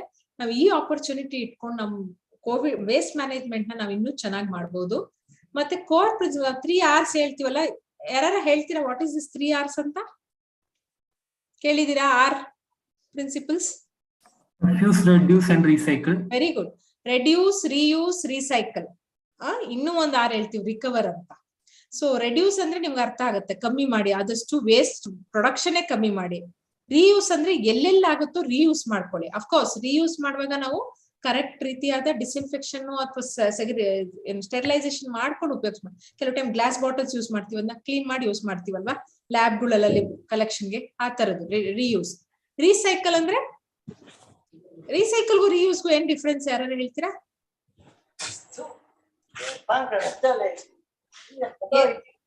ಹೇಳಿ. ರೀಯೂಸ್ಗೂ ರೀಸೈಕಲ್ಗೂ ಡಿಫ್ರೆನ್ಸ್ ಯಾರು ಹೇಳ್ತೀರಾ? Recycle will be in a chemical process and it can be changed and used in another form. Reuse means once we are used, we can use it. Okay, reuse ಅಂದ್ರೆ same form ಅಲ್ಲಿ use ಮಾಡ್ತೀವಿ ನಾವು, disinfection ಏನಾರು ಮಾಡಿ. Recycle ಅಲ್ಲಿ disinfection ಮಾಡಿ ಅದನ್ನ ಬೇರೆ ಫಾರ್ಮ್ ಗೆ ಮಾಡ್ತೀವಿ. ಫಾರ್ ಎಕ್ಸಾಂಪಲ್ ಪ್ಲಾಸ್ಟಿಕ್ ಸಿರಿಂಜಸ್ ನೆಲ್ಲ ತಗೊಂಡೋಗಿ ನಾವು ಬಕೆಟ್ ಮಾಡ್ಬೋದು, ಅಥವಾ ಪ್ಲಾಸ್ಟಿಕ್ ಬಾಕ್ಸಸ್ ಮಾಡ್ಬೋದು, ಅಥವಾ ರೋಡ್ ಮೇಕಿಂಗ್ ಮಾಡ್ತೀವಿ. ಸೊ ಡಿಫ್ರೆಂಟ್ ಫಾರ್ಮ್ ಗೆ ಯೂಸ್ ಮಾಡ್ತಿರ್ತೀವಿ. ಇನ್ನ ಒಂದು ಆರ್ ಹೇಳ್ತೀವಿ, ರಿಕವರ್ ಅಂತ. ಎಸ್ಪೆಷಲಿ ಮರ್ಕ್ಯುರಿ, ಸಿಲ್ವರ್, ಇವೆಲ್ಲ ಹೆವಿ ಮೆಟಲ್ಸ್ ಅಲ್ಲ, ಅದನ್ನ ತಗೊಳ್ಳೋಂಥದ್ನ ರಿಕವರ್ ವೇಸ್ಟ್ ಅಂತ ಹೇಳ್ತೀವಿ. ಇವಾಗೆಲ್ಲ ನಾವ್ ಏನ್ ಹೇಳ್ತೀವಿ, ಆಲ್ಮೋಸ್ಟ್ 0 ವೇಸ್ಟ್ ಅಂತ ಹೋಗ್ಬೇಕು. ಆದಷ್ಟು ರಿಸೋರ್ಸಸ್, ಇವೆಲ್ಲ ರಿಸೋರ್ಸಸ್ ಸರಿಯಾದ ರೀತಿಲಿ ಮ್ಯಾನೇಜ್ ಮಾಡಿದ್ರೆ it can be useful for us only. ಆಮೇಲೆ ನಾವು ಕೆಪಾಸಿಟಿ ಆಫ್ CTF ಅಷ್ಟೇ, we have to increase the capacity of CTF, not only in terms of quantity but quality also. ಈಗ ಕೆಲವು ಕಡೆ ಸಿಂಗಲ್ ಚೇಂಬರ್ಡ್ ಇನ್ಸಿನರೇಟರ್ ಎಲ್ಲ ಇರಬಾರ್ದು ಅಂತ ರೂಲ್ಸ್ ಅಲ್ಲೇ ಹೇಳಿದೆ. ಸೊ ಅವೆಲ್ಲ ನಾವು ಆಗ್ಮೆಂಟ್ ಮಾಡ್ಬೇಕಾಗತ್ತೆ. ಅವರು ಮಾನಿಟರಿಂಗ್ ಸಿಸ್ಟಮ್ ನ ಇನ್ನೂ ಚೆನ್ನಾಗಿ ಮಾಡ್ಬೇಕಾಗತ್ತೆ. ವೆದರ್ ಟೆಂಪರೇಚರ್ ನ ಕರೆಕ್ಟ್ ರೀತಿಲಿ ಹೋಗುತ್ತೆ. ಯಾಕಂದ್ರೆ 2 ಲೆವೆಲ್ ಟೆಂಪರೇಚರ್ ರೀಚ್ ಆಗುತ್ತೆ, ಎಸ್ಪೆಷಲಿ ಇನ್ಸಿನರೇಟರ್ಸ್ ಅಲ್ಲಿ. ಒಂದು ಆಲ್ಮೋಸ್ಟ್ 800+50 +or-50, ಸೆಕೆಂಡರಿ ಚೇಂಬರ್ ಅಲ್ಲಿ 1200 and +50 degrees. ಸೊ ಇಷ್ಟು ರೀಚ್ ಆದಾಗ ಮಾತ್ರ ನಮ್ ವೇಸ್ಟ್ ಸರಿಯಾದ ರೀತಿ ಕಂಬಸ್ಟನ್ ಆಗಿ ಇನ್ಸಿನರೇಷನ್ ಆಗುತ್ತೆ. So this is important. So ಈ ಕರೆಕ್ಟ್ ರೀತಿಲಿ ಮಾಡ್ತಿದಾರ. ಮತ್ತೆ ವೇಸ್ಟ್ ಕಳಿಸ್ತೀವಿ ನಾವು, ಪ್ಲಾಸ್ಟಿಕ್ ವೇಸ್ಟ್, ಅದನ್ನ ಕರೆಕ್ಟ್ ರೀತಿಲಿ ಅವ್ರು ಡಿಸ್ಇನ್ಫೆಕ್ಷನ್ ಮಾಡಿ ಆಮೇಲೆ ರೀಸೈಕ್ಲಿಂಗ್ ಕಳಿಸ್ತೀರಾ, ಅದು ಇಂಪಾರ್ಟೆಂಟ್ ಅಲ್ವಾ? ಸುಮ್ನೆ ನಾವು ಹಾಗೆ ರೀಸೈಕ್ಲಿಂಗ್ ಕಳಿಸಿದ್ರೆ ಏನಾಗುತ್ತೆ, ಅದು ರೀಸೈಕ್ಲಿಂಗ್ ಆಗಿ ವಾಪಸ್ ನಮ್ ಕಮ್ಯುನಿಟಿಗೆ ವಾಪಸ್ ಬರುತ್ತೆ. ಸೊ ಅದು ಅವ್ರು ಮಾನಿಟರ್ ಮಾಡ್ಬೇಕು. ಸೊ ಈ ರೂಲ್ಸ್ ಅಲ್ಲಿ ಆಕ್ಚುಲಿ ಏನಾಗಿದೆ ಅಂದ್ರೆ, ಹೆಲ್ತ್ ಕೇರ್ ಫೆಸಿಲಿಟೀಸ್ ಕೂಡ we have the power to go to CTF. ಅಲ್ಲೂ ನಮ್ ವೇಸ್ಟ್ ನಮ್ ಜವಾಬ್ದಾರಿನೇ, ಯಾಕಂದ್ರೆ ನಾವ್ ವೇಸ್ಟ್ ಜನರೇಟ್ ಮಾಡ್ತಿದೀವಿ. ಸೊ ನಮ್ ವೇಸ್ಟ್ ನ ನಾವೇ ಕೇರ್ಫುಲ್ ಆಗಿ ನೋಡ್ಕೋಬೇಕು. ಬಟ್ ಇವಾಗ ಅದ್ರ ಟ್ರೀಟ್ಮೆಂಟ್ ನ ನಾವು CTF ಕೊಟ್ಟಿರೋದ್ರಿಂದ ಅವ್ರು ಸರಿಗ್ ಮಾಡ್ತಿದಾರ ಅಂತ ನೋಡೋದು ಕೂಡ ನಿಮ್ ಕರ್ತವ್ಯನೂ ಆಗುತ್ತೆ, ನಿಮ್ದು ಅಧಿಕಾರನೂ ಇರುತ್ತೆ. ನೀವು ಹೋಗಿ ನೋಡ್ಬೋದು, ತಪ್ಪಿದ್ರೆ ಅವ್ರಿಗೆ ಮಾತುಕತೆಯಲ್ಲಿ ಹೇಳ್ಬೋದು, ಈ ತರ ಮಾಡ್ಬಾರ್ದು ನೀವು ಅಂತಾನು ಹೇಳ್ಬೋದು. ಆ ತರ ತುಂಬಾ ಡಿವಿಯೇಷನ್ಸ್ ಇದ್ರೆ ನೀವು ಕಂಪ್ಲೇಂಟ್ ಮಾಡಕ್ಕೂ ನಿಮ್ಗೂ ಆಪ್ಷನ್ ಇರುತ್ತೆ. ಅದೇ ರೀತಿ CTF ಕೂಡ ಅಷ್ಟೇ, ನೀವು ಸೆಗ್ರಿಗೇಟ್ ಮಾಡಿ ಕೊಡದೇ ಇದ್ರೆ ಅವರು ಕೂಡ ಕಂಪ್ಲೇಂಟ್ ಮಾಡ್ಬೋದು, ವೇಸ್ಟ್ ತಗೊಂಡು ಹೋಗ್ದೇನೂ ಇರ್ಬೋದು. ಸೊ ಈ ತರ ಇವೆರಡು ಮ್ಯೂಚುವಲ್ ಆಗಿ ವರ್ಕ್ ಮಾಡ್ಬೇಕಾಗತ್ತೆ. ಹಾಸ್ಪಿಟ್ಲು ಅಷ್ಟೇ, ಫೆಸಿಲಿಟೀಸು ಅಷ್ಟೇ. ನೀವು ನಿಮ್ ಕರ್ತವ್ಯ ಸರಿಯಾಗಿ ಮಾಡಿದ್ರೆ ಅವಾಗ ನಮ್ಗೆ ಎನ್ವಿರಾನ್ಮೆಂಟ್ಗೂ ಹೆಲ್ಪ್ ಆಗುತ್ತೆ, ಮತ್ತೆ ನಾವು ರೂಲ್ಸ್ ನ ಸರಿಯಾದ ರೀತಿ ಫಾಲೋ ಮಾಡಕ್ಕಾಗತ್ತೆ.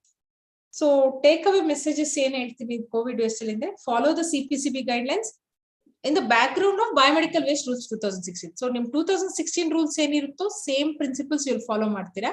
ಅದ್ರ ಜೊತೆಗೆ CPCB ಗೈಡ್ಲೈನ್ಸ್ ಏನಿರುತ್ತೋ ಅದನ್ನ ನೀವು ಎಕ್ಸ್ಟ್ರಾ ಪ್ರಿಕಾಷನ್ಸ್ ಒಂದಿಗೆ ನೀವು ಮ್ಯಾನೇಜ್ ಮಾಡ್ಬೇಕಾಗತ್ತೆ. Treat corona virus as any infectious waste, segregate waste at source, dispose in foot operated bins in respective color coded liner, handling, collection, storage, transportation ಮಾಡುವಾಗ complete PPE use ಮಾಡಿ. And hand hygiene not only for COVID, ಈಗ COVID ಅಂತೂ ನಮ್ಗೆ ಎಲ್ಲರಿಗೂ ಹೇಳ್ಕೊಟ್ಟಿದೆ. Hand washing is very important. It will prevent hospital acquired infections ಆಗಿರ್ಬೋದು ಅಥವಾ ಬೇರೆ ಯಾವುದೇ ರೀತಿ infections. And we must as such we must go for further safe and animal sound treatment. ನಾವು ಈಗ ಎಲ್ಲರೂ ಸುಡ್ತಾ ಇದೀವಿ, ಸುಡ್ತಿರೋದು is not a good method actually. But ನಮ್ಗೆ ಬೇರೆ ಹೆವಿ ಆಗಿ ಇಷ್ಟೊಂದು ವೇಸ್ಟ್ ಟ್ರೀಟ್ ಮಾಡೋ ಮೆಥಡ್ಸ್ ಯಾವ್ದು ಜಾಸ್ತಿ ಇಲ್ಲದೆ ಇರೋದ್ರಿಂದ we are still following incineration. ಕ್ರಮೇಣ ನಾವು as we advance we must go for more non burn technology, ಸುಡದೇ ಇರುವಂತ technology like autoclave, microwave, plasma hydroclave, ಈ ತರ ಟೆಕ್ನಾಲಜಿ ಮುಂದಕ್ಕೆ ಬಳಸಬೇಕಾಗುತ್ತೆ. ಅವಾಗ those are eco friendly treatment methods ಅವೆಲ್ಲ. ಆಮೇಲೆ ಈ mask, PPE especially household level ಅಲ್ಲಿ ಕರೆಕ್ಟ್ ರೀತಿ ಟ್ರೀಟ್ ಮಾಡಿ ಡಿಸ್ಪೋಸ್ ಮಾಡ್ಬೇಕು ಅನ್ನೋದು ನಾವು ಹೇಳ್ಕೊಡ್ಬೇಕಾಗತ್ತೆ. ಆಮೇಲೆ follow routine disinfection and cleaning protocols for waste bin. So these are some of the basic common messages you must keep in your mind. So if you keep all this in mind, then I think Prithvi sir ಅವ್ರ slide ಅಲ್ಲಿ ಹೇಳಿದ್ದಾರೆ ನಮ್ biomedical waste occupational safety issue, because ನಾವು direct ಆಗಿ work ಮಾಡ್ತಾ ಇದೀವಿ. So we must carefully handle it. Second, patient safety issue. Patient ಅವ್ರು ಏನಕ್ಕೋ treatment ಬರ್ತಾರ, ಅವರು ನಮ್ಮಿಂದ ಬೇರೆ ಇನ್ನೊಂದು ಕಾಯಿಲೆ ತಗೊಂಡ್ ಹೋಗ್ಬಾರ್ದು. Third, environmental safety. ನಾವೇ ಇರೋ ಎನ್ವಿರಾನ್ಮೆಂಟ್ ನ ನಾವು ಕಾಪಾಡೋದು ನಮ್ ಕರ್ತವ್ಯ. So that is also important. More important ನನ್ಗೆ ಅನ್ಸುತ್ತೆ ಇದು ಆಟಿಟ್ಯೂಡ್ ಇಶ್ಯೂ. ಇದೇನ್ ರಾಕೆಟ್ ಸೈನ್ಸ್ ಅಲ್ಲ. ಈ ಬಯೋಮೆಡಿಕಲ್ ವೇಸ್ಟ್ ಮ್ಯಾನೇಜ್ಮೆಂಟ್ ನಮ್ಮ ಕ್ಲಾಸ್ 4 ಎಂಪ್ಲಾಯೀಸ್ ಕೂಡ ನಮ್ಗೆ ಹೇಳ್ಕೊಡೋ ಸ್ಥಿತಿಲಿ ಇರ್ತಾರೆ, ಅವ್ರಿಗೆಲ್ಲ ಗೊತ್ತಿರುತ್ತೆ. ನಮ್ಮ ಮನೋಭಾವ ಅಥವಾ ನಮ್ಮ ಆಟಿಟ್ಯೂಡ್ ಇಸ್ ವೆರಿ ಇಂಪಾರ್ಟೆಂಟ್. ಇದ್ ಏನು ಇಲ್ಲ, ಇದು ನಮ್ದು ಒಂದು ಕರ್ತವ್ಯ ಅಂತ ನಾವು ಮಾಡಿದ್ರೆ make it as a habit, you can definitely do good job. ಇದರೊಂದಿಗೆ ನಾನು I close my talk. Okay, thanks for the EMPRI for giving this opportunity and for all of you who have actively participated in this session. And I think you are all working and ನೀವೆಲ್ಲ ಮಾಡ್ತಾ ಇದ್ದೀರಾ. ಈ ಒಂದ್ ಏನ್ inputs ಕೊಟ್ಟಿದೀವೋ ನೀವು ಇನ್ನೂ ಚೆನ್ನಾಗಿ ಮಾಡ್ಲಿ ಅಂತ ನಾನು ಆಶಿಸ್ತೀನಿ. ಸೊ ದಟ್ ನಾವೆಲ್ಲರೂ ವರ್ಕ್ ಮಾಡಿ ನಮ್ಮ ಎನ್ವಿರಾನ್ಮೆಂಟ್ ನಾವು ಕಾಪಾಡೋದು ನಮ್ಮೆಲ್ಲರ ಕರ್ತವ್ಯ ಅಂತ ಅನ್ಸುತ್ತೆ. ಆಮೇಲೆ ನಮ್ಮ ಕಡೆಯಿಂದ ಇಲ್ಲಿ ಇದು EMPRI ಇಂದನೂ ಶೇರ್ ಮಾಡ್ತಾರೆ. ಇಲ್ಲಿ ಸುಮಾರು ವಿಡಿಯೋಸ್ ಡೆವಲಪ್ ಮಾಡಿದೀವಿ. You can use it for your training purpose ನಿಮ್ಮ ಹಾಸ್ಪಿಟಲ್ ಅಲ್ಲಿ ಅಥವಾ ನಿಮ್ ಸೆಂಟರ್ಸ್ ಅಲ್ಲಿ. ಕೋವಿಡ್ ವೇಸ್ಟ್ ಇದೆ, ಮತ್ತೆ ಬಯೋಮೆಡಿಕಲ್ ವೇಸ್ಟ್ ಕಾಂಪೋನೆಂಟ್ಸ್ ಇದೆ, ಸೆಗ್ರಿಗೇಷನ್ ಬಗ್ಗೆ ಇದೆ, ಕಲೆಕ್ಷನ್ ಟ್ರಾನ್ಸ್ಪೋರ್ಟೇಷನ್ ಇದೆ, occupational safety, blood spill, on site pre treatment, mercury spill, summary videos ಎಲ್ಲ ಸ್ಮಾಲ್ ವಿಡಿಯೋಸ್ ನಿಮ್ಗೆ ಯಾವಾಗ ಬೇಕೋ ಯೂಸ್ ಮಾಡ್ಕೋಬಹುದು ಟ್ರೈನಿಂಗ್ಗೆ.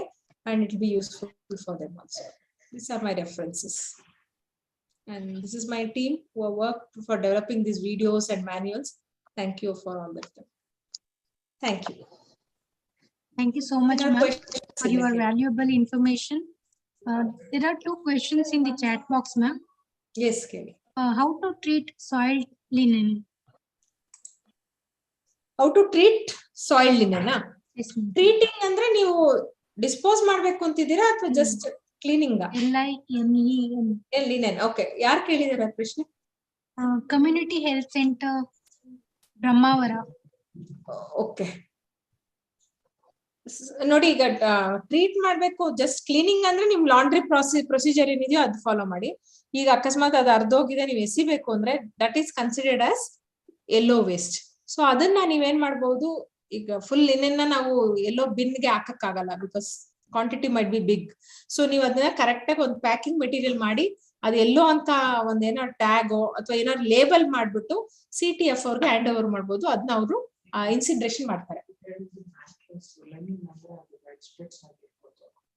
ಅದನ್ನ yellow it be big volume. Even linen also small. One bin ಅಲ್ಲಿ ಎಷ್ಟು ಹಾಕ್ತೀರಾ? ನೀವು ಕವರ್ ಒಳಗೆ ಹಾಕಂಗಿದ್ರೆ ಹಾಕಿ ಕೊಡ್ಬೋದು. ಜಾಸ್ತಿ ಇದ್ರೆ ಎಲ್ಲ ಒಟ್ಟಿಗೆ ನೀವು ಸೇರಿಸ್ಬಿಟ್ಟು ಒಂದು ಕವರ್ ಟ್ಯಾಗ್ ಮಾಡಿ ಕೊಡ್ಬೋದು. How to dispose urine collected from urine bags? How to dispose urine collected from urine bags? Either urine you can drain it to the liquid waste. ಇದು liquid waste treatment ಏನೋ facility ಇರುತ್ತಲ್ವಾ ನಿಮ್ಮಲ್ಲಿ hospital ಅಲ್ಲಿ ETP go STP you drain it to that and then put the urine bag into the red. ಒಂದು cut ಮಾಡಿ ಹಾಕಿ so that it doesn't get recycled. Excuse me, madam. ಹೇಳಿ Hello. ಹೇಳಿ sir. If the patient is having a COVID patient is having domicile treatment, how to dispose the mask? He will not have this biomedical waste management facilities. Yes, sir. ಈಗ house hold level ಅಲ್ಲಿ because home isolated cases ಇರಬಹುದು ಅಥವಾ one detected ಇರಬಹುದು ಅನ್ಡಿಟೆಕ್ಟೆಡ್ ಇರಬಹುದು. What they have told is put this all this mask into one brown cover ಏನಾರ ಕವರ್ಗೆ ಹಾಕಿ 72 hours ಬಿಸಿಲಲ್ಲೋ ಅಥವಾ ಎಲ್ಲಾರು ಹಾಕಿ ಆಮೇಲೆ ಜನರಲ್ ವೇಸ್ಟ್ಗೆ ಹಾಕಕ್ ಹೇಳಿದ್ದಾರೆ sir. If you know actually there is a covid waste, it is the responsibility of urban local bodies to ensure a mechanism to collect this. House to house collect ಮಾಡ್ಕೊಂಡು ಒಂದ್ ಕಡೆ hospital ತಂದು ಹಾಕ್ಬಿಟ್ಟು ಅಲ್ಲಿಂದ ತಗೊಂಡೋಗ್ಬೋದು.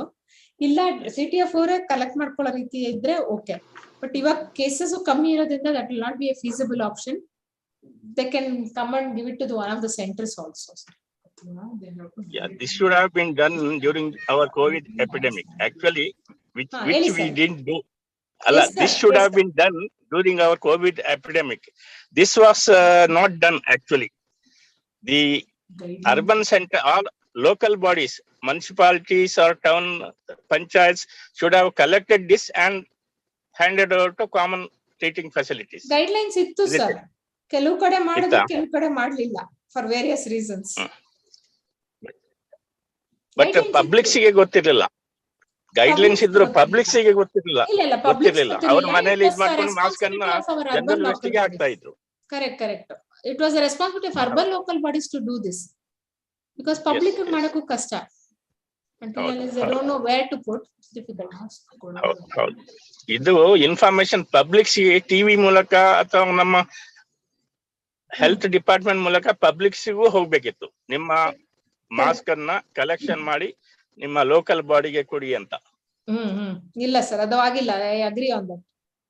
ಒಂದು ಆಕ್ಚುಲಿ ಒಂದ್ ಏನ್ ಹೇಳ್ತಾರೆ ಅಂದ್ರೆ ಕಟ್ ಮಾಡ್ಬಿಟ್ಟು ಆ ಮಾಸ್ಕ್ ನ ಜಸ್ಟ್ ಒಂದ್ ಕವರ್ ಅಲ್ಲಿ ಹಾಕಿ ಹ್ಯಾಂಡ್ ಓವರ್ ಮಾಡಿ ವೇಸ್ಟ್ ಅಂತ ಆದ್ರೂ ಮಾಡಿ.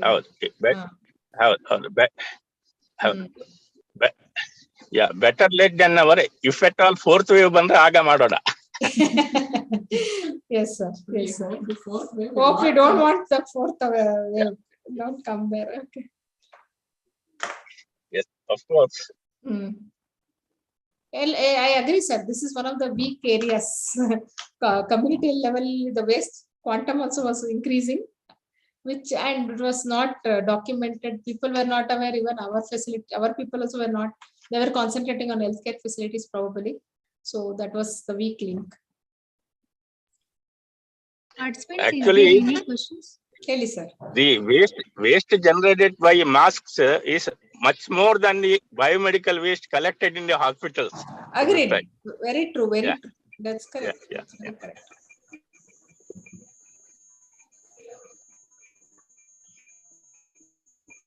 Bharti madam, is there any question from your side? Stuck I do.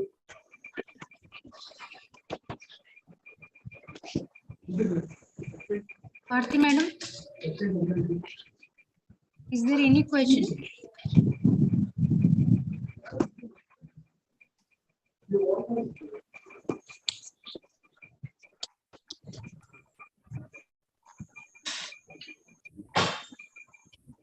Ma'am, I think there is no more questions. Can we wind up? Yes. Anytime, any doubts, you can always write to us and write the mail also. Apart from M3, you can ask us question. Thank you all, medical and paramedical staff, DHOs, DHQMs, veterinary, deputy director, KSPCB officer from Udupi district, and all participants and all resource persons for today's training program and common biomedical treatment facility. Thank you all for your cooperation. Thank you so much, ma'am. Thank you, ma'am. All the best for all of you. We look forward for working together for this good noble cause. Thank you. Thank you. Thank you, ma'am.